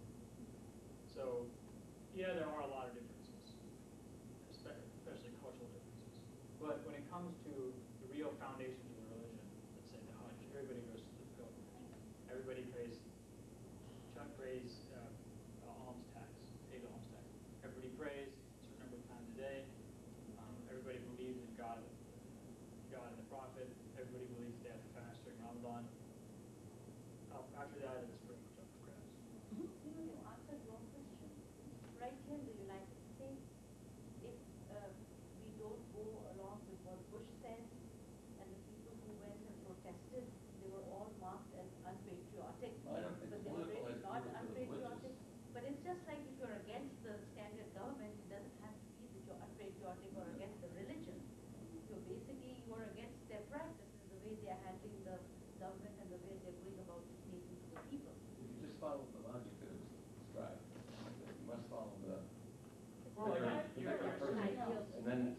something multiple that's- variations of interpretation of the word, if you would, right?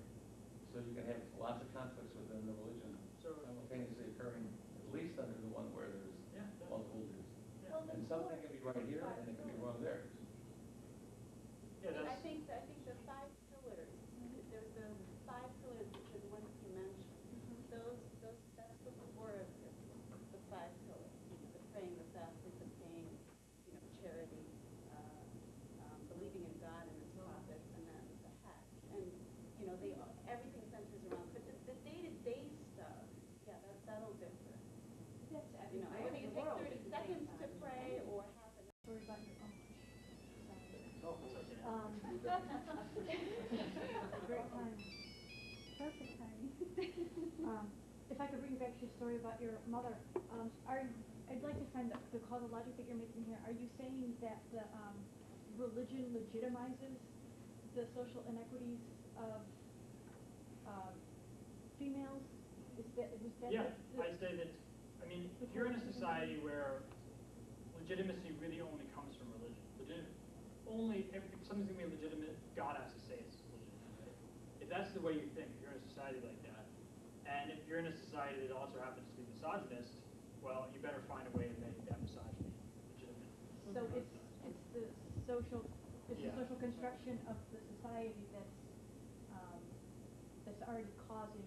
Yeah, I mean, usually what you find is that people find ways to Islamicize things that they do anyway. For example, jihad, holy war. If you're in a Muslim country and any war has to be a just war, but you want to fight a war against somebody who you don't like because you want to take their land, well, you find a way to make that. You had a question? Yeah. I follow the Judeo-Christian way of life, and one of the things that you might follow the Ten Commandments, thou shalt not kill, and beyond that presents very few ethical dilemmas. One of them is going off war, getting away. The other one is between the mother's life and the unborn baby, both are subject to die that you choose. So you live, it's not die. When a Muslim participates in Islamic jihad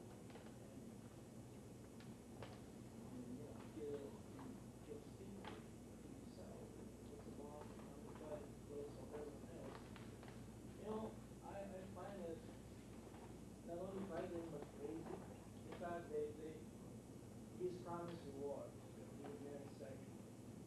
So the virgins in heaven, in Christianity, if somebody for outside of the religion get the damnation. I mean, Muslims in the Quran, you're allowed to fight people for certain reasons. If they kick you out of your home, they persecute you, you can fight them. If they persecute somebody else, you can fight them. They don't let you have freedom of religion, you can fight them. Or you can fight them in self-defense. This is simple. I think that most people, whether or not they follow the Ten Commandments, if you look at the way communities or countries work, they pretty much all follow the legal rules, right? I mean, pretty much everyone agrees that you can defend yourself. Everyone agrees that you should fight. Watch American movies. How many movies are there about people who fight, stand up against injustice and fight? It's clearly part of our value system. The thing about the martyrs, or people who seek martyrdom by blowing themselves up, for me actually doesn't really seem that difficult to understand, because, I mean, let's say somebody fights, someone who during World War II gets up and says, I'm going to jump on a grenade, he dies, and he gets the Medal of Honor. That seems to me like the same thing as somebody who says, I'm going to blow myself up. For example, in Iran, there's these huge martyrdom placards everywhere on the sides of buildings, martyrs from the Iran-Iraq War. One of them is a little 12-year-old boy in Pakistan who put a bunch of grenades on himself, ran under an Iraqi tank and blew it up. Now, I don't really see that as very different from anything a lot of maybe Americans would do during a war, especially if their country was being invaded.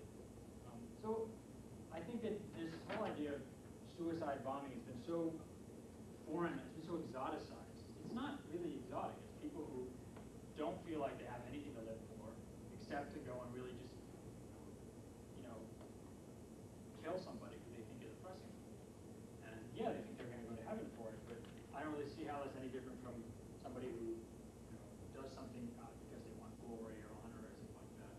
So I think the media in this country has done a pretty knock-up job, excellent job of making suicide bombings seem very foreign. Well, I really don't think it is very foreign. I personally, I'd die for my family. I don't see that as bad. Why is that? I don't think that's crazy, personally. As you can tell, Islam always raises interesting questions, and we thank you for shedding light on it. No problem.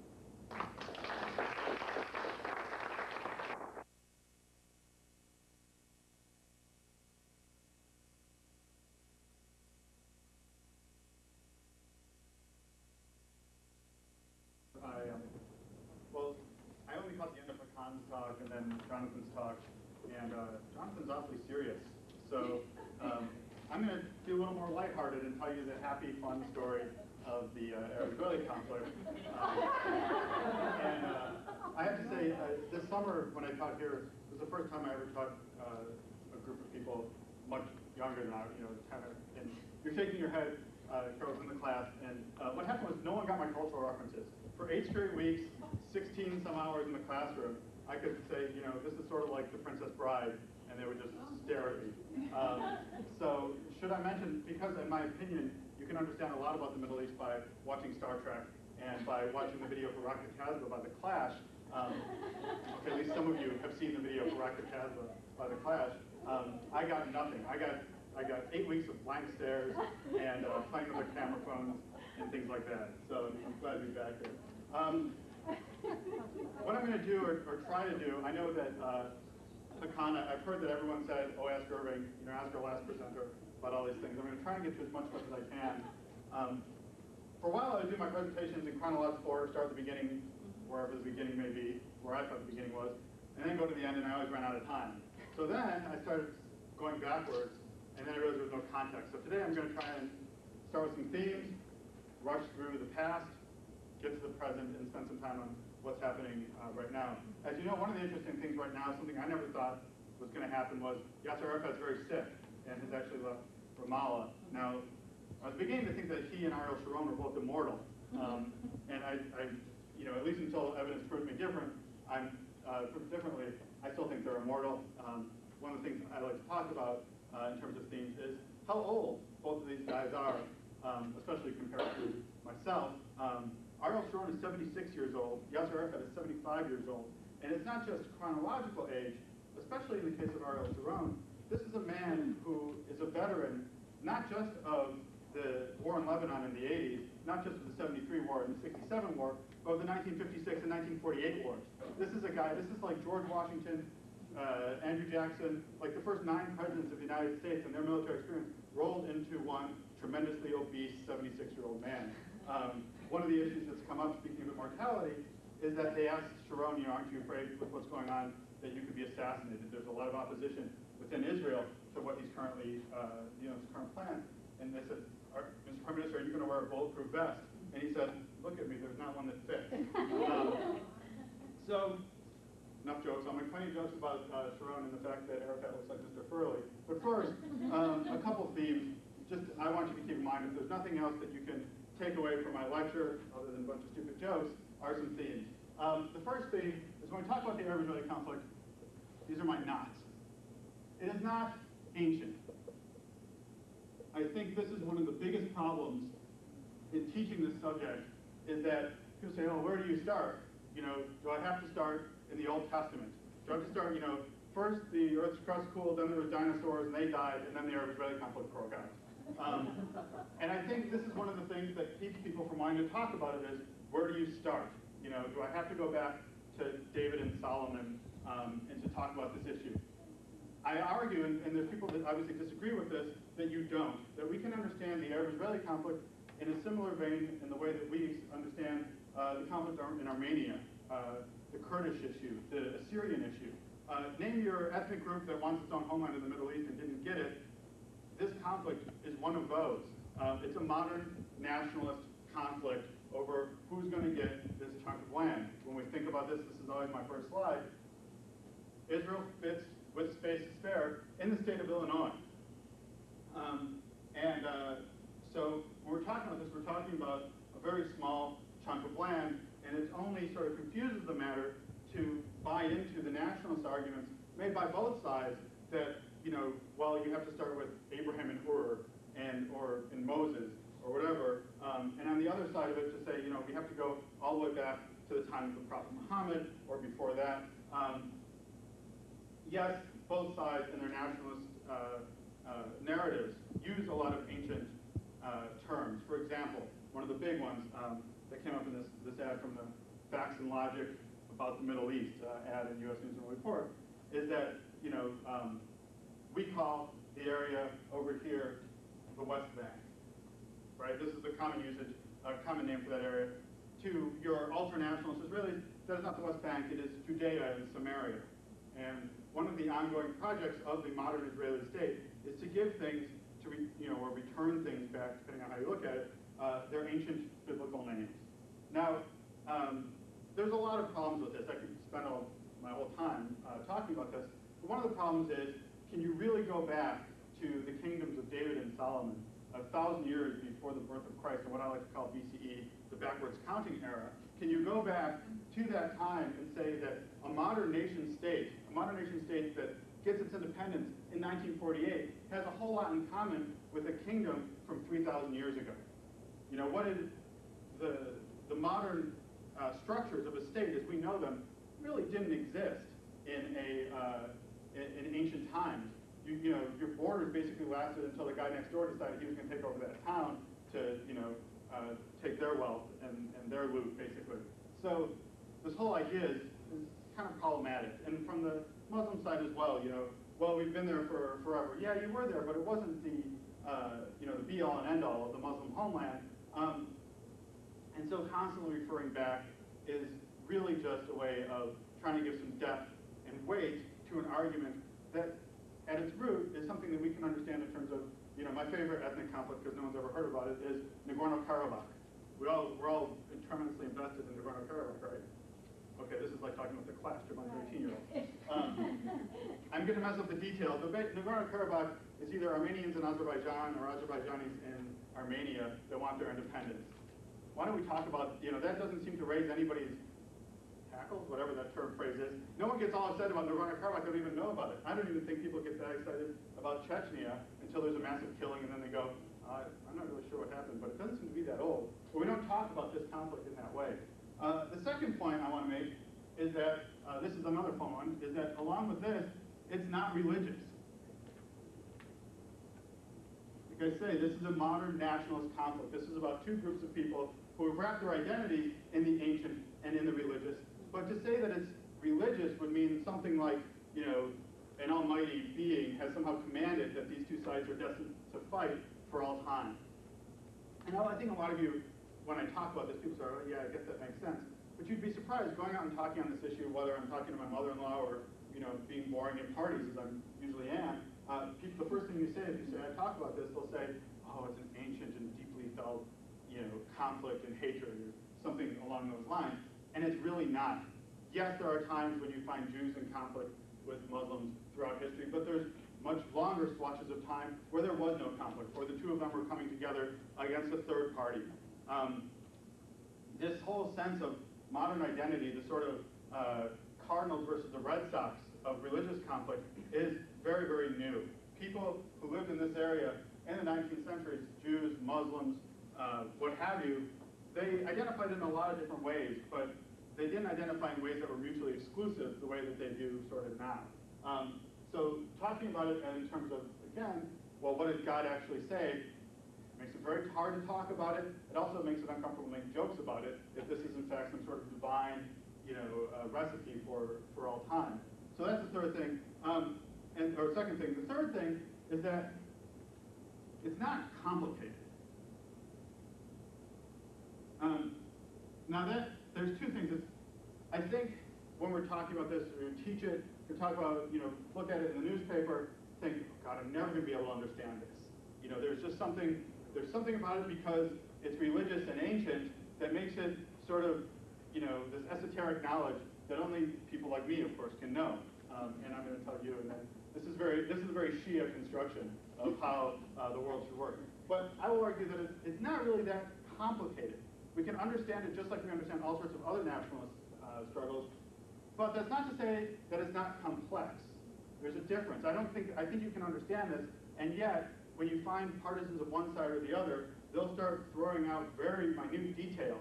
Well, blah, blah, blah said in 1954 that they were going to do this, and as you recall in this incident in 1971, and so in that sense, there's a lot of stuff, a lot of shrapnel out there that you can get hung up on or get hit by, but essentially, you have to, at some point, put that aside so that you can figure this out. And certainly, although I'm in no position to make this argument, if there's ever going to be peace, if you're ever going to see a resolution to this conflict, at some level, people are going to have to pack these things up and put them away.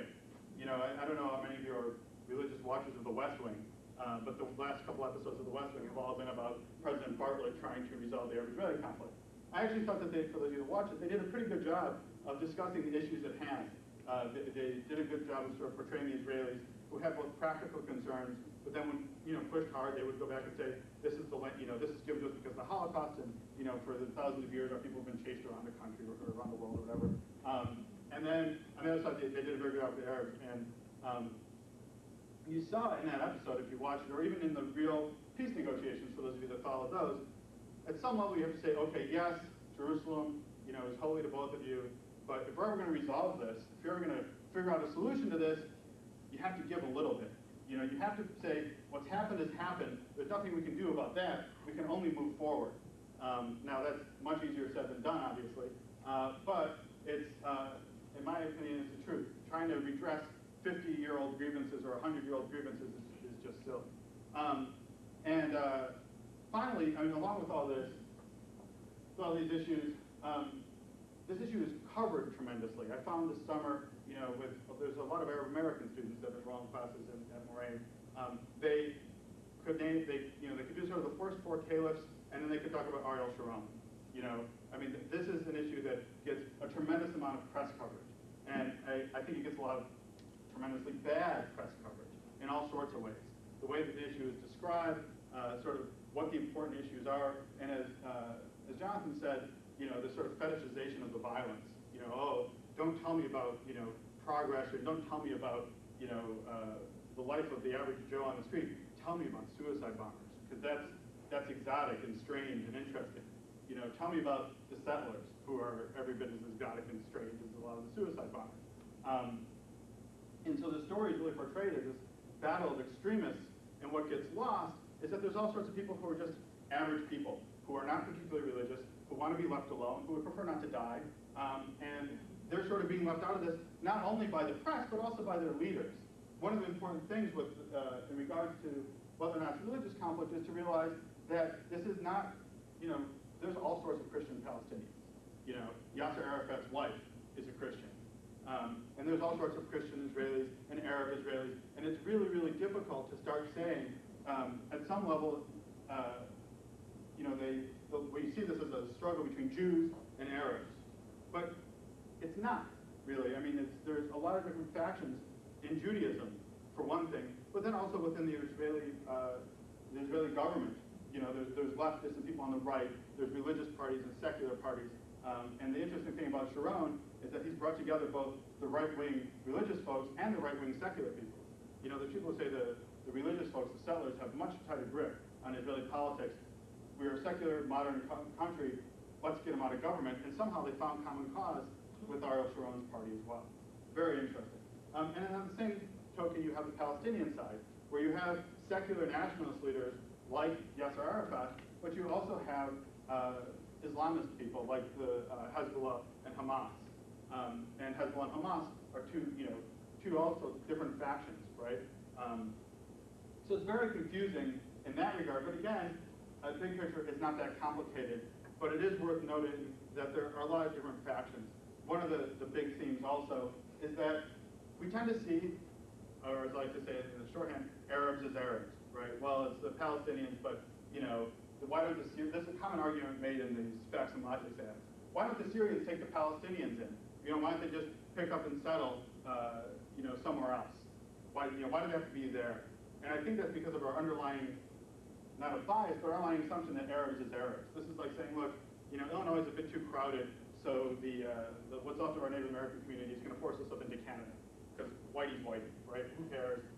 Move them up there. And that's really problematic, not just because it's a poor understanding of the way the Middle East works, but it always seems to be this out, right? Whenever anybody says, well, what are you going to do about the Palestinians? Say, well, if the Jordanians don't want them, the Syrians don't want them, the Egyptians don't want them, but that's not really paying attention to the various divisions in the Middle East, and it's also not really paying attention to the fact that if you live somewhere and someone, decides to move you somewhere else, that might make you unhappy, even if, you have family ties back in that original area. So, that having been said, the final problem, of course, and when we talk about this, is that people always want to know what side you're on. My own little brother, when I was first teaching class on this, he goes, well, what's your bias? So, and I kicked him, and here's my bias, I'm going to write it out for you in big letters here. I am anti-death. Now, I say this, and I know that some of you may be pro-death, and perhaps we should talk about that. I can respect all views, but my basic assumption in all of this is that a lot of people are dying for basically really silly reasons. They're dying for really silly reasons in terms of making up their national identities, right? Oh, we have been here for thousands of years. Hey, you haven't been here for thousands of years. Shimon Peres' real name is Simon Persky. You've taken this name, you've given yourself this ancient identity, but your name is Simon Persky. And all these people take, their battle names and their ancient names, but it's a modern fight. So I am basically pro getting rid of that and anti more people dying for these ridiculous reasons. These are some cartoons that I've found lately that I think really much express my views fairly well. These are all from, I've got some cartoons from the Arab press, but these are all, I think these are all from the American press. These come, by the way, I'll tell you, from MSN has a Daryl Cagle's cartoon archive. You can search by topic and find things like this. And I think this is basically now, not just sort of versus my view, but I think we can all see, the roadmap runs over, whatever, this whole image about the roadmap, the dove gets run over, right? Kicking into the table. This was originally in color, so these splotches are obviously red. And I think, all these things come together in this constant press barrage to basically make anybody say, who wants to deal with this? Who could possibly address this issue? It's also complicated, it's also big, it's also violent. Who could possibly address this issue? And I think if we get into that track, it's not really a productive way to study the issue, and it's not necessarily a program for action. If this has been going on for a few thousand years, why bother to look at it now? So one of the, let's see where my slides are. One of the big issues, and I'm going to overlap with Hakan's talk a little bit here, is, what does both sides say, the other guy wasn't there, essentially. When European Jews start arriving, European and Russian Jews start arriving in Palestine in the late 19th century, there was nobody there. And that's the Jewish side of it, the Zionist side of it. From the other side of it, the Arabs say, we were here for a really, really long time. How can you deny that? The Dome of the Rock, the big gold dome, was built in the late 7th century by the Caliph Abdul-Malik. Early on in the history of Islam, Jerusalem had a particularly important role. Now, this is the Ottoman Empire in about the 17th century. And, one of the things I used to hear from my Hebrew school buddies was, how can you talk about Palestinians? Because there was never a country called Palestine, right? Well, again, this goes back to the same issue with Israel. There was never really a country called Israel. There was the kingdom of Israel under Solomon and David. When Solomon dies, that kingdom splits into two. It becomes Judea, Israel and Judea. That eventually is taken over. And by 72 AD, there's nothing left of these people. They're sort of scattered to the winds around the Middle East, going into Europe, things like that. So there's still Jews living in this area in the 19th century, but there's also a lot of Arabs, Turks, Armenians, whoever, but it's all part of sort of the larger Ottoman Empire. So in that sense, neither side really has a terrific claim on this. But one of the interesting things is that, and pardon me if Hakan talked about this, is that in the late 19th century, the Ottoman Empire desperately wants to modernize. they want to be more Western. They realize that history is sort of working against them, and they want to become more European. One of the ways to become more European is to minimize the role of the Sultan in government and to set up a parliament. Well, to set up a parliament, you have to have elections. To have elections, you have to have a census because you want some sort of representative democracy.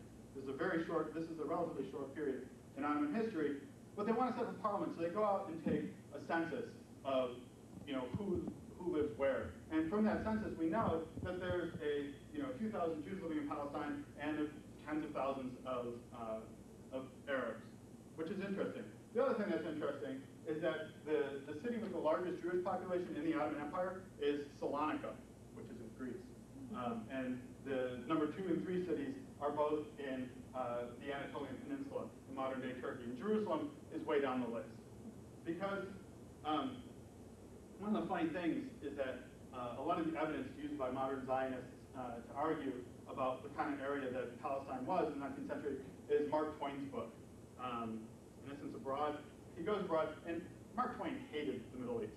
He goes there, it's hot, stinky. Israel's beautiful. It's desert in the south and swamp in the north. What could possibly be better than that? And so he describes this, and then later people making this argument have made this whole thing about, well, look, it was a backwater. Well, it certainly wasn't the center of the Ottoman Empire by any means, but it did have religious significance in Jerusalem, and there were people living there. Quite a few of whom were Arabs, and there was a small Jewish population. So, we go back, just to give you an idea, this is a late 19th century map. Initially, when I had this map, I didn't know when it was, I knew about when it was from. I said, well, I think it's late 19th century, early 20th century, but how, I'm not really sure. And a friend of mine who's an esteemed scholar, unlike myself, said, how you can tell it's late 19th century? There's a railroad.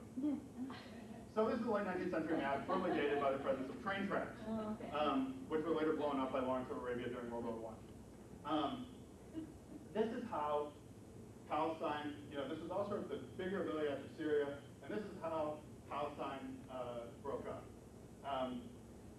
Really has no bearing, as I'm sure Hakan and maybe Holly talked about, on the way the modern Middle East looks, right? We know everything was just sort of snapped down, you live there, whoop, okay, that's a country, fantastic.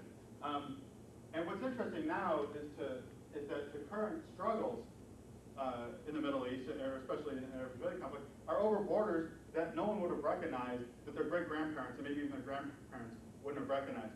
This area, Transjordan, splits off from Palestine in 1921, 1922. The border along the Jordan River, where does that come from? Well, it seemed like a good place. We needed to have one place where Jews could emigrate to, and one place where they didn't emigrate to. So we made a country called Transjordan, put in a buddy of ours as king, and his descendants rule the country till today. That's the entire history of Jordan in a nutshell. Go down. So, again, I don't know where Hakan started. This is just my fast history of all this, so we can talk about what's going on today. World War I comes around. There's now a lot of Jews have come from Europe and Russia to the Middle East, to Palestine, but also to the Anatolian Peninsula for safety, for refuge. The Ottoman Empire was a good place to live if you were Jewish as compared to places like France, Austria, things like that. So they're coming with the idea of setting up a homeland. And I just want you to sort of see this progression in maps, right? So when World War I, during the course of World War I, this area is promised to, I think Hakan talked about this, this area is promised in a number of different ways, but it basically breaks out into the fact that this part of Palestine falls into British control. And the British have a problem, which is that you have this Balfour Declaration that promises a national home to the Jews. At the same time, you've also promised this land as a independent Arab state. And in the early 20s, there's still a sense that somehow these two goals are compatible. Sounds funny now, but think about it, that's only 80 years ago, right? 80 years ago, there were still conversations between Chaim Weizmann and King Faisal of Iraq that they could somehow work something out, that there was a way for these two people to live in this land together. But very quickly, it becomes the case of a zero-sum game. The British decide one side's going to lose and the other side's going to win, and we'll figure out, something ugly is going to happen one way or the other. We have to move people, we'll try and divide the country, but something has to be done where this is not going to remain as one contiguous piece of land. So, like I said, eventually they split off this entire kingdom of Transjordan. And they find one of Lawrence of Arabia's buddies, Abdullah, to run the country. Say, okay, you're king. What's funny is they do this in Iraq as well. They say, well, we've just made up a country, and we like monarchies because we're British, and we like people who wear monocles and pit helmets. So what we need are people who look like us and can rule like us. So they put in, Shah Hussein has a number of sons. They put one of his sons as king of Jordan, and they put another one of his sons as the kings of Iraq.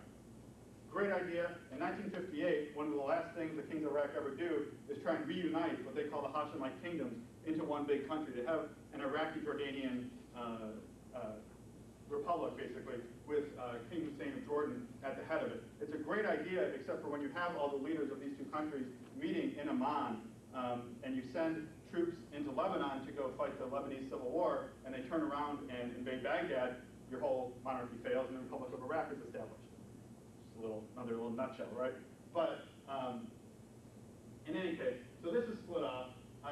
This map comes from the Palestinian Academic Society for the Study of International Affairs, PASSIA.org, great collection of maps. This is the British plan for governing this. They say, okay, look, Arabs is Arabs, right? Now there's not very many people living in Jordan. I spent a summer in Amman. There's really nothing there. In 1910, Amman, well, my perspective is Chicago, and Amman is like Hoffman Estates. You don't get any farther from the center of the universe than Hoffman Estates, in my opinion. Sorry if any of you are from Hoffman Estates, but if you live near Wrigley Field, it is the other end of the universe. So, Amman, there's not that many people there. Arabs is Arabs. You know, we'll close this area to Jewish immigration, and that will be the Arab homeland. Well, that's all fine and good, except for a lot of the resources and a lot of the farmland, the good stuff, is on this side of the Jordan River. So the people living there say, wait a minute, we're not going. You know, we're going to take this back from ourselves. And this causes ongoing confusion and problems. Now, in by the 40s, it's pretty clear that there's not going to be an equitable solution to this. From the mid-30s on, there's essentially both sides are working against each other and to varying degrees trying to play the British on both sides as well. So you have Jewish terrorists blowing up Arabs and British officers, and you have Arab terrorists blowing up Jews and British officers. And so the British do what any brave colonial country does, which is split, right? They say, oh, this sucks. You know, I'm sick of having our officers, they probably didn't say this sucks, but they decide that they're going to leave. But before they leave, this is just to give you an idea of where we are in 1947. This is where Jews are living in 1947. And what's interesting is that in 1947, there's a common argument made by Arab intellectuals saying, look, most of the Jews who are in the country now have only been here for the last 20 years. A lot of Jews came between the period of about 1880 and World War I. Then the war broke out, and a lot of them said, this isn't good, and left again. The Middle East was a difficult place to be. So, again, a lot of them come in the 1930s, fleeing places like Germany, and a lot more come after World War II, when it's pretty clear that Europe is not a friendly place to be if you're Jewish. And this helps, you know, this brings a lot of people into Palestine.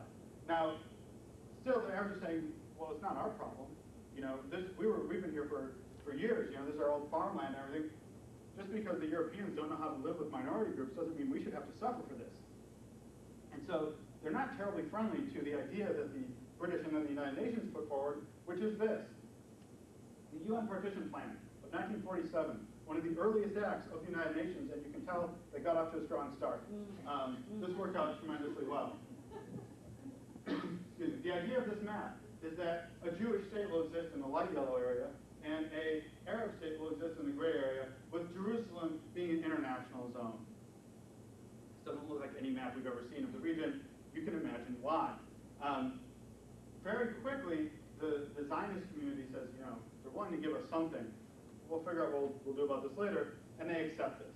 Say, okay, you know, this isn't really what we wanted. We don't understand why the Arabs here can't move to Egypt and Transjordan.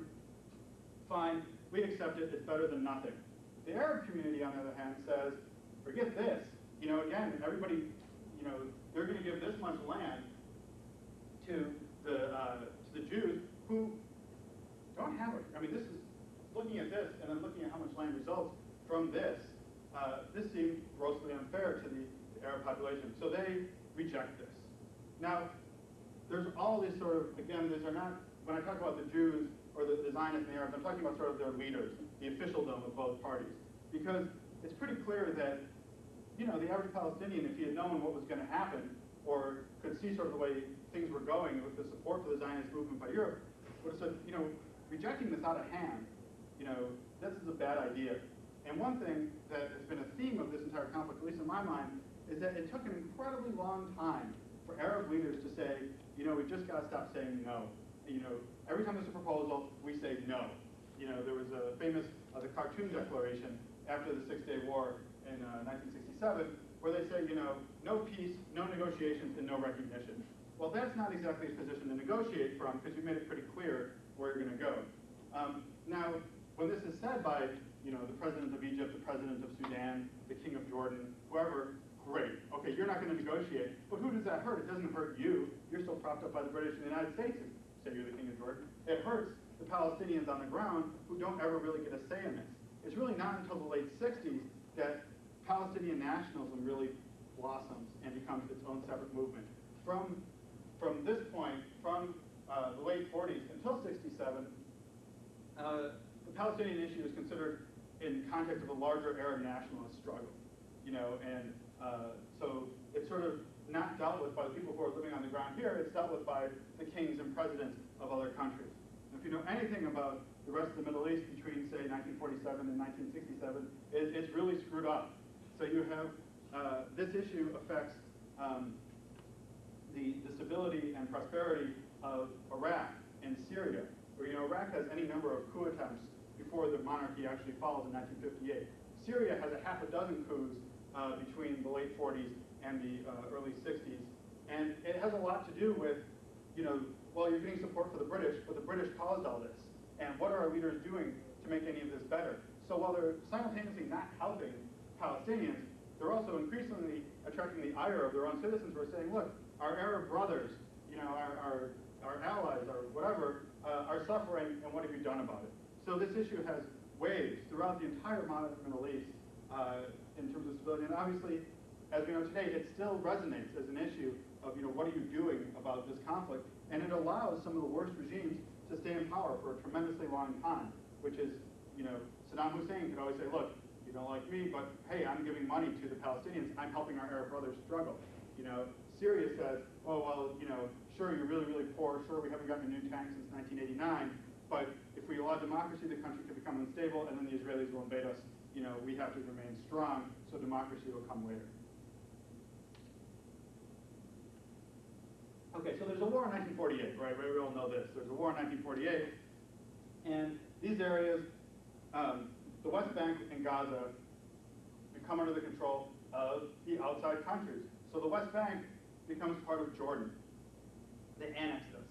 The Gaza Strip over here becomes part of Egypt. Not officially, but they say we're going to administer this for the poor Palestinians who can't do this themselves, right? And there's all this sort of intrigue about, you know, maybe Jordan only really wanted the West Bank, and so this war, you know, was really sort of jinxed from the beginning because the Jordanians were only going to fight as far as they could get the West Bank and then stop, and they had worked that out previously with the Israelis. It seems like that happened. A lot of recent historical evidence seems to show that that did happen, but no one's really sure. What they are sure of is that, you know, originally this was supposed to be an Arab state, and now they're basically Arab subjects of outside powers. This doesn't make Palestinians terribly happy, and yet there's this sort of pan-Arab nationalism that says, you know, we're going to, you know, we're all in this together. So keep in mind this map, right? If you're think of yourself as a Palestinian living in the mid-40s, and, you know, people acting in your name turn this down, right? And then they start the war breaks out, and they get beat so badly that there's still a large fraction of people in the world who think it must have been a miracle. Anytime you're on the losing end of a war and you got beat so badly people think it's a miracle, you didn't do well, right? Because the popular narrative that, I don't know if any of the rest of you went to Hebrew school, that I learned in Hebrew school was that, you know, 5 Arab countries invaded and the Israelis turned them back. Well, 5 Arab countries invaded, but they weren't coordinated, they were poorly equipped, you know, they were generally a bunch of jokers. The only thing the Egyptian army had done when they joined in the invasion in 1948 was march in parades. And what I think is interesting is that a lot of the armies that come in to invade are equipped by the British. Well, the British have sort of conflicting goals here, right? A guy named John Glub Pasha is in charge of the Jordanian military. Until Nasser takes over in the 50s, Egypt was basically a vassal state of the British Empire, right? They had appointed the king. So you've got the British arming these guys going, well, I don't know if it's really good if you win. And so everything's very, very confusing in this regard. But what is clear is that Arabs lost. They lost badly, and the people living here either ended up as subjects of the Egyptians or of the Jordanians, and a lot of them became refugees. This is yet one of my other themes is that no fact goes undisputed. One way or the other, whether they were chased from their homes or whether they were told to evacuate, of which there is no historical evidence, but a popular theory or a popular story that I still hear is that the Arab government said, evacuate your homes. Everybody leave your home. We're going to come in, we're going to kick these Zionists out, and then everybody moves back. Now, this has never been proven. What has been recorded is that a lot of the Arab governments were trying to encourage the Palestinians to fight, and so they sort of exaggerated some of the atrocities that had happened during the war, expecting that this would rally the Palestinians to their side, and instead the Palestinians said, no way, we're leaving. So there's a good story about this, the PBS documentary, The 50 Years War, where this guy says, one of the greatest mistakes ever made was getting on a bullhorn and announcing that the Zionists had just leveled a village. Sometimes that motivates people to go fight, and sometimes they go, I don't want to be the village that's destroyed, so see you later. And a lot of people left. How many left is an area of dispute. 600,000, 700,000, pi, I don't know. A lot of people left, and a lot of them have never come back. This map is what the area looks like after the war. Now in 1967, Nasser decides that he's going to do something about this. It's now been 20 years. We're going to resolve this problem. It's a blight on the history of the Arab people. We can do something about this. He looks like he's arming, right? He looks like he's putting the missiles on standby. He dismisses UN peacekeepers. He says, he calls the King of Jordan, the president of Syria, and says, look, I think we might want to do something. And the Israelis look at this and go, we're about to be invaded. We're about to be invaded now by more modern countries with a better army. We got to do something. So, cleverly figuring out that the Egyptians always landed their planes at, they changed their sorties at 7:15 in the morning and then launched again at 7:30. They invade Egypt, fly into Egypt, and basically destroy the entire Egyptian Air Force on the ground. Bad move. When you guys become, Air Force chiefs or whatever, stagger the launch of the planes. Because someone sitting there with binoculars can figure out when you're all going to be on the ground. Lots of good stories from this war, but basically when this war is over, Israel's taken over the entire Sinai Peninsula. This is a problem for Egypt for a lot of reasons. One, Nasser, who's supposed to be this tremendously strong Arab leader, has just gotten beat. That's bad for him. He offers to resign after this. The people come out and say, no, we love you, don't resign. So he doesn't. But meanwhile, the only oil in all of Egypt is in the Sinai Peninsula. That's bad. Obviously the Suez Canal and all these other things that now are big conflict zones. Worse, the Israelis have now taken over Gaza and taken over the West Bank, or in the Israeli view of things, they've reunited the biblical land of Israel. They've taken, Jerusalem had been split in 1948, and they've reunited Jerusalem. And this has tremendous symbolic value from a nationalist point of view to have, there's all these pictures of Israeli soldiers running up to the Western Wall and kissing it and throwing themselves at it because they hadn't been allowed to visit under Jordanian rule. Big deal, big symbolic victory, big territorial victory. The problem is now for the Israelis is that they are effectively in control of Gaza and Jerusalem and the Golan Heights. But in regards to these two areas, the Palestinians living there are now under their control. Previously, it wasn't really their problem. They weren't sure how long they could maintain the status quo, but at least they didn't have to deal with, people that were essentially enemies of their existence in some regard, that were, supposed to be governed by them. This is a very difficult situation, and it's in 1967 that the basis of the current peace negotiations happened. Because immediately afterwards, the Israelis say, look, we will, there's UN Resolution 242, which says you will exchange territories seized in exchange for peace and recognition. Well, from 1967 or 1968, when that was passed, until the present, the fundamental debate is whether it says territories or the territories. Everyone with me? This is why we're not diplomats, because we can't parse language at this type of level. Because if it just says territories, it means that we don't have to give up everything, we just have to give up some of the territories. However, with the addition of the definite article, that then means that you have to give up all of the territories. And no joke, it sounds ridiculous, it sounds like fighting with your sister, but really, this is the problem that goes on to today. The other problem at a basic level with the peace agreement, or any attempt at a peace agreement, is that the Israelis have always said, you know, negotiate first, and then we'll talk about giving up some land. Let's all sit down at the table together, or I'm sorry, they want to sit down at the table individually. They want to negotiate sort of separately with each of the countries that they're in a struggle with, Jordan, Syria, Egypt. We'll sit down individually, and then when those negotiations seem to be going well, then we'll talk about a pull-up. The Arabs say, no, we're going to negotiate together. We're going to do this together, and you got to, you know, as a measure of good faith, you got to pull out. Well, you can see the problem. Basically, from 1967 to the present, you have both sides in sort of this gunfighter mode where they're waiting for the other one to draw, you know, and it's a deadline, essentially. Now, there are peace agreements, as we know, which I'll get to in a second, but the fundamental issues from 1967 haven't changed. So it's not ancient, right, like I said at the beginning, but it's getting pretty old, you know. I think that everyone can agree that there, you know, you have to change your position at some point. Now, I just want to show this, speaking of getting old, I just like these pictures. This is Ariel Sharon in 1967 with, this is the Israeli Prime Minister at the time, his name is Levi Eshkol, you know, at the arriving in Jerusalem. Look, we've reunited Jerusalem. And I find this fascinating. I'm 30 years old, so anything that happened in 1967 seems like ancient history. You know, oh my, wow, way back in 1967, there were people then, you know, and they had modern things like eyeglasses. But this is Ariel Sharon in 1967. This is Yasser Arafat in 1970.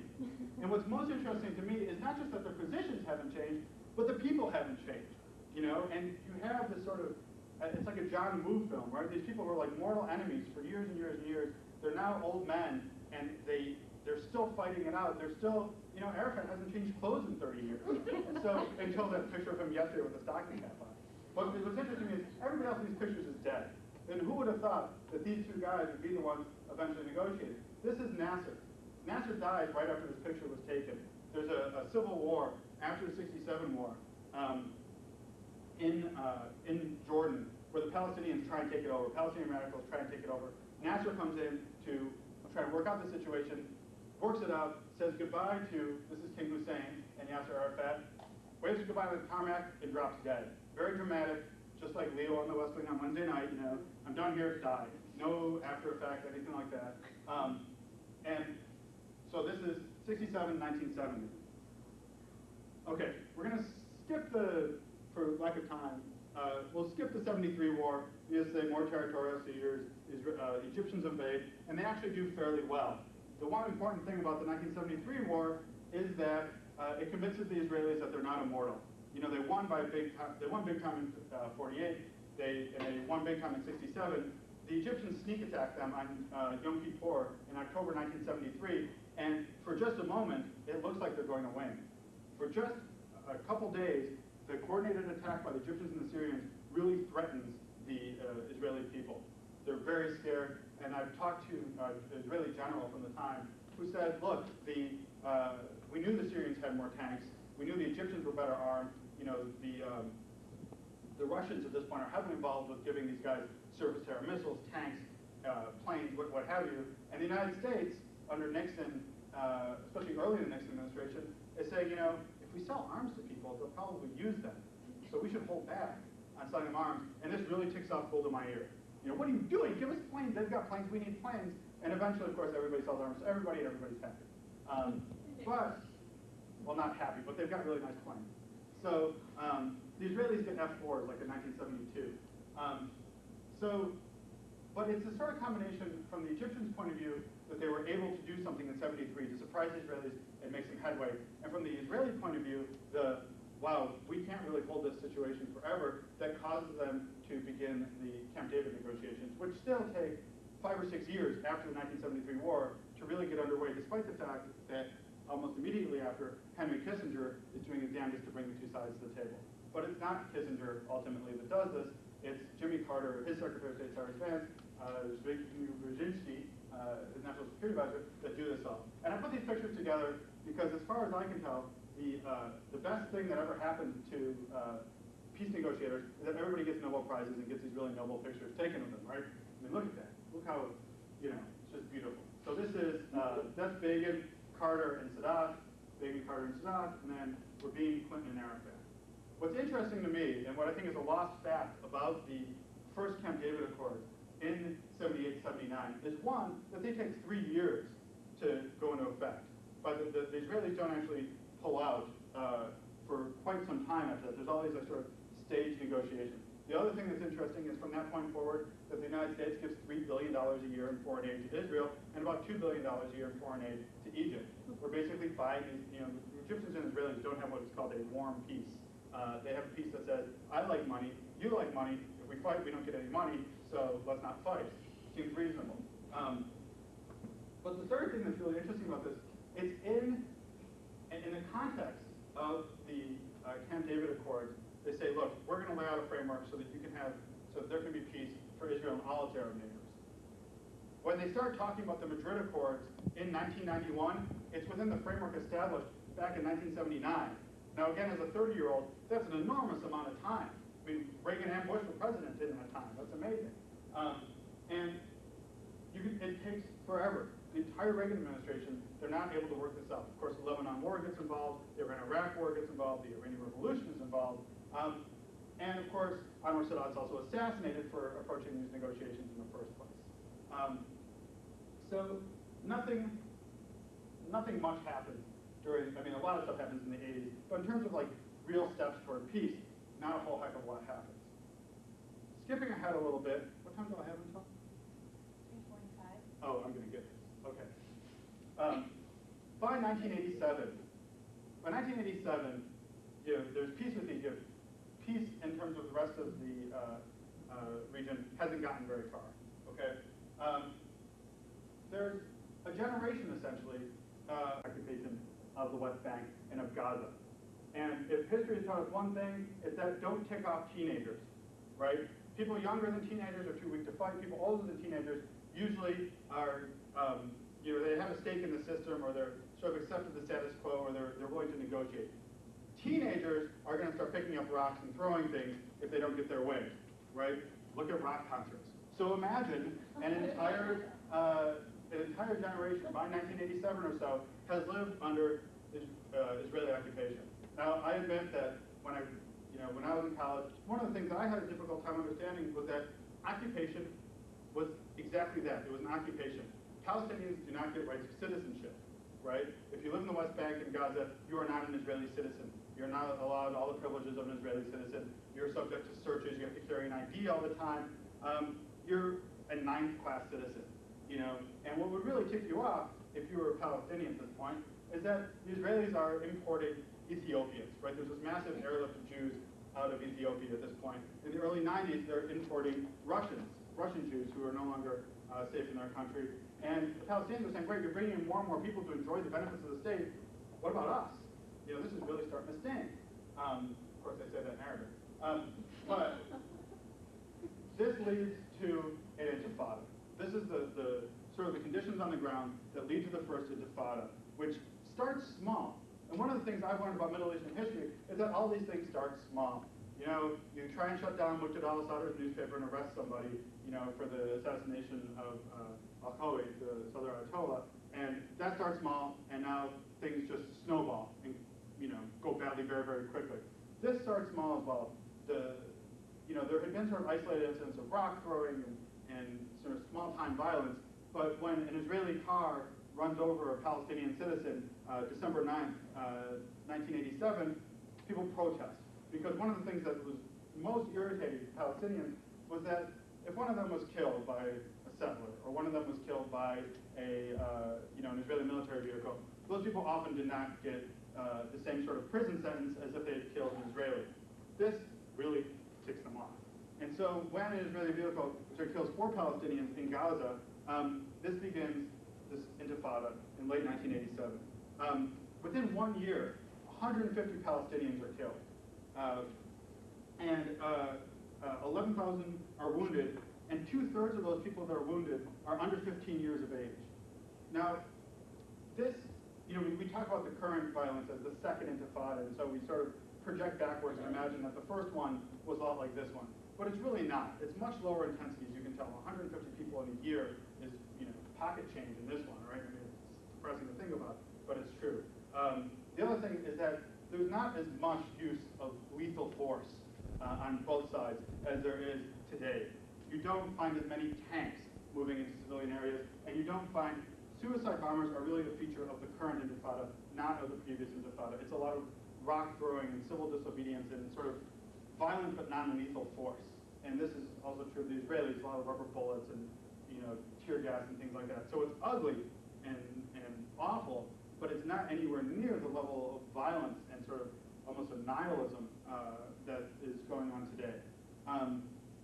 So the two things come out of this. One, a group, the Muslim Brotherhood, which had previously been sort of accepted by the Israelis in the West Bank and Gaza because they were seen as a rival to Yasser Arafat's sort of nationalist movement. The Muslim Brotherhood takes up arms, and they decide that they're going to fight the Israelis with zeal. The Arabic word for zeal is Hamas. Welcome Hamas to the stage. This is now has an Islamist fashion to it that it didn't have before. The other part of this that becomes increasingly evident to the world is that I haven't talked about Yasser Arafat in this thing. Arafat doesn't, this intifada starts without Arafat. Arafat is in Tunisia in the late 1980s, having been expelled there from Lebanon when the Israelis invaded Lebanon in the early 1980s. So Arafat shows up later and basically has to negotiate to be accepted as the leader of this movement. So what does that tell you? To me, it tells you that this idea throughout the 90s that Arafat's the guy to negotiate with is sort of a bad idea. Things happen without Arafat. Hamas is not loyal to Arafat.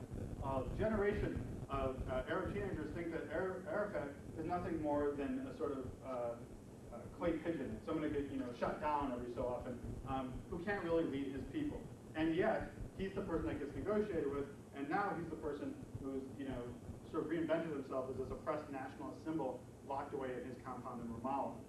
So, by mid-1990, the U.S. is involved in this, for one thing. This draws world attention back on this issue. We hadn't paid attention for a while, but it seems like Palestinians aren't happy with the current situation, and so the U.S. tries to bring negotiations about it. It doesn't happen. They're not able to rectify the situation. By mid-1990, 800 Palestinians are killed, a quarter of whom now are under 16. 16,000 Palestinians are in prison, 300 Palestinian homes are demolished, and 47 Israelis have been killed in the violence. One of the things that also is an effect of this, and this is true anytime there's negotiations, is we have to remember that there's extremists on both sides, right? There's people who are absolutely committed to never negotiating anything on both sides of this issue. And whenever it looks like there's going to be a peace negotiation, both sides have an interest in screwing that up, right? Oh, you're gonna, Rabin tells Arafat, okay, to show real progress, there can't be any attacks for a few months. What does Hamas do? They go and blow something up and they call it off. On the same side, you have Israeli settlers who say, oh, we're talking about relinquishing the West Bank and Gaza to the Palestinians as an Arab state. No way, Jose, which they say because they're all from New York. They refuse to leave, and one of the things that's true of both the post-Camp David Accords and also true of the late 80s and through the 90s is that the settler movement is building settlements like crazy in the West Bank and Gaza Strip. Because they say, look, this is the holy land of Israel, this is the land that God gave to us, there is no reason that we should have to give this up in negotiation. The Arabs turned it down, they turned down a partition plan in 1948, they all left. Why should we have to give up this land? And so they built houses there, because up until very recently, it was pretty clear that the Israeli government was going to have a very hard time convincing itself, basically, that it could relocate its own people. It's always ugly when you have to pick up the most extreme wing of your society and pack them up and move them. Israeli government's generally been unwilling to do that. So settlement production, let's see, by 1987, 55% of the West Bank and 30% of Gaza are settled by the Israelis. And in some cases, these settlements are nothing more than a trailer and an antenna and a Yankees flag or something. In some cases, these are big towns. These are Morton Grove. That's where I'm from. Sorry, I only make references to the northern and western suburbs. But fairly large areas under Israeli control. Things, we think of them as trailer parks or whatever, but they're really not. In a lot of cases, they're fairly large and involved. Okay. So during the Gulf War, Yasser Arafat makes a tremendous mistake, which is that when Saddam Hussein says that he'll pull out of Kuwait just as soon as the Israelis pull out of the West Bank, he comes down on the side of Palestinian nationalism, and Arafat endorses him. Right? Arafat says, we're for Saddam, yay, he's going to win this, which of course he doesn't, and that puts Arafat in a tremendously weak position. On the other side, the United States, post-Cold War, realizes that this conflict is really hurting its relations with the Arab world, with the Muslim world, with all sorts of developing countries, because they're seen as supporting this colonial entity. Whether or not that's true doesn't matter. This is how it's seen. The fact that it's all these tricky negotiations to form the coalition that fights the first Gulf War, they start bringing pressure on Israel to negotiate. And one of the interesting things about this is that they are able to negotiate, and they have this whole Madrid process. Oh, it's going to be great, we're going to negotiate. But it turns out the reason that we talk about Oslo and not about Madrid is because the entire time that Bush and then Clinton are involved in these Madrid process, the Israelis and Palestinians are doing the real work in secret in Oslo, Norway. So when they signed the first Oslo Accord in 1991, 1992, Bill Clinton does this tremendous Batman thing behind Arafat and Irving, who are much shorter than he is, and everyone goes, oh, Clinton must have been responsible. Clinton had nothing to do with it. The United States intervention in the initial Oslo process was minimal. They, had been negotiated in secret by people that were not the official negotiators. Little fun fact. Okay.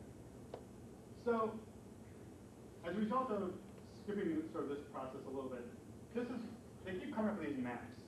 So let's look at this map. What does this map on the left-hand side tell us? This is what, by 1995, they're negotiating over in the West Bank. Now, just for fun, think back to what that map looked like of the partition plan, and this is what we're talking about now. They divide the West Bank into 3 areas, okay? There's Area A, which are Palestinian cities, and these are going to come under direct sovereignty of the Palestinian Authority, which is established for the purpose. Then there's Area, and in Area A, the Israelis get no control, basically. These are Palestinian administrative and security control. Fantastic, that's great. So the orange areas are autonomous Palestinian zones. Good. The yellow areas are autonomous Palestinian zones, but the Israelis still get security control. This is a problem, of course. And everything else is Israeli military area and state lands that the Israelis will maintain full control over, which might be negotiated over later, but this is the official map that comes out of it. If you ask me, it looks like someone blew pea soup all over the map and walked away. And you can see, part of the reason this looks like this is, I don't know, from the back, these blue triangles are Israeli settlements. You're the governor of Israel. You can't move these people. These are the deeply religious people who believe this land is promised by God. You cannot move them, whatever, and you have to be able to protect them. So you need access. You can't have contiguous Palestinian land that would, cut off Mount Ephraim up here, because how would you reach them? So this whole area is crisscrossed by Israeli roads and security perimeters and things like that. So this is 1995. By 1998, with Benjamin Netanyahu in office, they're going to go a little farther. They combine, this is now zones A and B together into pink. And the Israelis are willing to leave from the orange areas as well. And the light blue are still Israeli settlements, sort of where they expect them to go. And these are existing Israeli settlements. Now you can see what happens. This becomes, with your facts and logic in the Middle East ads and U.S. News and World Report, it becomes a math game. Because the Israelis will tell you, well, we gave them 90% of the land of the West Bank. We gave them 90% of what they wanted. Okay, they gave them 90%, but the 90% refers both to the areas A and B together, where the Palestinians have autonomy or have security control, and where they don't. And the other thing is, okay, it's 90%, but they don't mention that the 10% is the sort of the border between all these areas, so the Palestinians don't get contiguous land. Now, Arafat agreed to all this. Arafat signed all of this. This is sort of silly, but this is what he agreed to, figuring that some negotiation was better than no negotiation, and we could figure this all out later. When any of you are negotiating in the future as Arab nationalist leaders, don't sign anything on the expectation that somehow you can go back later and renegotiate. Bad plan, right? Because these things, international treaties have the force of law, so when Arafat says, wait a minute, you mean I can't go from here to here without being obstructed? This stinks. They say, you signed the thing, there's your name. What are you going to do about it? So this is the situation in 1998. And you can see that Israel is very concerned about its border with Jordan. They don't want weapons to be able to cross from Jordan into Palestinian territories, and so they start building outposts along that area. So here's my handshake thing. Everybody negotiates with Arafat, right? This is the entire history of the Oslo process in a few pictures. And he signs on to all of this. Now, the problem is, one, he's signing a bad agreement that doesn't lead to a contiguous autonomous state. But two, there's all sorts of Arabs under him, other Palestinians, who don't buy this. Who say, you made a terrible agreement, I don't support you. Edward Said, one of the most prominent Palestinian academics, says, this is a lousy plan. I remember I heard him talk like in 1993 when everyone was all full of peace and love and sticking roses and gun barrels. And Edward Said said, this is a terrible plan. So he said, but Edward Said, how can you be against peace? I will tell you that I don't think any of these negotiations were ever going to get very far. Partly, it's not just these issues of contiguous land, it's also that issues like the resettlement of refugees and the final status of Jerusalem. In 1991, when they're talking about this, they say, let's talk about this in 1999. Let's work out everything else but the most important issues until the very last minute. Again, I don't think this is a good idea. When you become negotiators, you should think about, if they tackle Jerusalem first, everything else like making the autonomous areas where the Palestinians actually live, that's cheesecake. Jerusalem's difficult, and Jerusalem's what they don't talk about. See what I'm saying? Arafat never changed his clothes. So, in 2000, Bill Clinton is a lame duck president. He's very concerned about his legacy, right? We all know about the Clinton's legacy, he believes in believing, all that kind of thing. And he comes out and tells he brings, I was in Jordan during this time, so some of you probably got a different perspective than I did. But he brings Ehud Barak and Yasser Arafat together in Camp David and says, let's make this plan. And this is the famous plan that if you hear any good Israeli politician worth their salt today say, Arafat walked away. Well, this is what Arafat walked away from. This is presented by Israel in Camp David in July of 2000, that Palestinian sovereignty would exist throughout the entire Orange area, and Israel basically got the rest. So this is obviously a lot better than the previous map. Those are large, contiguous areas. And of course, they're getting lots of Gaza back, except for this area here, where 7,000 settlers live. So this looks better. Arafat rejects this. And he doesn't have, one of the big failures of Arafat, aside from problems of using a razor, one of his other big failures is that he doesn't have a rival plan. He doesn't look at this and say, you know what, this doesn't work, here's my map. He walks away. And he walks away for what I think are some pretty good reasons that have been completely obscured by the fact that Bill Clinton, Dennis Ross, every Israeli prime minister, and U.S. News and World Report keeps repeating this story that we offered him everything he wanted, and he made faces at us and walked away. Well, true, these are large contiguous areas, but if you look, they're not connected. And if you go, you can go to nad-plo.org, the Negotiations Affairs Division of the Palestinian Liberation Organization. If you hear clicks on your phone after you do that, sorry. Excuse me, Irving, could you give us that one more time? Oh, sure. It's nad-plo.org, the Negotiations Affairs Division. They have what I think is a pretty good analogy. Saying, yeah, sure, they give them 90%. 90% of the area of a prison is dedicated to the prisoners, but the 10% is the fences and the walls. So, great, we got 90%, but look, it's cut into 3 pieces by Israeli settlements, and these are major Israeli roads. So those have to remain under Israeli control. Arafat doesn't renegotiate. In one of the worst moves in diplomatic history, he doesn't try and work on this. He walks away, and he allows the sort of the popular story becomes the Israeli perspective on this. That that they were given everything and they walked away. So that's what happened in July 2000, and that's basically the last time anyone came up with a great plan. Where does Jerusalem, is that sort of an untouched area, or is that been? Well, this is what's interesting. They were talking about shared sovereignty or expanding Jerusalem into a suburb. This comes out actually after these negotiations, that they were going to give the Palestinians autonomy over some suburb of Jerusalem so they could claim some part of Jerusalem. And in regards to the refugees, they say, well, obviously we can't have these refugees all move back here. That'd be a heck of a lot of Palestinians all move back. So we'll give them billions of dollars. Who's going to pay for those billions of dollars? We are, because the U.S. was behind this. The U.S. said, we'll pay, to pay off these refugees. What's interesting is that every time they do a survey of Palestinian refugees and say, hey, you guys are going to move, if you have the opportunity, would you move back to Israel? They say no. It's been, for a lot of them, 50 years or so. They've made their houses, homes other places. They still support the Palestinian cause, but who wants to move back to Gaza? I mean, this is a place where they film in the middle of the desert for the West Wing to make it look like Gaza.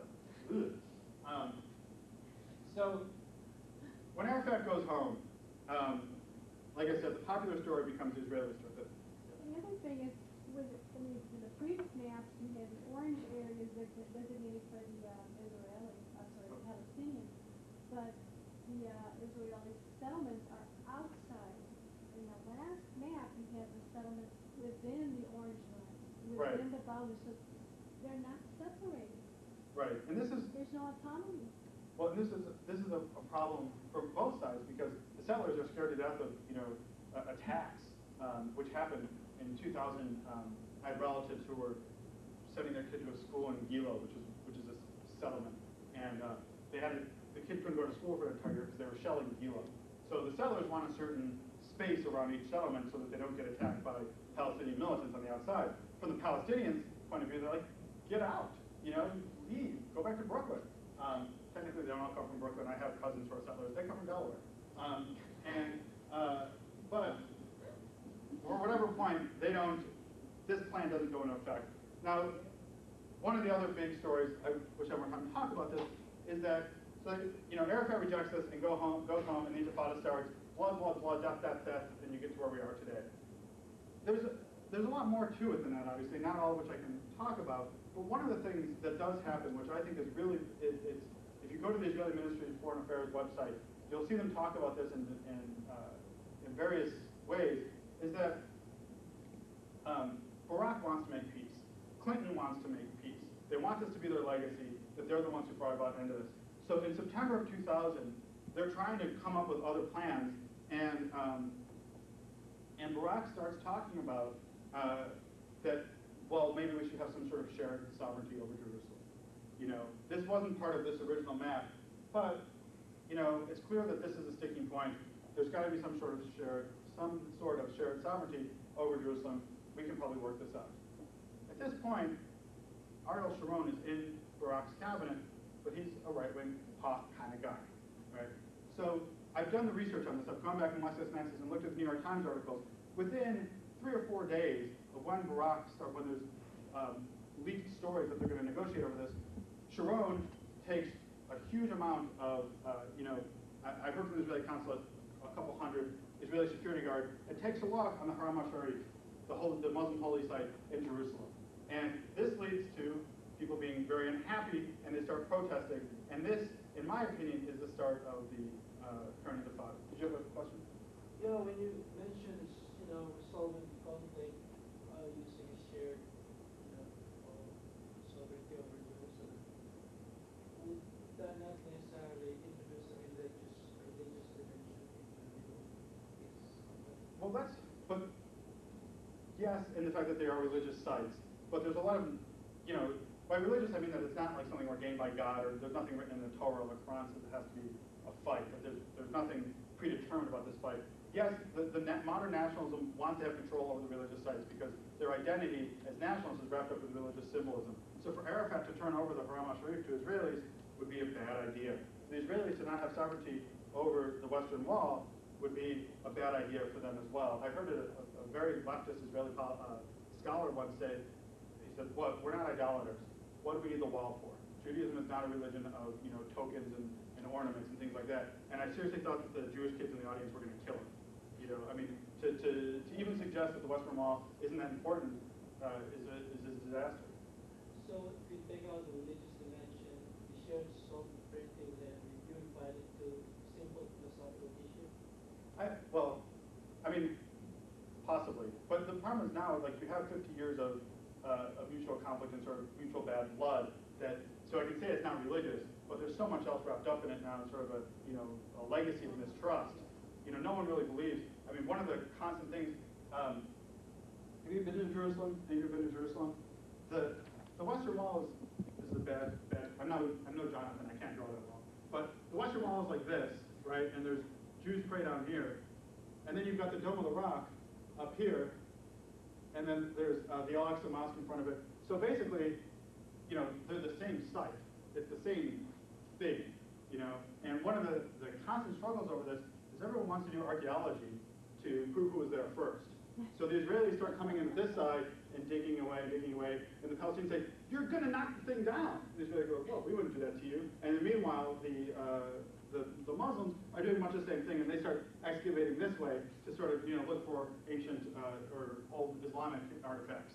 And so both sides are very concerned about the not just who gets it, but the structural integrity. And obviously, you can start digging in different ways to make the thing come down. One of the other, literally, as I understand it, the peace negotiations really came down to, we look at these are big splotches, right? Big, whatever, these are cities. We're within meters. When we start talking about negotiating over this area, they're within meters. They say, you get up to point here, and we get this area here, and you get, based on the archaeological evidence, they're trying to literally parse down something to within a couple feet. Very, very difficult to do, and obviously both sides would really prefer that the other one just doesn't have that site. They would rather have complete autonomy because the entire site is considered the Haram al-Sharif by the Muslims, and for the Jews, this is the site which, Abraham offered Isaac up for sacrifice, so giving up, the Dome of the Rock is a bad idea as well. So they're down to the meter. So we now have a few years of an intifada, right? With constant, almost near constant violence, much higher casualty rates. But one of the interesting things about this current intifada is one, it's much more violent in a much more direct way, right? There's suicide bombs, and there's villages being leveled, and pretty awful things. So a lot more people are dying. And when we look at like what Jonathan was saying about the sort of exoticism of the suicide bomber, is that the ratio, remember I said there's only 47 Israelis killed in the last intifada from 87 to 90, the ratio is a lot closer to 3 Palestinians for every one Israeli. So even though we can see it as sort of, why do you keep fighting? You're not going to win. From the Palestinian point of view, they're thinking, well, we're inflicting pain. It's hurting the Israelis. It's killing their economy. And it's not quite as fruitless as it seems. We can eventually believe that, both sides believe this, that they can just keep inflicting enough pain. Sooner or later, someone's going to break out in tears and give up. And so now it's become a struggle not to blame, right? So as part of the Gulf War, or as part of our recent war in Iraq, when we invade Iraq, we said invading Iraq is going to bring about democracy in the Middle East. And it's done very well so far, as we know. We're going to bring about democracy in the Middle East. And as part of that, once we're going to make a lot of Arab enemies. We could potentially make a lot of Arab enemies by invading Iraq. So one of our things we're going to do right afterwards is put together this roadmap. The roadmap for peace, and everything will be hunky-dory. By the way, the roadmap for peace was supposed to be done by about now. There was supposed to be Palestinian reform and everything like that by now. The Israelis were supposed to pull out. None of this has happened. The roadmap was basically dead on arrival. Nothing has ever really happened with it. But one of those things was that obviously that the Israelis were supposed to withdraw from land, Palestinian governmental reform, and then further negotiations. Well, it didn't seem to be going very well. And one of the things Ariel Sharon has had to deal with is that this intifada is really expensive. And it's damaging Israel's international reputation, its ability to do various things. This is not making Israel look good. Israel's complained to the BBC and to the New York Times, and the local Jewish community complained to the Chicago Tribune about the coverage of this issue because, it looks bad. Going into villages with tanks looks bad, and it's incredibly expensive. and the Israeli economy is not doing very well. So Ariel Sharon, a guy who would have never done this before, comes out and says, you know what, we're going to leave Gaza. I don't know about the West Bank, I don't know about anything else, but we're going to leave Gaza because it's tremendously expensive. And meanwhile, I'm going to build a wall around the West Bank to protect settlements and the rest of Israel from suicide bombers. So it's a two-part plan, which he says, they've gone back and forth on this, but basically he says it's consistent with the roadmap, but it's pretty clear that the Bush administration doesn't really care.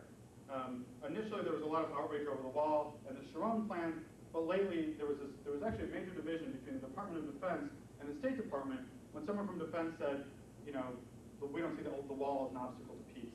We don't see settlements as an obstacle to peace. From 1967 to the present, U.S. policy has been that settlements are an obstacle to peace, and this is thrown out sort of casually. So in my opinion, it's pretty clear that the sort of American frustration with Yasser Arafat and the sort of nihilism that we see in a lot of the dominant Palestinian factions has led to a sort of, okay, you're going to leave Gaza, that's good, you're leaving something, but it is not in keeping with the roadmap. From a political point of view, if Sharon was really concerned about giving the Palestinians legitimacy and making the Palestinians strong, he would have sat down with Ahmed Correa or another Palestinian official and negotiated withdrawing from Gaza. And that would have given that person a moderate Palestinian some legitimacy, because they would have convinced the Israelis to leave a large chunk. Sharon denies them all of that by doing this unilaterally. It would have been easy for him to just go in a room and say, look, pretend we're negotiating, I'm going to leave Gaza, it has nothing to do with you, bye-bye. But that guy could have come out and said, victory for us. Sharon doesn't do that. And he doesn't do that because I'm not sure what his long-term plan is, but the Palestinian Authority is basically a moribund, non-functioning institution. So he's leaving Gaza. 7,000 settlers are going to be pulled out of Gaza. This passed the Knesset the other day, but Sharon's facing opposition within his own party because Israelis everywhere are concerned that this looks like you're giving in to Hamas. One of the little fun facts was in The Economist this week. I don't know if you saw The Economist with Sharon with an olive branch in his mouth. Very funny. One of the things is that to make sure that it doesn't look like they're rewarding terror, they don't want footage of Hamas guys in their hoods and Kalashnikovs standing on the roofs of former Israeli homes, chanting and shooting off bullets. So when they pull the settlers out, they're going to bulldoze the entire village. And it's this entire, entire coastal area is one large Israeli settlement, and they're going to bulldoze it. That's part of the plan. Now the other part of the plan, which is difficult, is, so you've got these 7,000 people, how do you get them out of there? Because one, they don't want to go, and two, you can bet Hamas is going to attack them on their way out. So it's an expensive short-term plan as opposed to continuing trying to keep these guys in there. Because remember, 7,000 settlers need to be protected by about 15,000 to 20,000 Israeli soldiers. You have to have people rotating in and out and equip those folks and everything like that. That gets really, really pricey. And of course, the other problem for Sharon is that increasingly they're using terms to describe Sharon in much the same way that they were describing Rabin in 1995. Saying he's a traitor. They're calling him a Judenrat, which is left over from Nazi days as the Jews who cooperated with the Nazis. By giving anything to the Palestinians, Sharon is undermining the security of the state. He's turning over land, and therefore, basically, you have these extremist rabbis denying his Judaism, denying his legitimacy as the Prime Minister of Israel. There's a decent chance he gets shot. He can't fit into a bulletproof vest. He's a slow-moving target. This could happen, and Shimon Peres, who's interestingly a friend of his, even though they're like sort of mortal political enemies, has said, this is a real danger. We're hearing the same kind of noise and chatter from these extremist groups that we were hearing 9 years ago. Now, from the Palestinian point of view, they're not looking at any of this. They're not saying, they're stuck really, because it's obviously a good thing not to have Israelis there anymore, but to have a unilateral pullout is a bad thing. It's also a bad thing because they're saying basically this is a smokescreen on the part of Sharon. To pull out of Gaza, he can say, look, I'm a man of peace. What do the Palestinians do? They now have an autonomous territory. They're obviously not able to govern it. And the Palestinians say, no, this is just an excuse because there's 7,000 settlers in Gaza. There's 200,000 settlers in the West Bank. And he's not planning on moving any of that. And so this is very unpopular with the Palestinians because they see there's not much diplomatic pressure on the wall anymore, right? This is sort of faded into the background. The International Criminal Court said it was illegal. The Israeli Supreme Court said it was illegal. So they've rerouted it a little bit. But basically, they see this as Sharon firming up his grip on a much larger area while giving up sort of the small area that also doesn't have the same sort of symbolic value that this, which was the heartland of David and Solomon did. So let's see. Finally, the interesting thing for me is, one, Hamas is a lot stronger in Gaza than the Palestinian Authority. So there is a real risk that this is seen as a, look, we turned over autonomous area to the Palestinians, and they can't handle it and became an Islamic State, so we have to go back in. That's part of it. But the other interesting thing is because he's unwilling to, or unable to negotiate with Yasser Arafat, who's coming into this? Who's doing negotiations? The Egyptians. And, it's sort of like late 40s all over again. The interesting thing is the Egyptian negotiator is a guy named Omar Suleiman, who is the head of Egyptian intelligence. He's a veteran of the 1956 Suez Canal crisis. So, kind of interesting. I went pretty close to the end, but I'm happy to take questions. Do you have any? I have some other cartoons here. Did you want to comment on who you think might be Arafat's successor? It's hard to say. He's got his brother Musa Arafat is the head of security in the West Bank, who looks like he's a big contender. The most popular guy is Marwan Barghouti, but he's in prison. So he seems like he's able to motivate the Palestinian youth. It's you find this true in any sort of lesser developed country where the majority of the Palestinian population is fairly young, and so you need somebody who can lead the young guys, not the old guys. And the young guys are big fans of Barghouti, but he's currently he's currently in jail by the Israelis. But that doesn't necessarily mean that he always will be. And he's where my money is on sort of long-term leadership. I'm not sure if that's going to die. I just can't imagine he's going to run as long as anybody can remember for him to die. I mean, it's like McDonald's going out of business. So, it's like canceling Friends.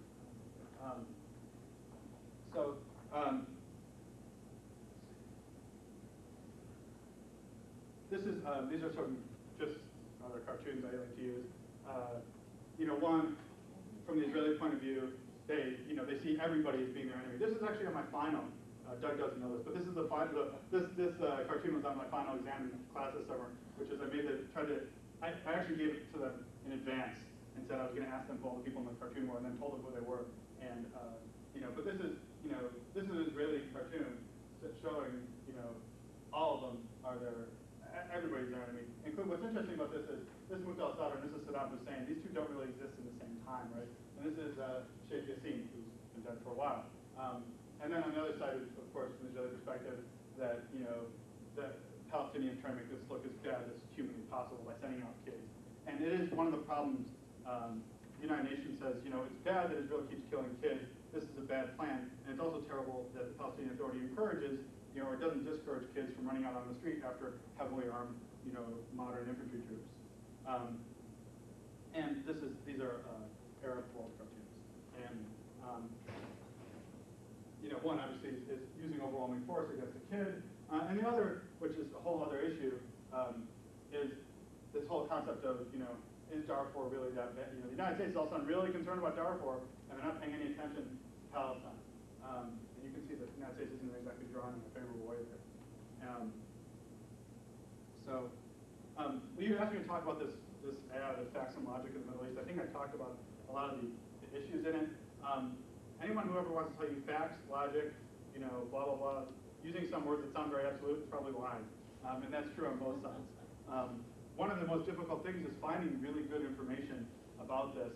And everyone's always concerned about bias, right? These are not written by scholars. This is written by, and I have this argument constantly with people who come up and yell at me after my talks, and I say, look, I'm trying to look at this from a historical and sort of business apathetic point of view, whereas this is a political cause to a lot of people. This is something that, very close to their hearts. This is, relatives of theirs or whatever else. And so it's very hard to find really good information. I try and do, when I'm using this stuff, I try and go to the government sites, because if you're at least the government sites, there's some authority behind it, right? Like, the Palestinian Authority is representative of something, the Israeli government is representative of something. A couple books I'd recommend is Mark Tessler's book. I think it's just called The Israeli Conflict. There's a similar one by Charles Smith that's pretty good. And then for an Israeli perspective, leftist Israeli perspective, or when he wrote it, he was leftist, is Benny Morris's Righteous Victims. Smith of those three is the easiest read, by the way, but I think they're on the I was just listing. gonna say, is Yeah, that really out? I'm pretty sure they'll have the Then video. you've got it in your packet. So I've stumped all of you and there's no questions. Any issues, anything? Do you have a question? Yeah, as a citizen living in this country, I empathize with American Jews as well as Palestinians. And American Jews in particular have a special responsibility to acknowledge the Palestinian point of view to move the debate forward. And Noam Chomsky's New York Times considers him arguably the most important intellectual of our generation. He said this, in his piece in the Middle East, he said this: in the American Jewish community, there's little willingness to face the fact that the Palestinian Arabs have suffered a monstrous historical injustice. And by that, I think he meant the dispossession of the homeland. Whatever one may think of the competing claims, until this recognized, discussion of the Middle East crisis cannot even begin.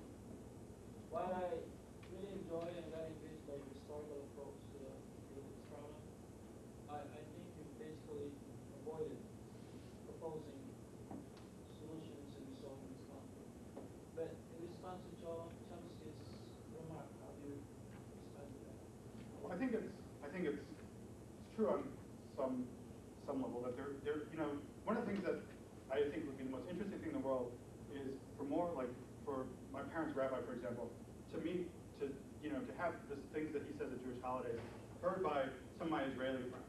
Because one of the things that's very clear to me, talking to Israelis and talking to American Jews, is that American Jews are always about 20 years behind, and that they're much more conservative than the average Israeli in terms of these issues. And you'll still hear them, in Hebrew schools and in synagogue, still talking about, well, there was nobody there in the 19th century, and the Palestinians left in 1948 because the Arab leaders told them to. Now, Israeli historians generally don't buy that anymore. Israeli politicians don't talk about that anymore. But there is a sort of, again, from my own perspective, I ended up going into this as my academic interest. But had I only gone to Hebrew school and gone through high school, my knowledge, that would have been what I knew. And I think for a lot of the Jewish community, that's what they know. And it's very hard, with something that's so fundamental to your identity, to say anything different without, running into severe problems. That said, Noam Chomsky's a linguist, and Chomsky, he says that he's an authority on some things, but he writes about this a lot. But I always think it's like this duality. There's him on the left, and then there's Alan Dershowitz on the right. And I really can't stand Alan Dershowitz. So to be consistent, I think I also have to sort of say, yeah, I like reading their stuff. I like seeing what they have to say, but how seriously can I take a linguist and a lawyer on this issue? And they're writing from an emotional place, not from a this isn't their area really. It's like Michael Moore, but with some academic credentials.